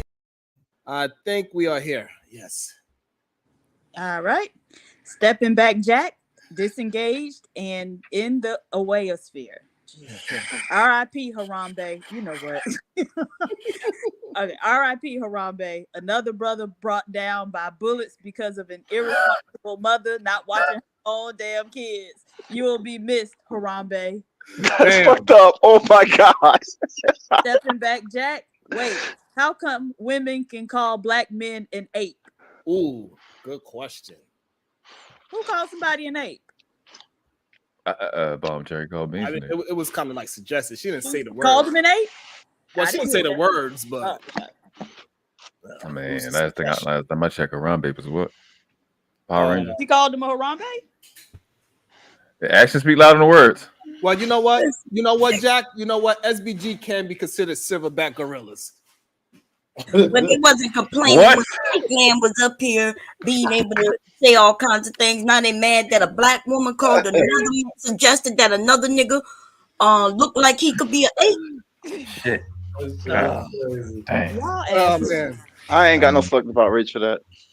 All right, so the way how I started this show was talking about the reason why men lie on women all the time. As we mind out this conversation, we try to bring in house husbands of the minority. So men want to boost their ego is the reason why they inflate their own ego and making themselves appear more desirable and powerful. This is why when they put themselves in a house husband situation, they make themselves more desirable and powerful. And this is why they use the stat to say that if a man is running a household, everybody is much better off with the man in the house and a woman out there working, because the men are so much more powerful. They use manipulation as well. So they use lies that could be used as a tool for women into thinking that they need to change their behavior to please men.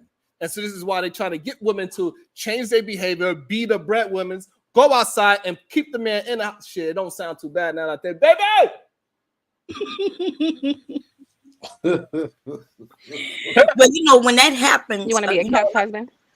So yeah, There's a few men on this panel, actually just one, who's on Section 8, right? Just one, and bragged about being on Section 8. So is he the breadwinner, or are we all his breadwinners? Like, are we the ones who support his housing situation? Beans, you want to answer that? Because I'll be oh, absolutely. I love this conversation. So let's talk about it. Because see, stupid ass people like you don't realize all of you motherfuckers is on welfare. Wait, you went out. Yeah, you went out. You said we all what? All of you motherfuckers is on welfare. We all on Okay. Absolutely. I already know who's going with this. Go ahead, explain it. No, I don't, because I've already done it. So that's my checkmate. Not only that, because I've already proven that not a single dollar out of your income tax goes towards any government assistance that any person in America receives. Not $1. So I've already proven this shit. So well, I know with your stupid logic, with your illogical logic. You're a old fat penguin looking motherfucker. So I don't give a fuck about what you're talking about. But I'm glad you brought it up so that I was able to repeat that again for the slow motherfuckers in the back who probably didn't hear it the first 9 times. This is why you the only dumb motherfucker. You are on Section 8 though, right? Because everybody already knows when they bring that shit up, I'm going to checkmate them. Yeah, I'm asking you. You are on Section 8. What it is. You I are as a grown man, mighty and powerful, with all your strength and all your logic. Are you on Section 8? I get just as much government assistance as you got. I just wanted to make sure. Right? All of your strength and all of your light-skinnedness, and you still needed government assistance. All those years. Oh, I needed government assistance? All those years. Okay. But my husband at work. My husband at work. Really? I am a housewife. I've been a housewife for most of our marriage, right? So and you like the housewife. Y'all had kids? Yes, we have kids, yes. Underage kids? We used to, when they was underage, they was underage, yes. Absolutely. And you filed them on your taxes too. And I filed them on my taxes, yes. We paid taxes also, right? Checkmate. Wait, what you mean checkmate? Everybody pays taxes. That's right. Everybody pays taxes. And everybody don't get taxes back though, right? Everybody. Only low income Section 8 housing. Everybody pays taxes. Yes. But you assume that everybody get a return every year. So there's a group of us who get to pay every year. Like I assume that you filed them. I know. You just don't understand. You don't understand. I know that you filed them. That's what I know. That's government assistance. For the credit. That's government assistance, dumbass. What that don't make sense. We still pay taxes. Everybody pays taxes. Yes. So what the fuck are you talking about? Let me jump in. So what he referring to is as if you get money back from the government, that's considered government assistance. Yeah, that's what he's saying. But I'm saying that if you pay into it, right? So if you pay into it, you don't get no money back. Then therefore, that person is not a part of the government assistance. What Bomb Cherry sounds like. No. But he's talking about that child she's care trying to say is that she said it right. That's why she said it was a credit. It still counts. That's like saying if you owe money, like sometimes they used to take people's income taxes when they had student loans, right? So let me ask you this, Shake. If you get $4,000 back in income taxes, but they take it for your student loans, did you still get it? Yes. Yes. Checkmate. Yes, but if we pay checkmate, dumbass, for a job, and then at the end of the year we still owe money, even with a credit, then we're not on welfare. But you don't L's up for them niggas. L's, you have no way out of this. You always used to people get a return at the end of the year. There's a whole sector of people who have to pay. You are a welfare. Everybody pays taxes. All right. So I think we don't have to die on that hill. We can leave it as that. If you no. Highlight that motherfucking L for this goofy ass broad, bro. But I didn't get no L. The rest of the space already got their message that this ain't the one to pick. This ain't the fight to pick. The rest of the space understands that. You never got your lesson, so now you got your just lesson. proud to be on Right? Section 8. Nobody else brings it up Everybody because else they is all still- understand this is a and losing they on battle Section for them. 8 too. Because every last one of you motherfuckers get the government assistance, and everybody pays taxes. So you don't have a fight. There's nothing to So talk shit here's about. okay. All right. So here's Dumbass. Bomb Cherry. And when they Here's Bomb start handing Cherry's. out reparations checks, you're gonna be the first fat motherfucking wobbling bitch in line. No, trying to actually, get you one. gonna be the first. You already getting reparations, nigga, with that Section 8. Well, I want my reparations. I want my goddamn. Of course, I you want my- your reparations. Well, according to If this PhD, I get fat half the bitch reparations. qualified for Section 8, she take it too. Just say y'all jealous. Nobody cares. Nobody gives a fuck about that. Only No, you, I wouldn't you want to fat qualify for wobbling ass Section 8. bitch who looks like a penguin. Nobody gives a fuck but you. Okay. God. Keep I bet making if I those stop million paying my sandwiches, taxes, big you bitch. lose that Section 8 house. Keep making those big hefty ass sandwiches, big bitch. All right, so let me get back into Keep what we're rolling talking them about. jelly this guy. rolls up, Let me fat get back. motherfucker. All right, we let y'all Nigga, have it. you Let's get fatter back. than me, nigga. Let's get back. You into must be the out your fucking mind. We saw you. Hold on. No, No, nigga. you. We saw you, Bob. Come on. Okay, y'all win. Y'all got it. All right, let's try to move it forward. Shit. Let me try to switch it up a little bit and try to show you how men be lying to control. Sort of women. ooze built ass bitch. Sharon, Yes. are we really gonna? TURTLE power built ass You bitch. just mad because your titty's bigger than mine. Motherfucker, you wish I was that big. That's your problem. You can't do shit but talk about dumb shit. I'm talking about truth about you. You just keep making up shit. So Okay. I stated earlier in the chat, Sharon, are we Yeah. really gonna accept and sit around and allow these niggas to praise Joseph for the same charges that JP got and they dragged JP for a week? We doing that? Whoa. What do you mean praise? What happened? Shit. So What I you missed saying about that it is a Joseph? so you saying that What is a happened with bunch of Joseph, men. Sharon? So you saying that is a bunch of He men. just got out of jail. Wait, who? What do you I mean just by want to praise? make sure he For get domestic dragged. violence again? Yes. Oh, you Yes. just want to make so ain't nobody praised them yet? I Y'all want- know that for a fact. Oh, There's domestic No, I mean Yeah, that it is a gotta fact. be. He said it. No, let me be clear. Cellulite, the one that's with Raw B. I'm pretty sure he gonna have the victim up there, on his channel, like he had JP's baby mama, right? Of course, because I'm pretty sure he cares about women being treated correctly and not just doing it because his girl sent JP her vagina. I'm pretty sure, right? I want to keep shit a stack because since we're doing the hold people accountable month, I just want to make sure that's the case. Because if this nigga can go to jail for it and JP just get accused of it, I'm pretty sure Cellulite got something to say. So hit his inbox. Let him come up here. My mic loud too, right? It's loud too, right? brother. You I'm super loud, right?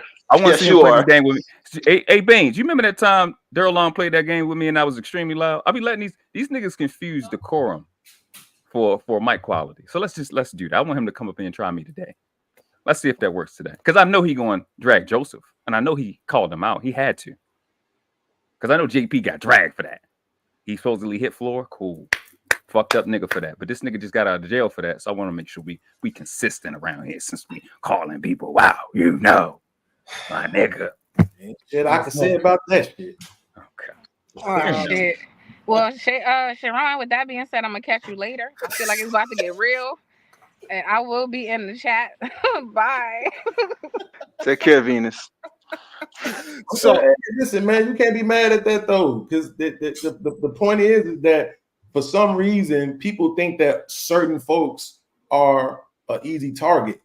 You know what I'm saying? Like some people's names get brought up a whole lot, and other people's don't for the same shit. So, I mean, can't be fucking mad at that. Honestly. I just want to see niggas. I mean, it's definitely. I definitely thought it was weird that he got met with open arms. And did he? Huh? What the fuck have I missed? Like, what's going on? Joseph got hit. He got welcomed back with open arms. He's like, man, Joseph, good to see you back. You home? Where this happened at? Put it in the back chat where it happened at. We all know where it happened. I'm guessing, but I want to know. Where all the trash happened at. Damn.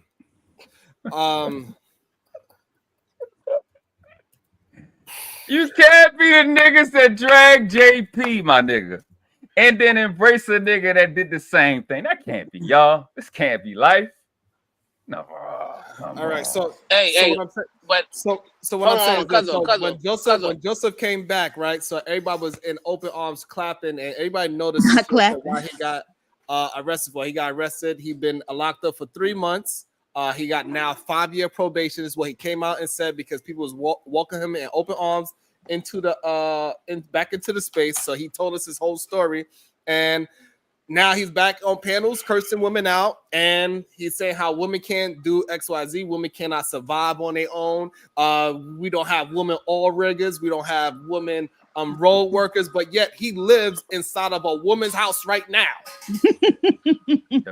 A woman is taking care of him right now. I need a nigga cellulite who built like a sandwich bag full of bitten grapes to bring his bitch made ass up there.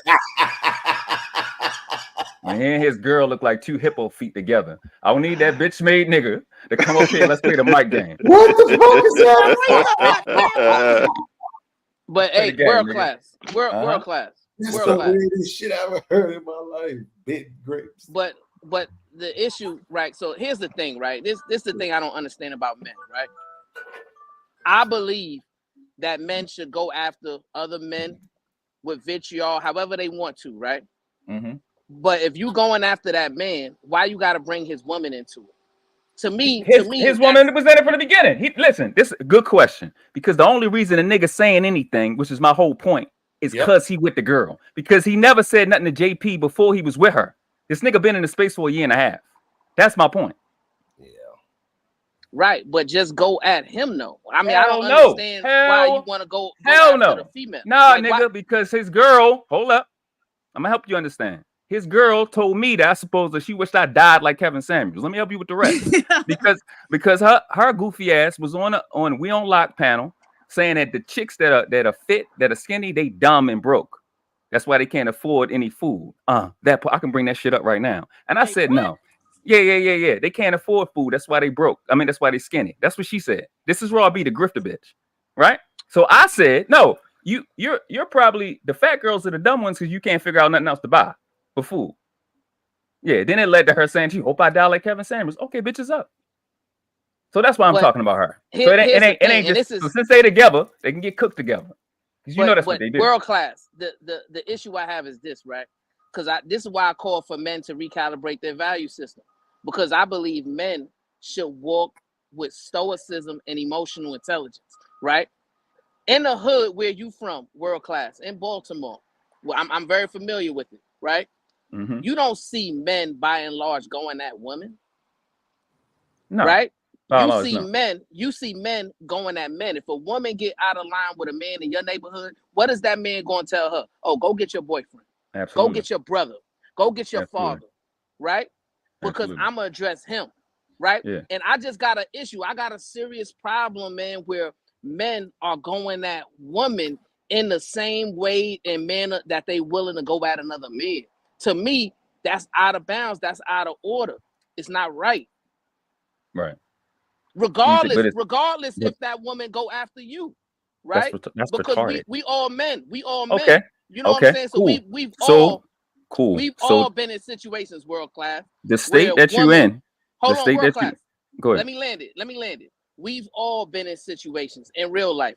All of us, all men on this panel, I'm sure, have been in situations where women have gone after you in an aggressive manner, right? And then you chose to stay in your masculinity, move in your masculinity, and not respond in kind. Because you realize, as a strong man, it doesn't benefit me to go after a woman in the same aggressive manner I'm gonna go after a man. So you know what? What's aggressive? I'm a fall back. Listen, I'm a fall back. Go get your dude. Go get your brother. Go get him, right? Because that's gonna be the point where I'm gonna shoot my aggression at. Not at no female. Wait, let me ask you a question real quick. Aggression where? Let me ask him a question real quick. Brownville, so you saying that as a man, we shouldn't get physical with women because we could hurt them and we don't have the capacity not to? No, I'm saying as a man, you shouldn't be willing to engage with a female in that type of vitriol, right? Because you understand, you moving in your masculinity, that type of aggression and vitriol should be predicated on you competing with a man, you outclassing a man. Now I understand, right? In issues of physical self-defense is the only reason I would say a man should restrain a woman or a man should get aggressive with the woman, is only if the woman is physically threatening his life. Okay. Right? All right. Outside of that, no. Listen, there's no benefit to it. There's no benefit on coming online and proving to the world, hey, I could out argue a woman. Hey, I could put a woman in her place. To me, it just make y'all look weak when y'all do that as men. Well, the problem with that though is this though, right? So it's like even in the hood, when we played the dozens, we didn't not play the dozens with women. That's a fact.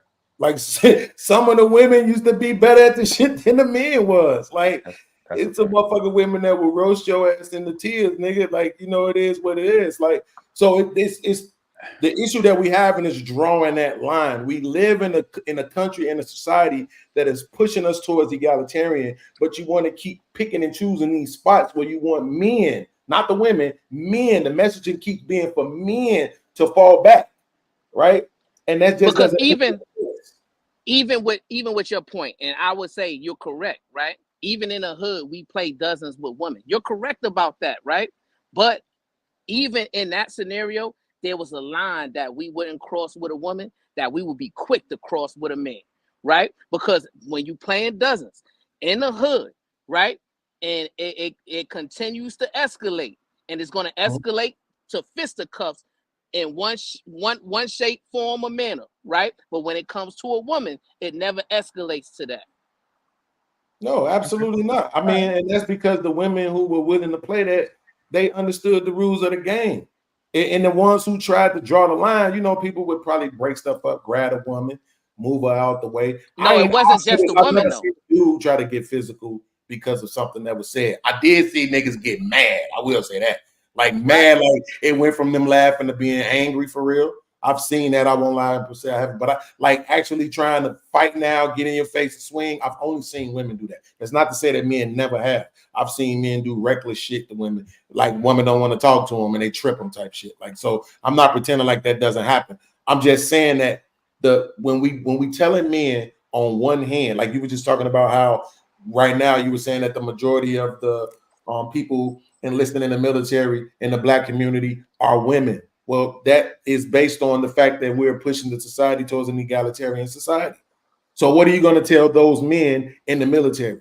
The way now that they spoke to each other in service, they can't speak to those women the same way. But even in that concept and construct, right? In the military, in law enforcement, as a man, we understand it's different rules of engagement. Even then, right?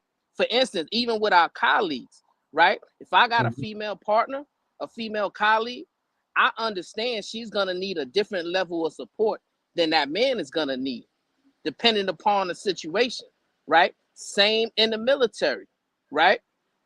When we were soldiers, and if let's say I had to go to BNOC school, which is the basic non-commissioned officer school, when soldiers went from E5 to E6, and if it was females in that class, there was always men willing to help those females out when it came to land navigation, right? Helping them figure out how to plot their points on a map, helping them figure out, all the different nuances so that they could be successful, right? What I'm saying, even in those constructs that you're alluding to, men have always been supportive of women. Men has always known that it's a difference. We don't compare ourselves with women. We don't compete with women.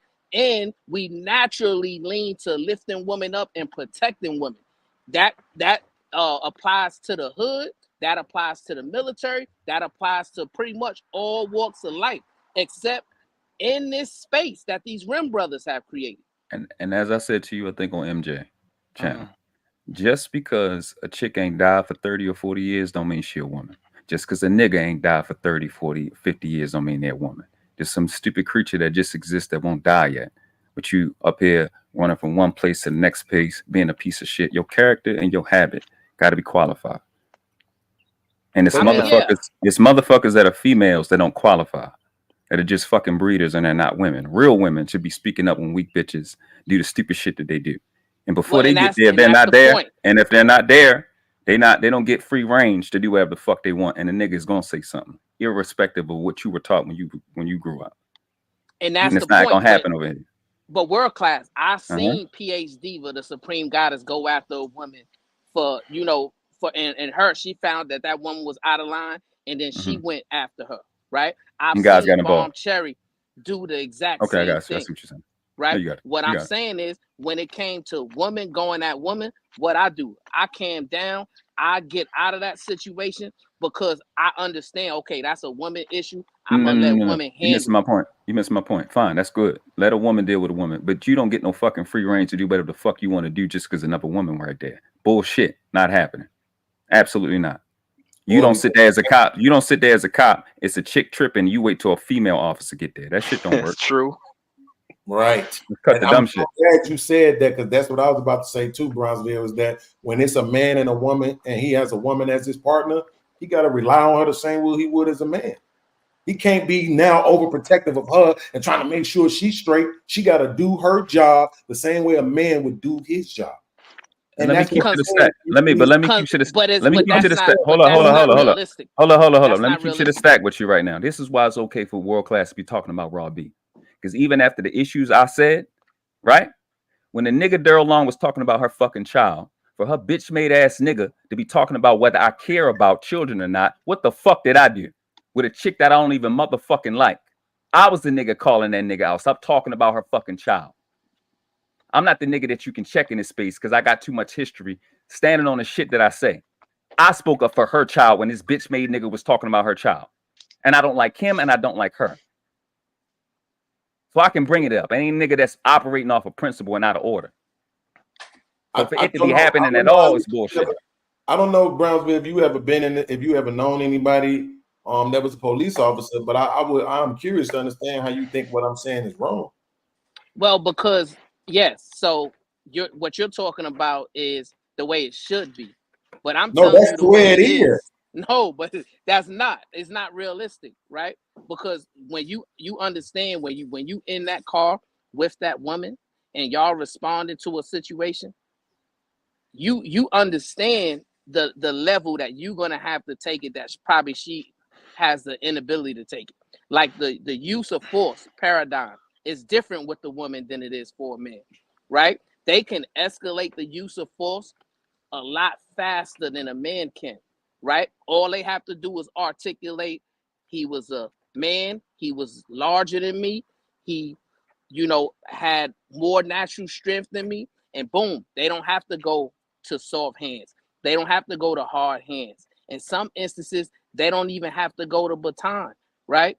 They could go directly to, lethal force. That's what I'm saying. We just talking about that picture, please. Thank you. But we just talking about as far as the understanding that when I'm in this position, I have to be able to depend on you. You see what I'm saying? And that I can't, and I'm riding in this car with you and we're responding to calls. In my mind, it can't be, okay, I got to do what I got to do to protect this woman is what I'm saying. She's looked at as his partner the same way as a man would be his partner. She's expected to have his back the same way he's expected to have hers. But I'm not saying that thing that you talk about, that natural inclination for us to defend women, yes, that's there. As a man, you probably won't ever, get rid of that, right? It's no matter what they do or say, when we see certain shit happening to them, we feel bad if it's happening to a woman in particular. But I'm just saying, because of the fact that society is pushing us towards that, they keep talking about equal, right? The thing about equal, though, is that it's equal all around. Top to bottom, left to right, in and out. You don't get to cherry pick where we equal, and then over here though we not, and then over here though we are. Not if you pushing towards equality. If you accept the fact that there are differences between men and women, then you say, okay, cool. We understand that some of this stuff is going to appear to be a double standard, right? So we're not going to make it seem like we're some kind of victim because of that. Imagine men feeling like we're a victim because we don't get as much money as women do when it comes to stuff like modeling or OnlyFans or any of this other stuff. We don't make nearly as much money as they do. If it's women on YouTube, Brownsville, that literally have channels with hundreds of thousands of subscribers, and I swear all they do is whisper. Literally whisper into the camera. Hundreds of thousands of subscribers. Can't no fucking man do that, right? That is very true. But what Brownsville is talking to us is that, like, regardless of what issue that he has with Cell with this whole Joseph situation, is he going to hold Joseph accountable for actually being convicted of what everybody's trying to hold Jay Prince for? Is different. Like, even though he said we all understand Royal B can hold her own with either arguing, screaming, yelling, or even jokes. She's funny as hell. She can hold her own. Regardless of that, if you're having a problem with Cell at this moment, keep it on Cell and don't use the woman as a weapon to lure the man in. The only reason he's in it is because of her. Damn. Again, the only reason he's in the nigga was in the space when what y'all call JP being degenerate for a long time. He's been in here. He's been here for a minute. He's been here for a long time. So if you had a problem with JP that bad, you could have, your bitch made ass should have said something before then.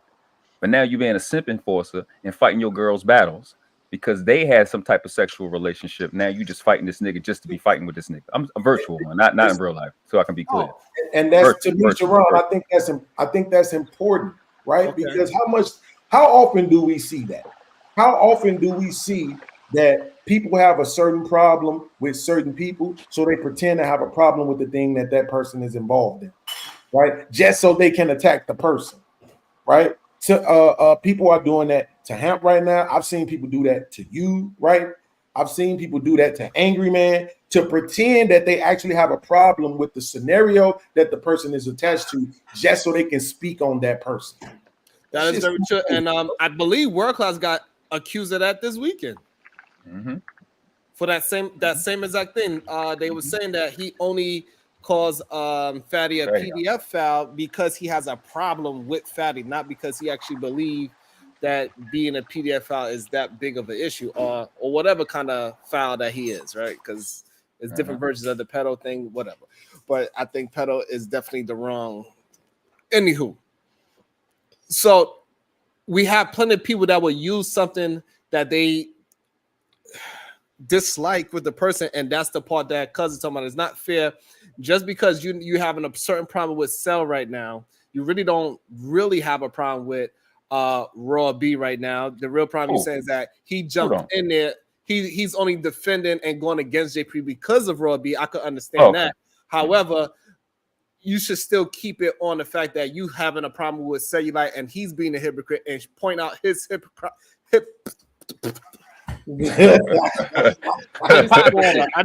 and to that point, cuz if we was in a hood, that's exactly what we would do. We would be like, hey shorty, I know your boyfriend. Go tell him I need to see him. Right? Whatever you got to say, tell him to say it to me. Right? And as men, that's how we would handle and resolve conflicts. Right? We wouldn't resolve the conflict directly with that woman that we are opposed of. If we realize, hey, she got a dude, all right, cool. Now I'm turning all my attention on him. And if you as a female come at me, I'm gonna tell you, no, go get your dude. Well, Brownsby, I want to ask you this. Do you think that conflicts between men and women will inevitably exist? As long as men continue to move in this weaker way, right? To where we're not understanding the dynamics between men and women, right? We shouldn't be looking at women as opposition in that manner, right? We should be looking as women as moving in femininity. And yes, women aren't perfect. Women aren't infallible. I'm not saying that, right? But just understanding the difference and distinction when it comes to men being aggressive, that aggression should not be put towards that woman. Let's needs do to be real life. directed towards the men. Let's do real life application. You serve, right? You went on tours. Yeah. Yes, sir. So the enemy, if it was a woman, what you gonna do if she pointing something at you? Oh, it's so that, and on that point, right? It's about self-preservation. Oh, okay. Right. Yeah, I think however, earlier when he was talking about but you had to look at her as opposition, yes? Yeah, but Okay, to cool. me, Hold listen, on, but pause, I could give you. I got you. Okay, I got you. Yeah. Because you're gonna limit it to physical, right? An attorney in court. He's a defense attorney. The prosecutor's a female. She's friendly? No. She's opposition, yes? Yes. So there's enough things in life fundamentally where they become an opposition. Yes? But again, we're not looking at how many more examples? So my question is, how many more? My question is, I'm done. I'm just asking my question. How many more examples would you need? How many more? Lawyer versus lawyer, but go ahead. Cool. I mean, again, so I'm asking you, how many more examples would you need? No, we get that, world class, and you're 100% right in those specific settings. Examples, yeah. Right? But what we're speaking to is, by and large, when men and women are in conflict or disagreement. But I'm not speaking into that general aspect. I'm talking when you say certain things, like when you say and do certain things that put you in an extreme level, right? Certain warfare, mental or verbal warfare that you qualify for. You think am I saying that most women in this space say the shit that Robbie say? PhD that hasn't even said as fucking wild as retarded shit as Robbie has said. So I'm not saying everybody say the same shit. She's an extreme case where she say crazy fucking retarded shit, grifting from one space to the next. She's a fucking problem, a serious fucking problem. Right. Ain't like I'm running. Saying, what y'all don't see is me hopping up on panels arguing with chicks on a consistent basis. That's not what I do. So if I'm saying something about a particular person, it's for a particular reason. I can show everything I'm talking about. Right. I understand that, world class, but you also but I get that we have a different approach. But you're also making the choice, right? Because you could choose to say, well, you know what? She's a female. She's with this dude. Now I'm just gonna turn all of my aggression on him, right? You could choose to just ignore. She ain't been with somebody this entire time though. Go ahead. What I'm saying is this, right? When it comes to females, right? Even in this space, right? I mean, I think there's a false narrative that's been painted that all females agree with me, all females are with me. That's not the truth. Right? There's females that absolutely disagree with me, and there's females actually don't like what I say, right? But I will never look at that female differently than I look at any other females, right? I think that's where the problem is right there. I'm still going to choose to communicate the same respectful manner that I communicate. See, right? but right there, if we got to stay right there. Then that's what that's called. I'm gonna be really quick. That's called incentivizing. That's incentivizing because there's no consequences. There's no real incentive for her to behave in any other direction. If Brownsville is a stand-up guy, I can disrespect you, and you're not gonna say shit to me. So who the fuck else is gonna say something to her? That's what I've watched in my 38 years. I've done the shit that you're talking about on a consistent basis. When you don't say shit to a male or a female, they think, I can do whatever the fuck they want. And you know what happens, Brownsville? Me and you end up not being there. And then the fucking psychopath she try that shit with, blow her motherfucking head off. It gets violent real quick when you try to dumb shit with the wrong motherfucker. Then you end up hurt really quick. But that's where in those instances, that's where we have to rely on a sisterhood. And I've seen it happen in real time, right?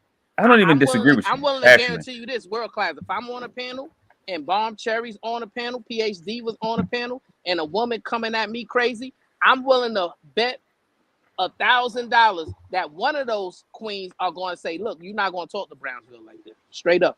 It's not going to happen. Yeah, but Brownsville, this, and I think it was something that world class was hinting on, right? The thing that I have a problem with what you're saying is about putting it all on the man, right? So, because that's like saying if I have an issue with this woman, then once she gets a man, now he has to carry her burden because he's choosing to date her now. Absolutely. Yeah, absolutely. I can 100%. support. I can show you consistency, Brownsville. Absolutely, but Because but that happens. But before you move to that point, where it comes, that happens naturally. That if I'm starting to date this woman and some man from her past starts coming up to her and say something crazy, I'm not gonna sit back. So, did you have his dick in your mouth? No, I'm gonna just say like, hey, bro. No, but see, that's what I'm saying. But don't be disingenuous. We speaking from the point that the woman actually did some egregious shit. Yeah. So now you want to make this man responsible for some egregious shit that she did outside of him even being around on his knowledge. But the problem is, that absolutely happens. So it does. That don't make it right. Exactly. That don't make it right. But we're not talking about what's. Hold on. But we are not talking about what's right or wrong. We're talking about what is. And so Browns was saying that men should us as men should treat women with some kind of. If we having a problem with homeboy, to keep it on homeboy. Even if your problem is slightly with the woman, leave the woman out of it and go to me like, hey, listen, I got a problem with you and your fucking woman. This is my problems with y'all. And have the argument and the disagreement with that man and leave the woman out of it because of the simple fact that it can get to fisticuffs, and we don't want to have a situation where you have to make it that you defending yourself against a woman because you didn't go to the man. You both them into it. Okay, let me ask you this, because I just want to say this one piece. I'm gonna show the consistency. They call chicks in this space masculine because they say something, right? Because they buck or they curse. I don't think so. I think if a nigga doing something wrong on this panel or in real life, a woman got a right to speak the fuck up and say whatever. If a nigga is disrespecting her, even a fucking female dog gonna bark back. That don't make her not feminine, and that don't make her not human. The drag your stupid goofy ass. So it's consistency, right? Granted, I'm the same man that we like, you know what? It's best you don't say anything from a tactic standpoint because he could fuck you up if it's physical, right? But she still got that's still her mouth. She still got a right to open her mouth and say something. So it's neutral. Your mouth is you free to speak. But to your point, if I got a problem with this chick, the nigga coming, and this is Beans just said this, the nigga coming don't change the fact I got a problem with you. And in fact, it make me a bitch to hold you accountable for the shit that she did. Let me make sure we clear. If I'm in a relationship and I break up with a girl, we got a child. The woman has done something disrespectful to me, right? It's not the nigga fault who's the stepdad. That's me treating the stepdad with disrespect, taking my anger out on him when he ain't do shit. Now I'm hurting an innocent person. Now, if that nigga flip and he become a fuck nigga, he want to do something, I'm going to hold him accountable for what the fuck this nigga do. I'm not going to hold an innocent person accountable for something he did not do. That's bullshit. That don't make any sense. Fine. But we're not talking about holding an innocent man accountable. But it's relative. It's not relative. Let me no. It's not relative. I could jump in on that point, right? Because I think people was going to believe that point is valid, right? So the reason why that point is not valid is this. So if me and my baby mother is having a strong argument at the household or whatever, that man usually would say like, hey, y'all need to calm it down. The new boyfriend, the new stepdad.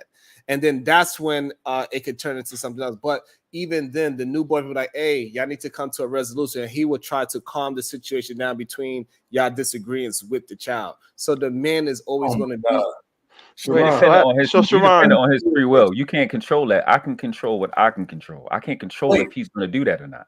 No, wait, because this is what happens, right? So many times, this is why I fucking hate talking points.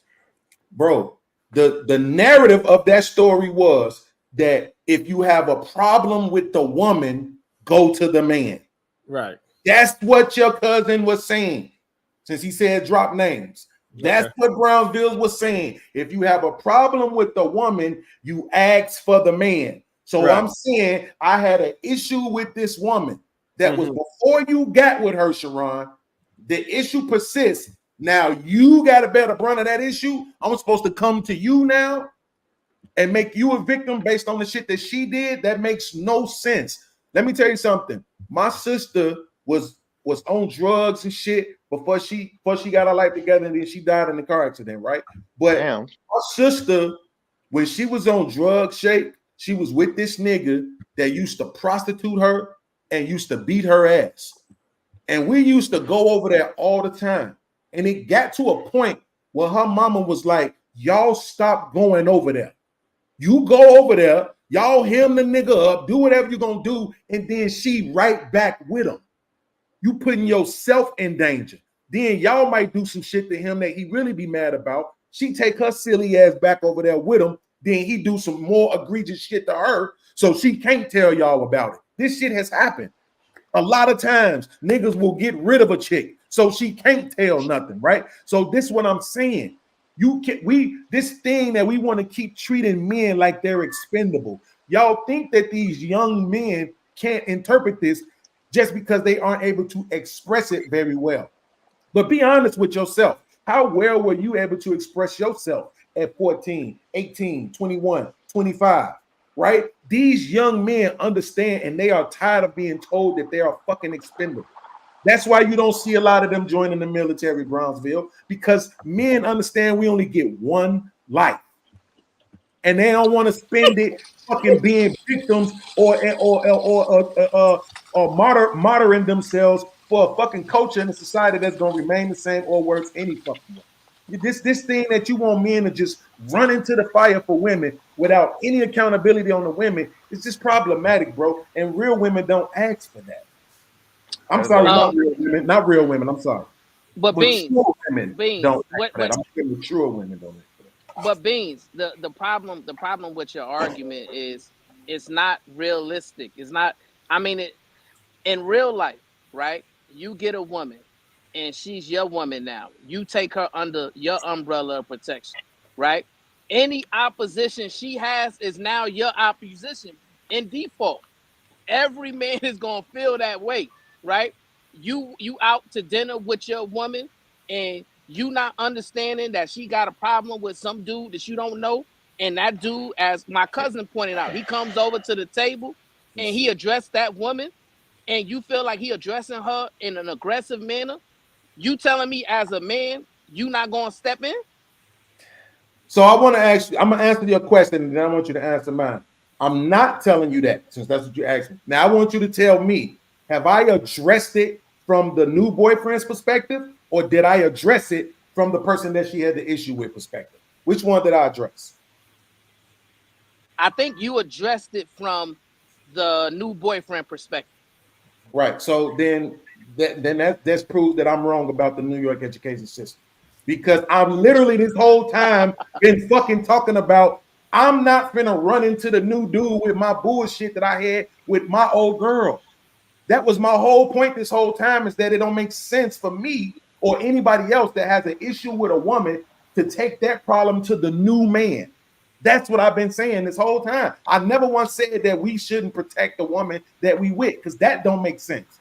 But what I'm saying is it don't make sense for me to take my issue with this woman to her new man that don't know what the fuck is going on. He just walking up the stairs one day, and I walk up and say, "Hey, thank your woman for this." Beat bop, beat his ass down. He don't know what the fuck is going on because my nigga Brownsville told me to take it out on you.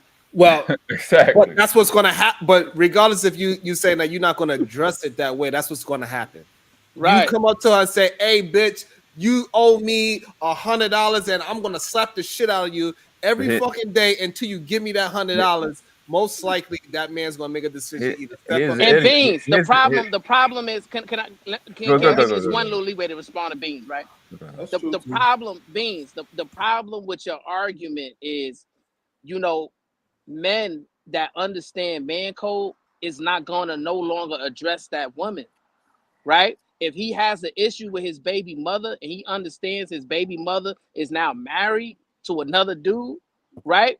If he got a problem with her, as a man, he gonna go to her husband and say, "Hey, listen, your wife XYZ, she giving me this problem. I'm coming to you as a man because I don't want to be aggressive with your wife," right? Mm-hmm. Most men who understand man code, right, who move in masculinity, that's how they're going to approach situations. Now, men who are moving illogically and believe that it's okay to be aggressive with women, obviously those men, right? That's why I say, hey, no good suckers, right? Because those men are going to still operate from a prism of, well, that's my baby mama. I don't care about this new dude. I got an issue. I'm going to address her, right? And then that's what's going to cause and create a schism, because You could have had an issue resolved if you would have went to that man as a man, and then he could have addressed his woman, and then your issue could have been resolved without aggression. All that is predicated on the coulds, but all that is predicated on the. Go ahead. Take off right after this, world class. Here's the problem, Brownsville. I'm not saying that never happens. The narrative that you just painted, I'm not gonna say that it never happens because that would be disingenuous. I don't even like making not all or never or all the time type arguments, right? But we see in a situation where that's not working. It's literally playing out in front of us right now. Yeah. So that's what I'm saying. Yeah. Taking it to the dude does not lead to an absolute resolution. It just doesn't. We got two ladies that's on the panel right now. PH Diva, do you expect your new man to defend you against old adversaries as well? Absolutely. Bomb Cherry, do you expect your new man to protect you from old adversaries as well? Most definitely. So therefore, now we just talking about that's just what is pod and world. Like, okay, and my question is, how has that been working? How what? How has that been working? Because the problem is that so if we are going to say that the man is not responsible for his woman's safety anymore, as long as it's an old situation, this whole idea that a man being a deterrent is not real neither. Shake, respectfully, right? I know it doesn't matter. I know you got your shoulder up. I'll just be asking you why I'm up here to do something different. We're not speaking from that perspective. Nobody is never saying if I'm with this woman, I won't protect her. What we're saying is if a man has an issue with a woman, it makes no sense for him to run. Because we talking about the violent shit. That was the whole point of Brownsville saying, go and get your man, go and get your brother, go and get your father, because of the fact that it can lead to violence. So that's why we saying, now I've been having this issue with her. Now all of a sudden you with her. Like I said, you coming in, you about to walk in the house, here come a shovel across the back of your head for some shit this motherfucker did 6 months ago when you didn't even know her. Because that's the only way you're going to be able to get at her anyway is by whooping my ass. Hell no. No, that's the only way you're going to get to my new woman. It doesn't matter if you're big, strong, tall, whatever. The only way you're going to be able to, no matter what happened previous before I was there, you might as well come and address me because this is my woman. I'm claiming her as my woman. And not only I'm claiming her as my woman, I'm also saying that whatever you say or do or anything to that woman, I'm going to take it on anyway. So you might as well come straight to the fucking source because I ain't going to allow my woman to handle it any fucking way. See, you might go Bracy. Hold up. Again. That's a man. That's a man right there. I was gonna say, Bracy, there's one thing I want to add before you go with class, because I'm trying to go with Brownsville saying. The message I got from Brownsville is this: is simple. Men have to earn respect, and women are given respect. It's just that simple. It's just that simple. What? Yeah, it's just that's what no. I'm serious. I'm serious. I'm serious. Men have to earn. No. Men have to earn respect, and women are given respect. That's what we are. We're talking about boundaries here. We're talking about boundaries. We're talking about boundaries here. Oh my God, Marvelous, what you say? I said men have to earn respect, and women are given respect. That's what we're talking about here. No, we're not. Yeah, make no sense. Yeah, he never makes sense. You got to tie it in, Marvelous. Quick. So simple as this, right? You're talking about how women, right? You don't want to ever know, because the reason why you will say to a woman, "Go get your man," because it's respectable, right? You're not going to go and put your hands on the woman. That's disrespectful. We don't want to treat women in that way. In that sense of treating a woman with respect, we would not do that. That's a given. But once it comes to the man, he has to earn that respect. So yes, I'm gonna put my left and right on your man. He's gonna earn this for the most part. That's how it always goes down. Men earn through other men, and from women. Men have to earn everything they get in general. Women are given a lot of shit. If you haven't paid attention, women are given a lot. Period. That's true. Right? Even if that's true, right? Because Sharon asked them, do they have that expectation? But Sharon, I'm not going to ask the question because I don't trust them to be genuine. But at the same time, when the man then says, you better know, I thought respect was given to the woman. You better give those women that respect, Beans. I respect them enough to know that they're not going to answer the fucking question right? You better get women can't earn the respect it's given, so you better give it to them. I did. I gave it to them. I'm respectfully not ask them this question. Sharon, here's what my question would be to you now, even though I know you're gonna be disingenuous, I'd rather get it from you. Now, the man comes to the man and with his problem with that man's woman. Now the man comes back to his woman and tells her she's wrong. What do you think the response is gonna be after that? It better be, first of all, it better be in private. So she could say whatever how she feel. I'm not sure. She could say, I am wrong. Yep. I took his $100 because I needed my tire changed. And he like, well, all right then. Well, just don't do that again. That's how she That's accurate as fuck though. That's about how that shit goes. You know what I'm saying? That's how it's supposed to go. So therefore, Especially that last part. absolutely fall back from disrespecting Raw B and just go at Cell because Cell's going to respond without him adding Raw B in the first place. No, fuck that shit. Because here's the thing, y'all think you smart, and then when you see the smart is supposed to be, it ain't supposed to be no gender based, right? When her smart ass goes against me, what happens? You get fucking embarrassed. So if you think if you bigger and bad enough to qualify for high level of warfare, and it's just a male there, that's on you. Watch your motherfucking mouth. But hold on. I'm out here just like y'all out here. I gotta run the risk just like you run the risk. It ain't physical. It ain't gender based. Anybody can hop on one of these. There's no subscriber count. It ain't no income count to hop your ass on this motherfucking StreamYard. And you get your ass handed to you. That's on you. All right. So also, however, but you are not going at her intelligence right now. You're going at her. The fuck am I not? Because you're going at her looks. If she was smart, she wouldn't come outside looking like that. That wild to say out loud. That is wild to say out loud. Go ahead, Unlikely. What's your thoughts on these men trying to This where you want me to jump in? Hell nah. Go ahead, keep talking about some shit. I ain't got nothing to do with this man. Burgers and hijabs is not that expensive. I tried, cuz.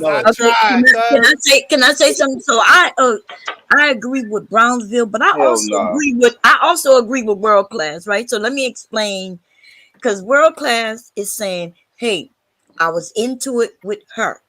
And although the man does come in, right, to deal with the men who dealing with her, they don't play fair like that here on YouTube, right? Because when her and I was going at it, her dude jumped in with me. See? So I'm saying I understand what Brownsville is saying in the real world and how it should work, but I'm saying everybody don't play by the rules. And so what do you do when you're dealing with people who don't play by those respectful rules? Do they get the advantage just because everybody else need to be respectable? That's what I was saying. And that's what I was talking about. Exactly. No, but what I'm saying is, right, typically we don't change or adjust our standards based on the situation. If we have a certain standard, if I have a certain standard, I'm gonna maintain my standard regardless of how you move it, right? Because the standard has to include an extreme case, though, Brownsville. that I have to uphold, right? Like, have you heard the saying, when in Rome, do as the Romans do? When in Rome, do as the Romans do. You got to do what these particular groups of people do in order to, otherwise you're on the losing end. Do you agree with that or no? No, because and Marvelous will understand this, right? Because even in the military, we have certain thing called rules of engagement, right? Facts. So when we were in Iraq, right, we understand that the Iraqi special forces, they didn't have to play by the same rules that we had to play by, right? But we still had to play by the rules, the Geneva Convention rules, our rules of engagement, and we couldn't go out of bounds, but we were still able to win. That's fine. Mm-hmm. So I want to speak to that too. When it comes down to the rules, what do you think they're talking about? We're talking about respect for men and women. We're talking about the generalization of how men want to be treated and how men and women will be treated, right? But there is a caveat, like he was saying. They can do certain things to you that you cannot do to them. But you, because we are the more powerful force, that'll be the military, us, the US, they can do certain things and we could take that. It's not a problem. And that's what I was saying before. We, in the position that we are, we have to respect where we're at and understand where we're at. And it's like, is it a big deal that a woman runs her mouth at a man? No, it's not. It's not going to change nothing. It shouldn't change nothing. It change how you feel. But as a man, you're supposed to control how you feel anyway. So get over yourself. Ultimately, like if it's not life threatening, like what Ron was saying, if she ain't doing nothing to hit your physical being, then it should be nothing to you. But since you take it so personal, you come down to her level, being all emotional and shit. Yeah, that's how you end up being how you are, and that's why you feel like you are just as equal as she is, because you were acting just like a woman that's in that moment right there. No, but the problem is that you think that, and this is why I'm saying young niggas ain't fucking with y'all, bro. Because if you think that they shouldn't move that same way when it pertains to men, then that's problematic. And I'm not saying that you do, Mo. I'm just saying I believe most people do. Most people think, oh no, you don't have to maintain that same level of restraint as it pertains to men, right? We look at men as expendable, but those be the same motherfuckers sitting online saying, all they do in Chicago and Baltimore and Philly is shoot and kill and all this, New Orleans and all that shit. And it's like, well, wait a minute. I thought on one hand, y'all saying that, you want them to be violent, but then on the other hand, you saying don't be violent. It's like you can't keep playing these games. It got to be one way or the other, right? If a man says to me, fuck you, hoe ass nigga, and that will make me slap the shit out of him. If a woman says to me, fuck you, hoe ass nigga, that will make me slap the shit out of her. No, so you say, now, your brother let me finish, please. Stop trying to make people point get lost.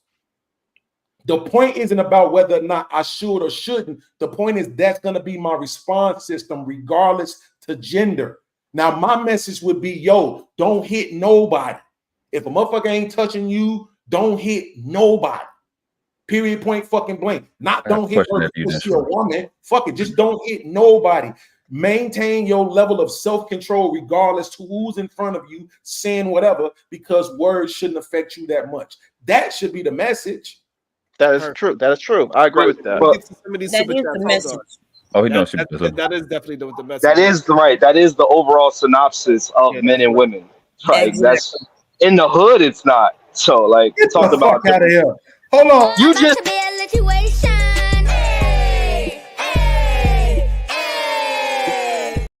shit. Let me get to some of these.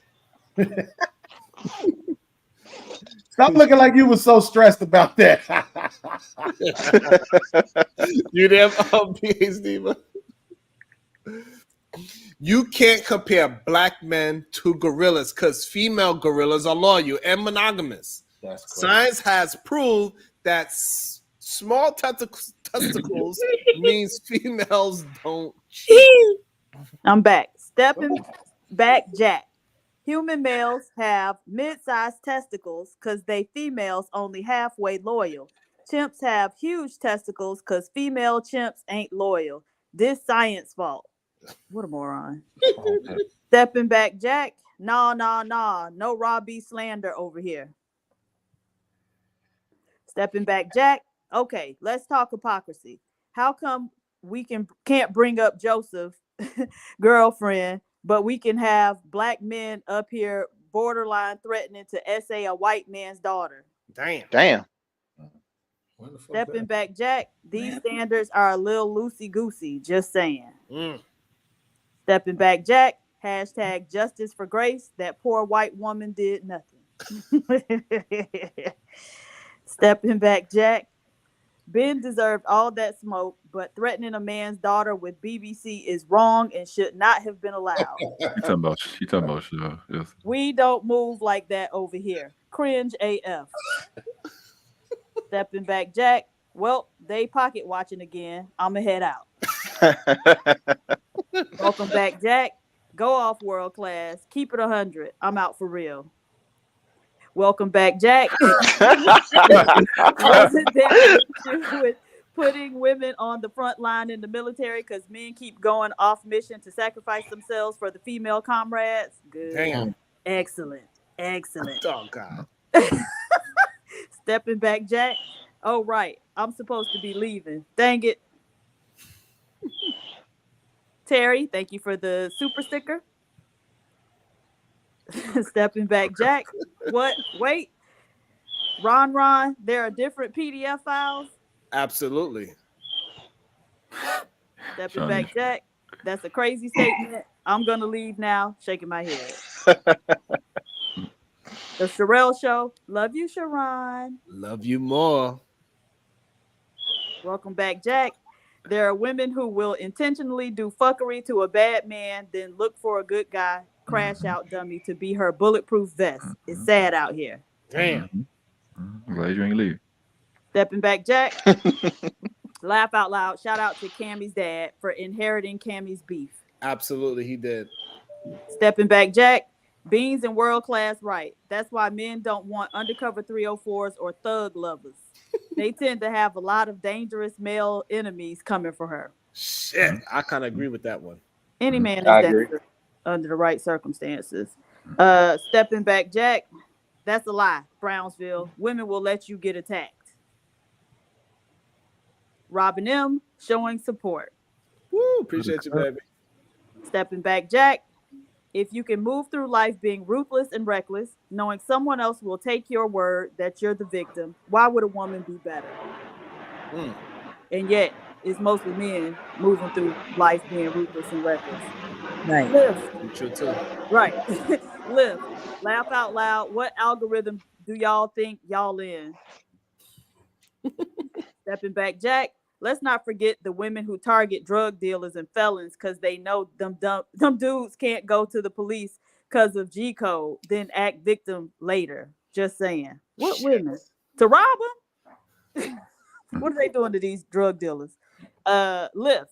Y'all different because in the black sector, if we can't get at you, we get at everyone around you. If y'all are a team, y'all get dragged as a team. That's a fact. I think it's the luxury over here. Stepping back, Jack.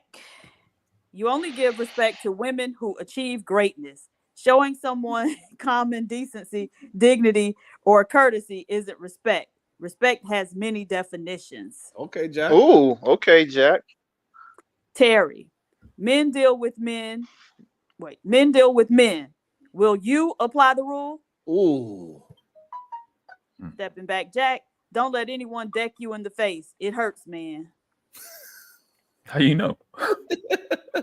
Getting his ass beat. So now, podcast and Unlikely could have the conversation. No, I wasn't disagreeing with Unlikely. I was disagreeing with you. How? Everything I say is the Because truth. you're trying to pretend like there isn't an expectation for men to fight men. We literally heard on Hamp's panel, he's saying if you won't swing on a nigga, on a white boy for saying nigga, you a pussy. Y'all tell niggas all the time, motherfucker grab you. If a motherfucker call your girl a bitch in public, they supposed to swing on niggas. Wait, I did no. It was me that said something because again, you're making points from black perspectives. The synopsis around the world is that you're supposed to what's your phone number? You're supposed to be like you're not supposed to. What's the shit? You're not supposed to engage, right? You're supposed to be the bigger man is also a quote, right? So that's really what men are supposed to do. Now, are there men? I'm not even going to just say like the black sector, but that is our energy in our black neighborhoods. But some men will sometimes have to let that bravado out. They might be having a bad day, but normally we ignore conflict. We don't engage with conflict. That's how we stay alive. We all understand that. Imagine if you engaged every time you wanted to. You fuck around, slap the mailman, fuck around, throw something at the Starbucks lady, you be tripping. So you can't say that we don't, try to disengage, and that is the normal understanding of what men should do.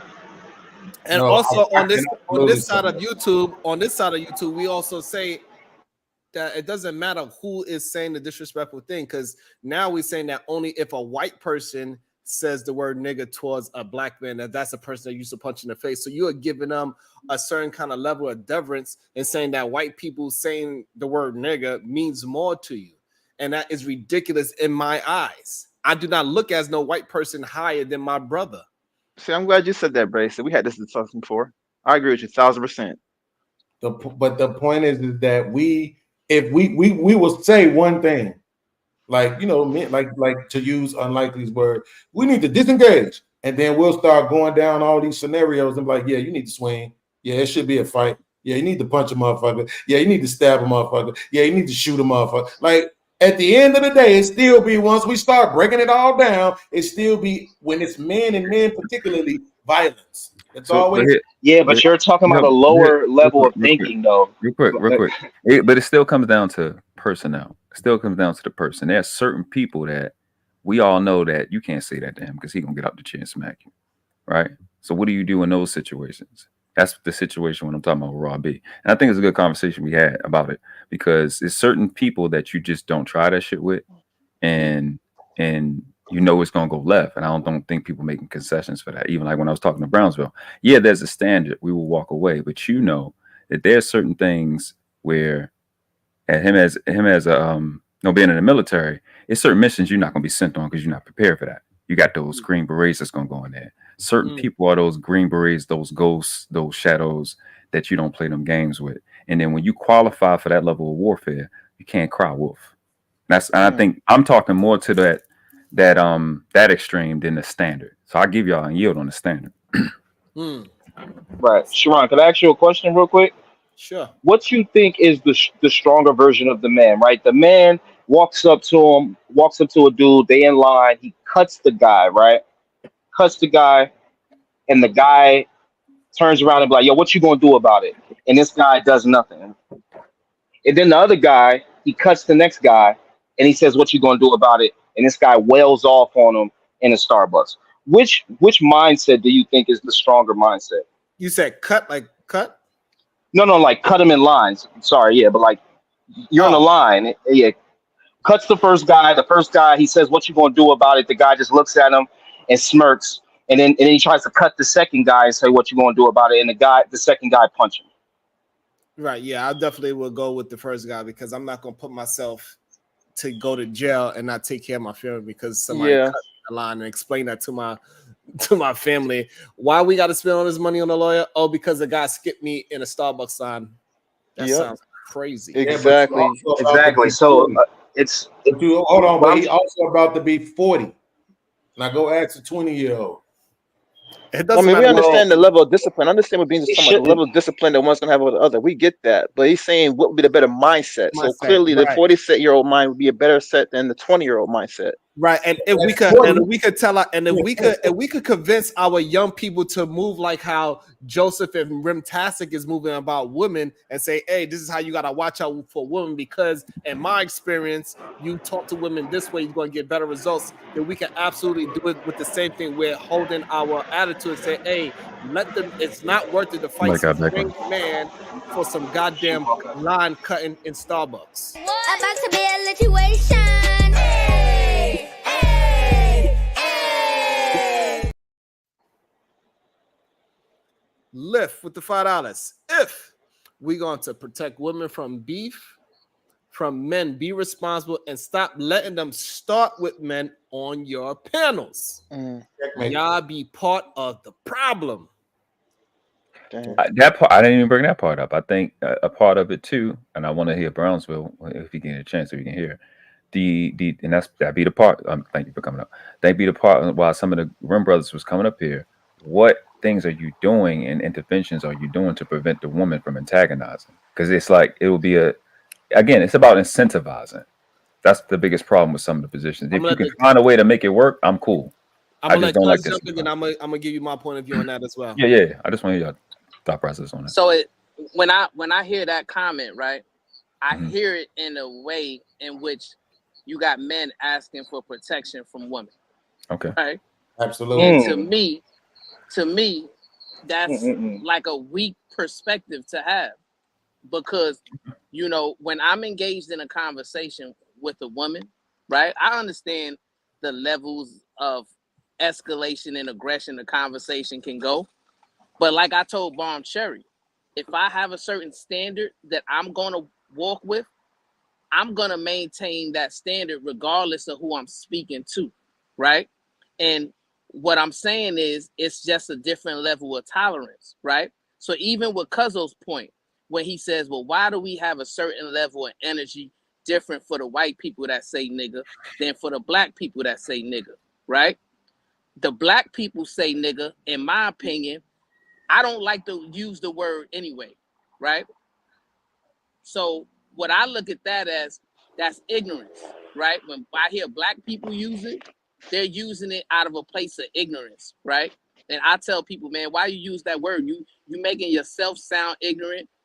Find some other words in the vocabulary to better express yourself, right? But when those white people like Ben Thorpe and those other dudes, when they're using it out of a place of being racist, right? So I guess for me, I have a different level of tolerance for ignorance than I do racism, right? So everybody has their own boundaries and standards. And what I'm calling for men to do is just raise your standards when you're communicating with women, when you're dealing with women.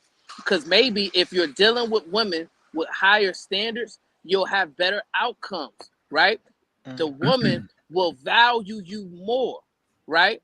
When you're showing them benevolence, when you're conducting yourself in a place of a higher moral standard, right? When you're not trying to get into emotional diatribes with a woman. You're showing emotional intelligence. You're showing stoicism, right? To where you're not easily offended or sensitive, right? Women, by and large, they don't want to deal with a man like that, right? They want to deal with a man in a manner in which they can walk around and move in their femininity, and that's not being utilized as a weapon against them, right? They want men to project strength and to embody strength. And the only way that you can embody strength is that you conduct yourself with a recalibrated value system. Conduct yourself with honor. Conduct yourself with integrity. Have some self-reflection. Take some accountability, right? And understand, hey, there's nothing wrong with a man apologizing. I do it all the time. If I'm wrong, hey, I'm sorry. I apologize and move forward. That doesn't make me weak, right? There's nothing wrong with disengaging from an argument.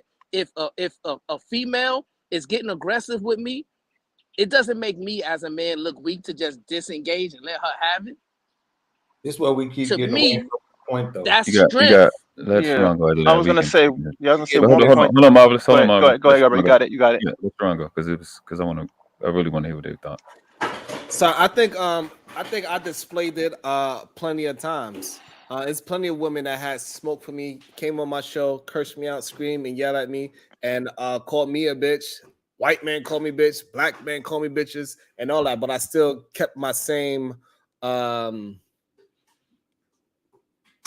rhetoric and just communicate with the person and let them understand where I'm coming from and that it's not needed. So I never had to prove to a woman or a white man or any man that I'm not what they are saying I am. I just hold my standard, my own standard, and keep it moving the way how I need to, and not put my just because they have a certain type of energy that I meet them. Because for me, if I'm meeting, especially we talking about women, if I'm meeting a woman on her energy, that is me turning into a bitch. Literally. There you go.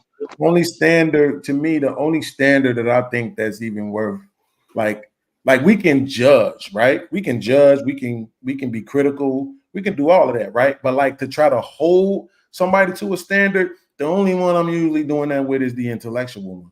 Because everything else is about preference and choices, and I can't dictate what you have experienced in your life or what you might like or any of that to you, right? I gotta allow you to have that. But when we're trying to say that people need to move a certain way, we have to understand that they can't. Like everybody can't. The universe requires look. I hate to steal a line from Thanos. The universe requires balance, right? That's why it's ugly people, good-looking people, smart people, dumb people, tall people, short people. The universe requires balance. There's going to be people who overreact. There's going to be people who react. There's going to be people who don't react at all. All of those are always going to exist. Here's the thing, though, Sheikh. In certain situations, one of those is better than the other one. Right. So while you may think it's cool to be stoic in another situation, if a man walk up and grab your woman by the ass, even though I know you're about to do some stupid ass retort, because this is what you do, it's not gonna make any sense for you to be stoic in that moment. No reason at all. Nobody's gonna say you need to be stoic right now. They're gonna say that's aggressive. That's sexual assault, though.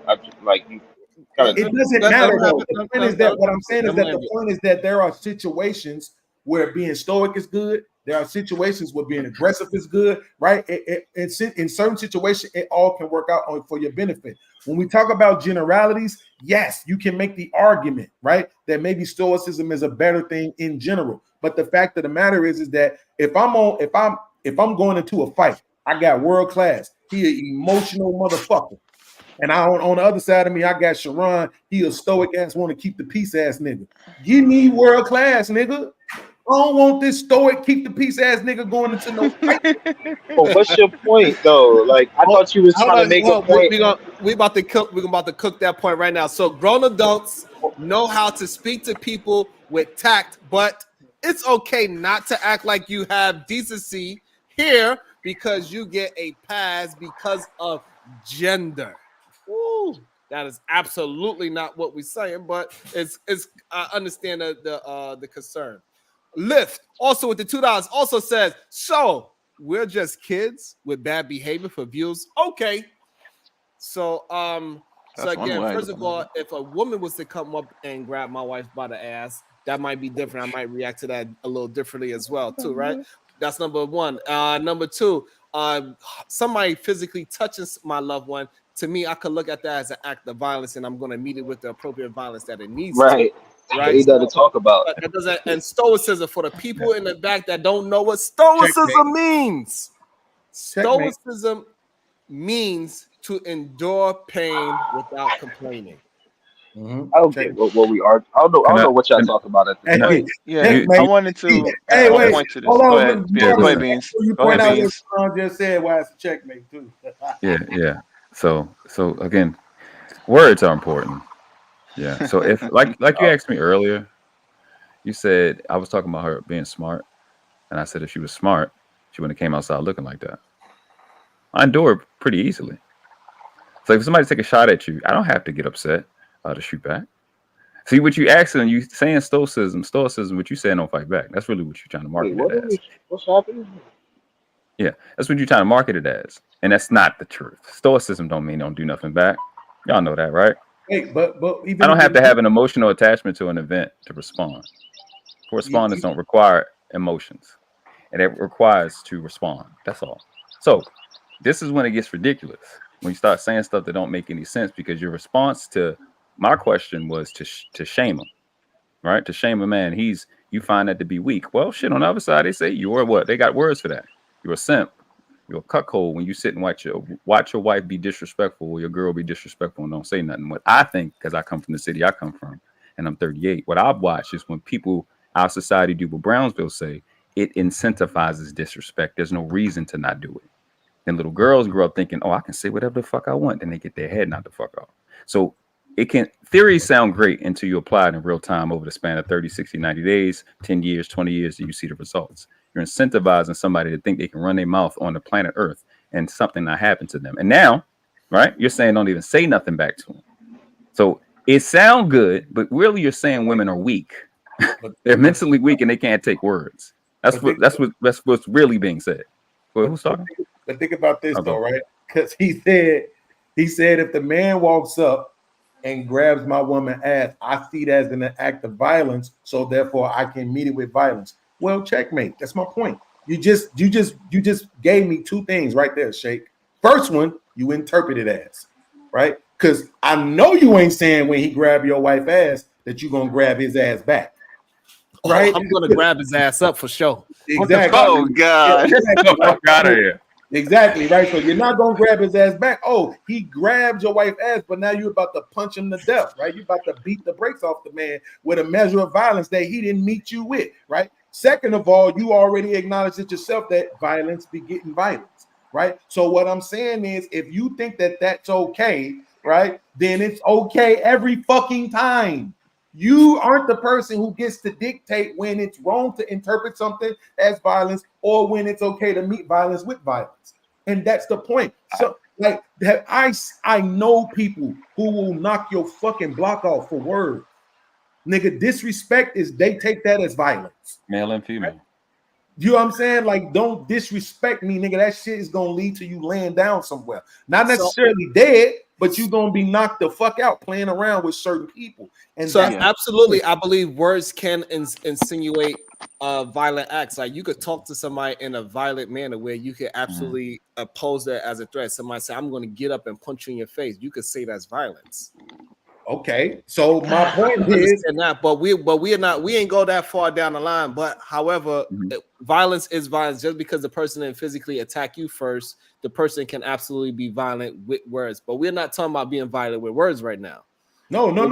We don't have That's to. all I was ever talking about. We're talking about disrespect. Wait, we don't. Wait, we Yeah, don't. we have talking about to be. disrespect. Cool. Wait, we don't have to be. The point is that the minute that, because remember, the minute that you try to make the argument that we're not suggesting that men be violent, and I'm saying we are situations like that. That was the point of me bringing that up. You grab when somebody walk up, not even just that. If somebody walk up and call your woman a bitch, nigga, the narrative is that you need to be laying hands. Stop playing, bro. No, the narrative is that you say, "Don't be calling my hoe no bitch." Right. The narrative is you go into your natural masculinity as a man in protective mode of your wife, of your girl, of your sister, of, you know what I'm saying? Like, I don't understand. I don't understand beans. Swing I don't or understand. no? He calls a woman a bitch. You swinging or no? No. I mean, Okay, why? Listen. So why are you gonna start off with violence? No, you start. I'm off not with mad at you. Words, I'm not mad at you. Go ahead. Right? You start off with communicating. Hey, don't talk to my wife that way. You know what I'm saying? That's how you start off. You start off in a de-escalated way, right? Because the goal is for you to communicate, hey, I don't appreciate you saying that to my woman, and don't say it again, and we won't have to escalate this situation further. So what's wrong with me? What's wrong with me retorting a young lady in a voice like this and say, "Hey, listen, it's not my fault that you have the McDonald's menu as the background on your phone. Move your fat ass out my face." That's violence? No, world class. So the problem was, right, when you first brought the situation up, you called out Cellulite. You said, well, Cellulite, I wonder if Cellulite gonna handle the situation with Joseph the same way he handled the situation with JP. Right? And then you said, well, something about his girl sending something to JP. Right. Yeah. Right. Absolutely. And that was the part. So that was the part where I was like, well, that was unnecessary, because if you wanted to just go at Cellulite, have the conversation with him and see if he's going to be consistent with his ridicule of Joseph in the same manner that he was going to be ridicule of JP, then you could have just kept it there. You could have left his woman out of it. No. Here's the thing. I called him out, and I will continue to do that, because the only reason the nigga has done anything is because he's with her. That's the point. Nothing that she made him more of a man.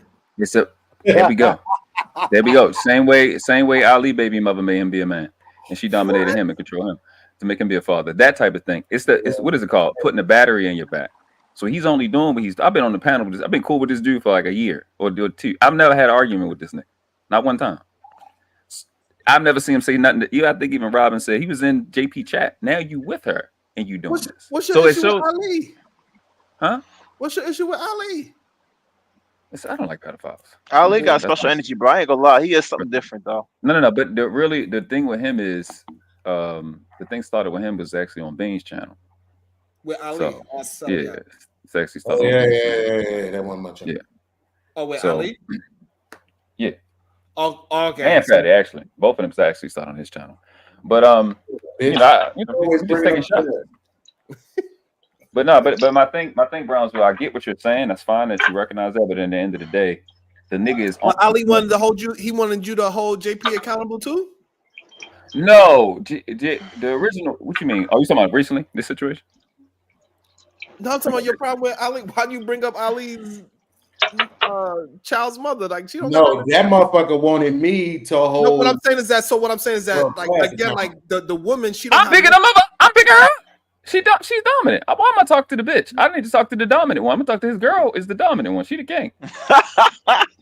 She don't. But what I'm saying that she No, has. Ali is What I'm saying is that you. She the that's what I'm man. saying. So the problem I have. You is y'all that know. Y'all told me talk to the hold on, man. hold I'm on, talking to hold on. Ali girl. She the man. The The fuck you mean? The same way how you cellulite girl to bother cell, and now you're using Ali's Exactly.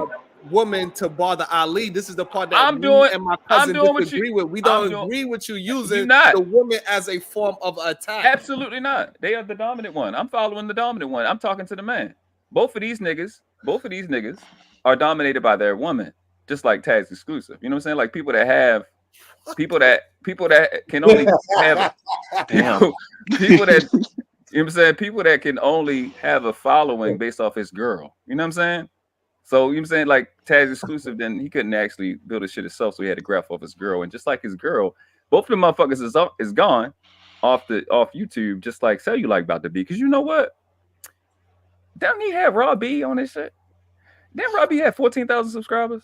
Why she at 2,000? Is that because her channel got took? That means you're not fucking supposed to be on the internet. Since you know how to research so well and get incident reports, you need to look up that community policy. You're not supposed to have people that got kicked off of YouTube up on your panel. Like, you know what I'm saying? So these women are dominating these men, right? Really? So I'm talking to the man. Wow, this is okay. Where I'm at? Hold on. I think I'm making a case. Girl power, right? I don't know if you're making a case. Jazz Wiz Man, $5. World class is a hater. Keep Ali's and fat name out your mouth. World class channel is terrible. World class wish he could be as successful as Fatty. And they have a fupa? I know it's called a fuda, right?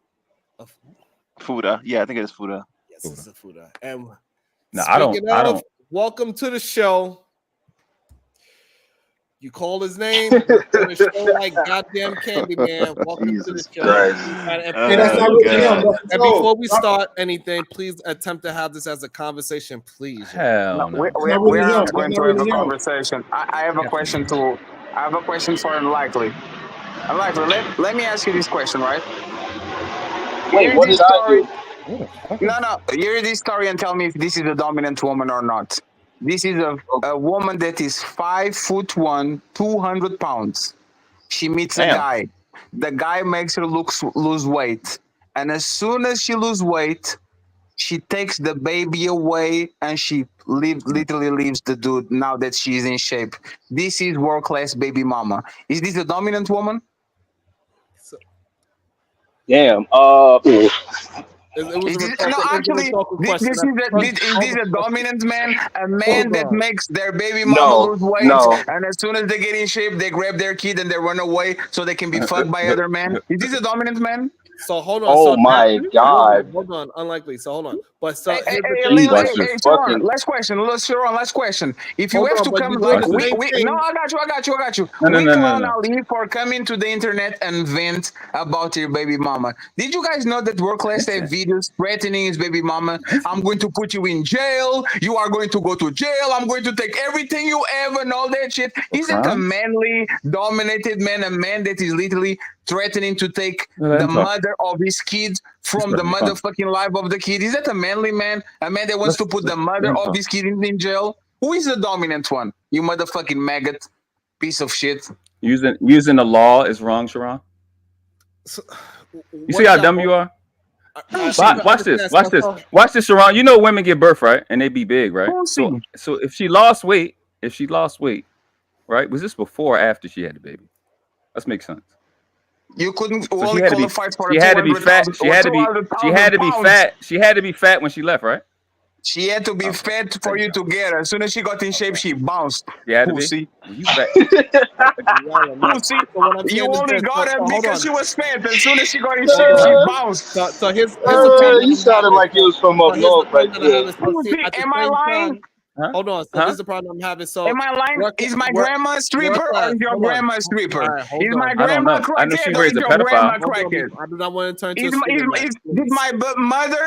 my mother abuse me and let her friends abuse me too? She Or probably did your did. mother do She sound like that? it. You see how you look? You look abused. Dominant about That's your exactly life, how bro. you You are. were dominated by your You got grandma, by your struggle genes. mama, Absolutely by not. your wife, and Absolutely probably not. by your daughter. Being You healthy is a motherfucking piece of regular shit. thing around me. People that are around me, You they're know healthy. who is healthy? That's not a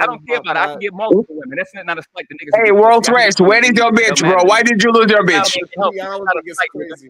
No, I am very curious. Like, if this man is an elevated man and is better than everybody, why did he lose a 200-pound bitch? You the nigga. I didn't lose her, dumb fucker. Oh, you didn't lose her? So you didn't lose her? You were crying saying, don't bring my baby back. I'm going to put you on cards. More ugly nigga who's fat, who women don't. Okay, who left two? Wait. Who left two? Hey, who left two? Who left two? Answer the question. Who left two? She left you, bro. She left you. That's why you're still on the dark room, depressed and shit, because that bitch doesn't want you anymore. You tried to get Lexi, Lexi left. You tried to get Natasha, Natasha left. You tried to get JLE, JLE left. You tried to get Savannah Aria, she left. You tried to get all the bitches, and you know what you get? Your motherfucking end, bro. You are a loser. Undefeated, couldn't even keep a 200 pounds fat bitch as his baby mama. God damn it. How you can list chicks with me and we can't list chicks with you? What you talking about? You two chicks being with me, or what we talking about? Which one? Let's see how you go. Which one? We talking about the chicks that was on my channel when I had 200 or 300 subscribers, and you can't get any quality like that. You know the chick that brought you. Imagine having 5 attractive bitches on your panel and you can get 10 views. Yes, from Natasha. Imagine having Savannah, Aria, Natasha, JLE, all these beautiful women, and you can have 10 people watching your shit, bro. God damn it. Undefeated. Look at you, loser. Not even with bitches you can get shit on your side. Come on, man. Come on, bro. Come on. Hey, just go and do construction. Like with your body, you can't even, you know what's fucked up? You can't do YouTube, and with your body, you can't even do construction, bro. You can do gardening, you can help the Mexicans take over the garden. You can do nothing. You can do nothing, bro. You have a crippled body and you have a crippled mind. You are not funny. You are not entertaining. You are a hoe. Undefeated. But you're a viewer and a subscriber. Damn, that part. I want to know the woman that let you nut inside of her. I want to know how she looks, bro. I want to know. I want to see how the woman that let you nut inside of her. I want to see how she looks, bro. I guarantee you Trinidad looks better than him. I guarantee you Trinidad is a better, like she looks better than him, bro. I guarantee you she doesn't have all the teeth on her mouth, bro. I guarantee you. All right, hold on. I guarantee your arteries work. You will know. Hold on, goddamn. About to be a situation.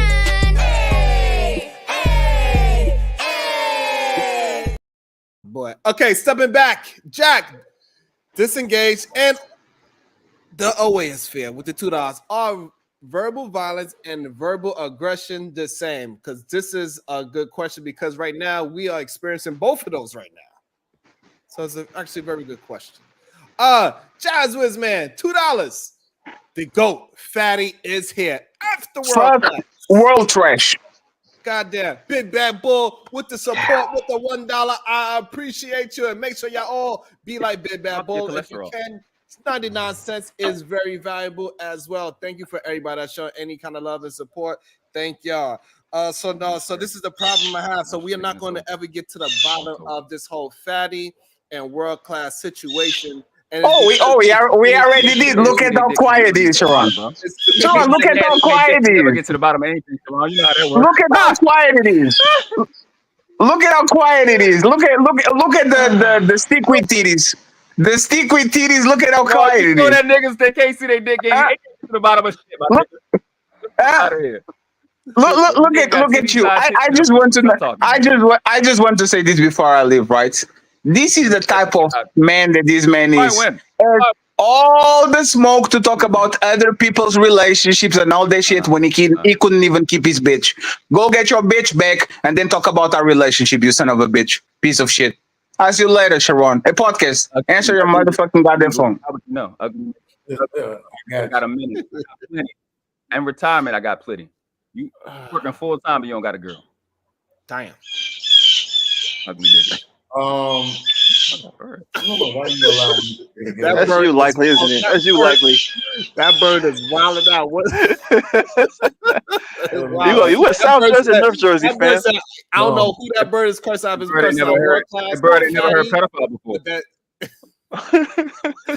The lift with the 2-bar. LOL. Nobody watches the world class. He's dry AF and nappy. Damn, you nappy too? I thought you had a Shout out to the nappy. Shout out to the nappy. Yeah, shout out to the snappy nappy dugout too. Those are great. But we gotta, like I think it needs to get to. That's why I got a lot of thoughts. I gotta try to calm them down. Well, since you got a lot of thoughts, can I just say one thing real quick? I appreciate Fatty and World Class for the entertainment, but I don't appreciate the slander of 200-pound women.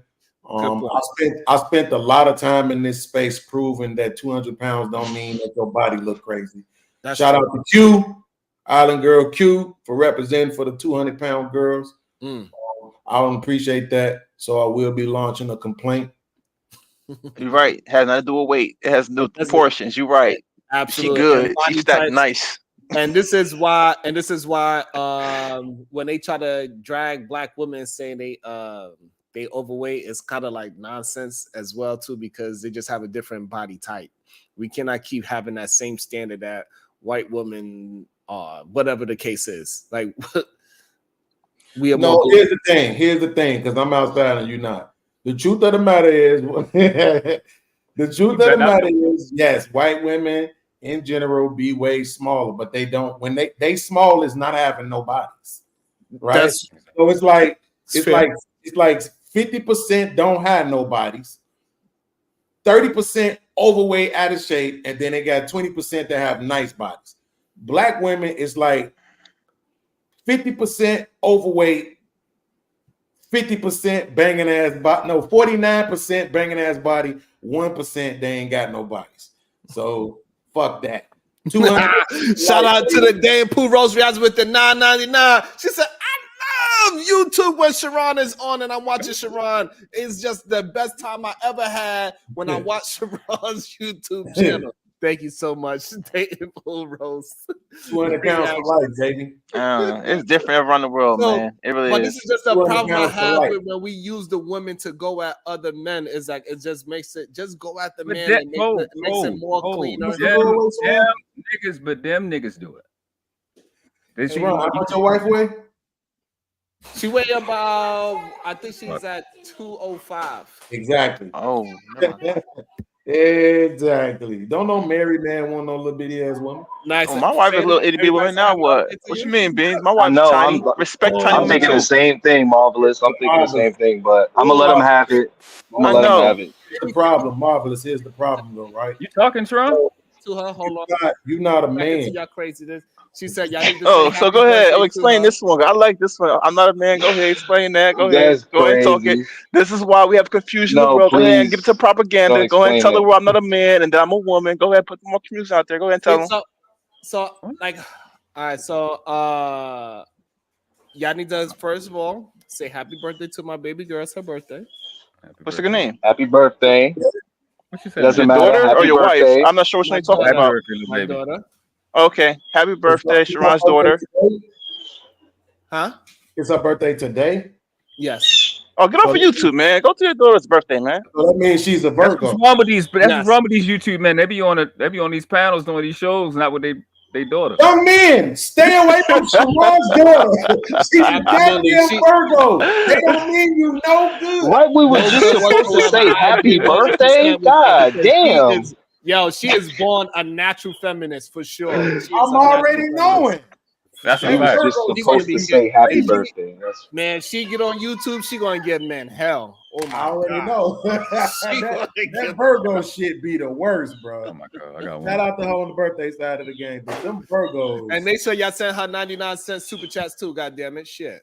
Tell her happy birthday. She loves it. That Virgo shit. Shit. Okay, let me answer his question real quick, Shay. So the reason why I said you're not a man, Marvelous, is because you're not a man. You're a military agent. Right? I'll take that. You say less. Say less. No, say less. I got you. I got you. You gotta explain that.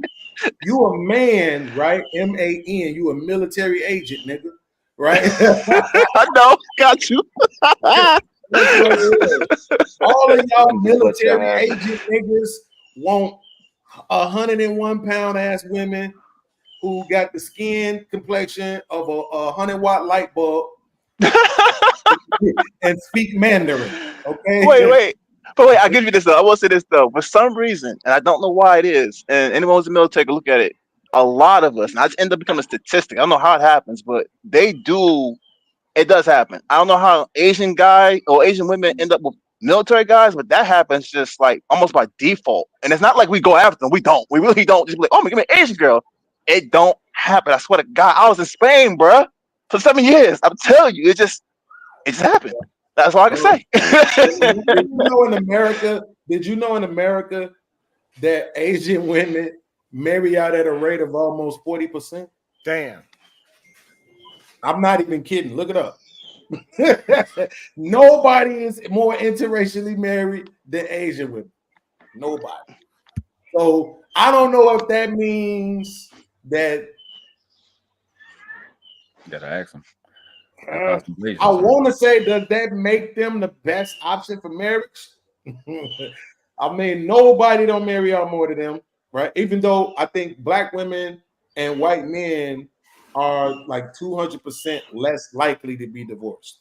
Salute and shout out to the 10 ball on Cash App. She says, for the birthday girl. So we got $35 so far set up for the birthday girl. We're going to give her from y'all to her. She get $35 for being a birthday girl. Shout out to y'all. Thank y'all so much. I appreciate it. She appreciates this too.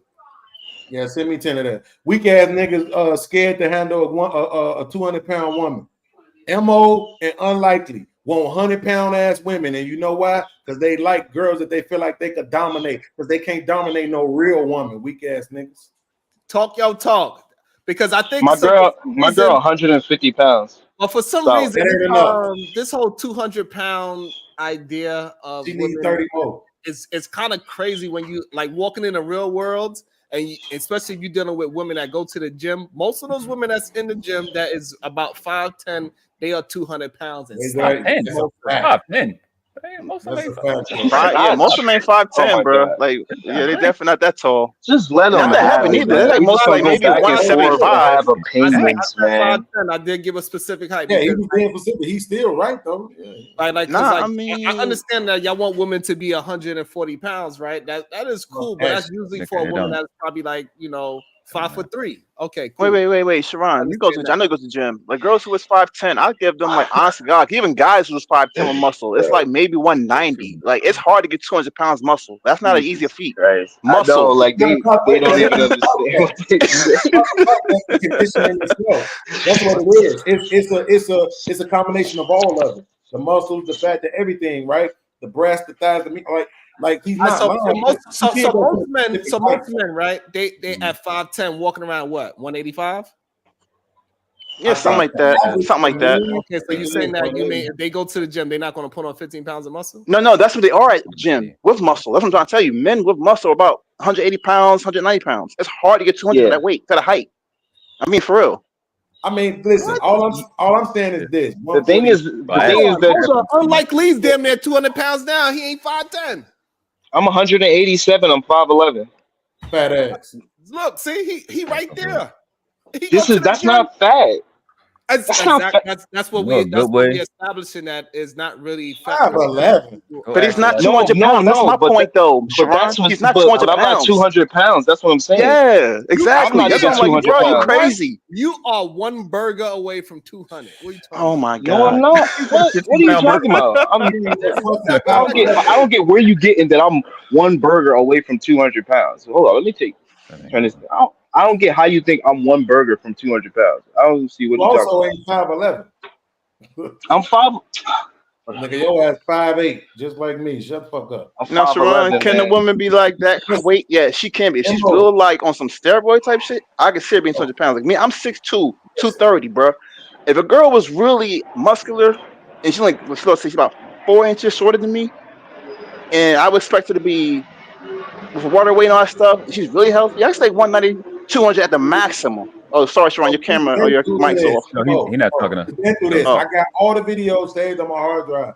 We used to have a segment on my show, every show, where we brought up pictures of chicks that was over 200 pounds, hashtag 200 pounds on Instagram, and they all looked amazing. But what I'm saying is this: the reason why guys, MO, like yourself, are unlikely, one of the reasons why y'all want these smaller girls is because y'all lazy. No, I like climbing trees. Don't get me crossed up, bro. Hold up, bro. I was not that guy. Back in the day, I did not care, bro. Because y'all lazy. Y'all won't. Me and my girl ran 10 miles together. Me and my girl had wait. run 10 miles together. Good. So I don't know what you talking about. Congratulations. That's why I like the bitch shit, because if you can't keep up, I'm just gonna run right. If you ain't gonna run with me, if you ain't gonna bike with me, you can't be my girlfriend. This is Yo, impossible. Beans, get this. I get you. Get this, Beans. Like, no way. Get this, Beans. You can play the cello. I'll play the violin. It's all good. We're making music. It's all Yeah, good. word. Yo, get your That's all that 200 matters. pounders. Nobody mad at you. Listen, I want my girl. When my girl get on top, I want her to go up and down 7 times and then be like, my legs hurt. Hey, I ain't mad at you. Shit. I ain't mad at you. You understand me? I don't want no motherfucker that could be up there. I want a motherfucker that's gonna let me do all the performing sexually. She do all the cooking. Oh, that's what happens regardless, though. I mean, well, I ain't gonna say all that. Let's just say, nah, you can't say that because I do all the cooking in my house. I'm saying now to my other things. I shouldn't have to talk about some of the greatest chefs in the world is men, so I ain't surprised that you could. Plus, you down there in Miami, you probably got a nice recipe book. But I'm just saying, y'all be wanting to dominate women, and that's y'all problem. Y'all need these little bitty. Look at this shit here.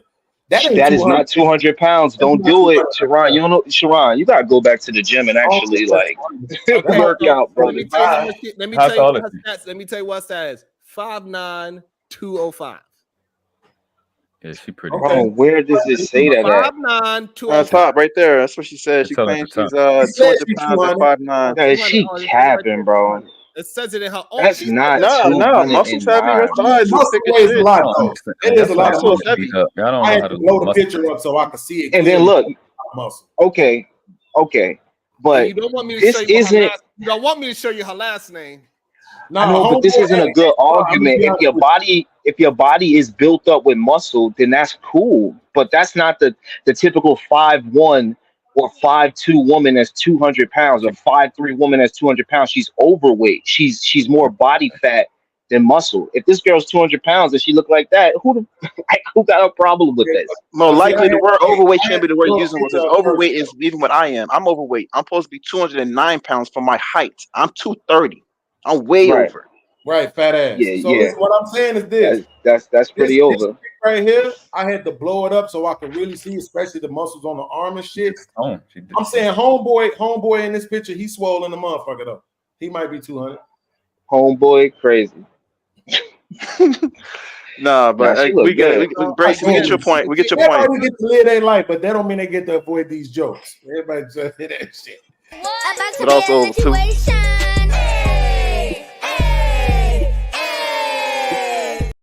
Shout out to Big Bad Bull with the 50 ball for baby girls Virgo Rock. Shout out to Big Bad Bull. We are up to $85 for the Big Virgo Energy. Shout out to you. Hey, Navy. Let me put 15 in there real quick. We at 85. Yeah, but I just say this just to defend the women that work out. Y'all gotta understand, in pictures they be flexing. When she don't flex, her body looking just as soft and voluptuous, and it is wonderful. Thank you. But yeah, that's Hey happy man, birthday. This is right here. Now, this is why I always have been a fan of adoption agencies. See, because I think that what is wrong with this guy, yo? But no, I just had to say that, yo. Like, she's flexing. That's why her muscles are showing. If she's soft, bro, the moment she stops flexing, she gonna be looking just as soft as you don't know what, man. You want me to find another 5'9"? No, like if they look like that, if they look like that, it don't matter. You know, there's women that are 5'5" or 5'10" and they 200 pounds and their body don't look like that. If they built on fat, you know, I think that's really our argument. If you in shape, then you know, if you put on 200 pounds, you muscle. Because I just say look like she is. Go to the gym. I ain't just say walking around eating McDonald's and Wendy's. I didn't say that. And eating glizzies. he said she's soft until she come home and lift his ass up by his neck and say, "Didn't I tell you to put turmeric in my chili?" hey, but that's the problem with the soft era. This is what they want. They women picking them up. Oh my god! Ain't no way. It'd be fun, but ain't no way. You can't make it. About to be a situation.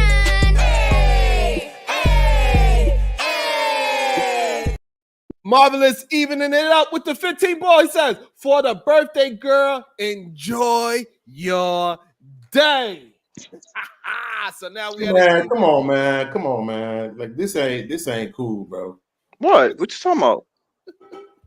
I'm confused. My birthday, you didn't send me a fucking thing. Wait, my birthday. Hold on, my birthday just passed too. Beans, I ain't get shit neither. You a grown ass man. So basically, you saying I was gonna say the same thing. You a No, grown ass actually, man. to tell you the truth, the bean, wait, touch your beans. I saw your birthday thing shout out on Fatty's wall, and I wish happy birthday on his wall, but I didn't go to your page either because I was busy or something like that. But I did see it because Fatty gave you shout out. Yeah, listen, Mo, it's okay. I understand racism when I see it, but I'm just saying, like, I didn't ask to get born dark skinned. I wanted to look just like her. Okay. You know, I'm gonna show some love to your channel. When I go on your channel, I'm gonna show you some love. Easy day. I got you. Fuck my birthday though. Hey, wait, tomorrow is my baby mama birthday. Yo, hit the nah, nigga. It really is her birthday tomorrow though too. Yo, guess what? My mama birthday tomorrow. Now what? I'm gonna try to see if I can get her to come on the show tomorrow and shit. I'm gonna get on Facebook and be like, yeah, it's my boy's birthday. Yo, it's my other boy's birthday. Thanking us. I should have sent her $5 tomorrow for her little birthday. Nigga, she ain't gave me no pussy since 2002. Fuck that. Damn, nigga. Ooh, that's too long. Actually, I'm lying. 2003, because that's when I was getting to the bag. And Man, yeah, I feel the same way about my baby mother too. She haven't gave me nothing in a long time. I had to have a conversation about that. Like, hey, like, why haven't you let me? Exactly. I don't know what the fuck that shit be about. Bro. What? Lawsuit. What?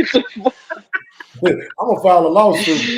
Yo, that's crazy. I actually came here because I don't want to lie about people. I came here to actually apologize because I said something wrong. She was not 200 pounds. She was 240 pounds. I apologize. I had to go back to the videos because I'm preparing the show for tomorrow. I don't like to lie on people. I said 200. So it means like she's barely 5 feet and she's 240 pounds. Passing out. That is. I just wanted to make sure I don't lie on nobody. I just wanted to make sure I apologize. Hold on, Fatty, just real quick. How do you weigh more than either Man Williams? Fatty, hold on. I just want to make sure that you came on the panel and did all this because he was coming at Ali. Absolutely. Man, I need a motherfucking brother. It's some bullshit. Hey, yo, listen. Hit my motherfucking Instagram. Hit me on my email. I need a motherfucking brother, bro. This shit crazy. That's a boyfriend. That's not a brother. That's a boyfriend. That's not a brother. Men don't operate like that. Hey, bro, your bitch is 240. 240. Let me be clear. 240. Let me be clear. She is bomb cherry size, bro. No. You cuffed bomb cherry, motherfucker. You gotta keep talking. You cuffed bomb cherry, motherfucker. 240 to 160. You cuffed a whale, motherfucker. So you have 240. 5'0". Damn, bro. Damn. Yeah, from 240 to 160. Damn. Absolutely. Damn. And then she left you. And then she says, hit the road, Jack, and don't come back no more. No. Right? You got in shape. You made her lose like 100 pounds. And she says, you can kiss your ass goodbye. I'll be clear. Is this before or after? This is before or after? You fucking loser. Undefeated. Absolutely. You're doing all the work. That's why, like a bitch, you got to say something and leave. To say that somehow in somebody's mind that's a slight on me, that I help a woman get from 240 to 160 pounds, is crazy as fuck to me. That don't even make sense to argue that. All right, never mind. Yeah. I don't want to be involved. Smart, unlikely, very smart. Oh man, y'all are insane. Y'all are nuts. It is, and it's okay. And we're gonna do the insane and crazy stuff again. Mañana.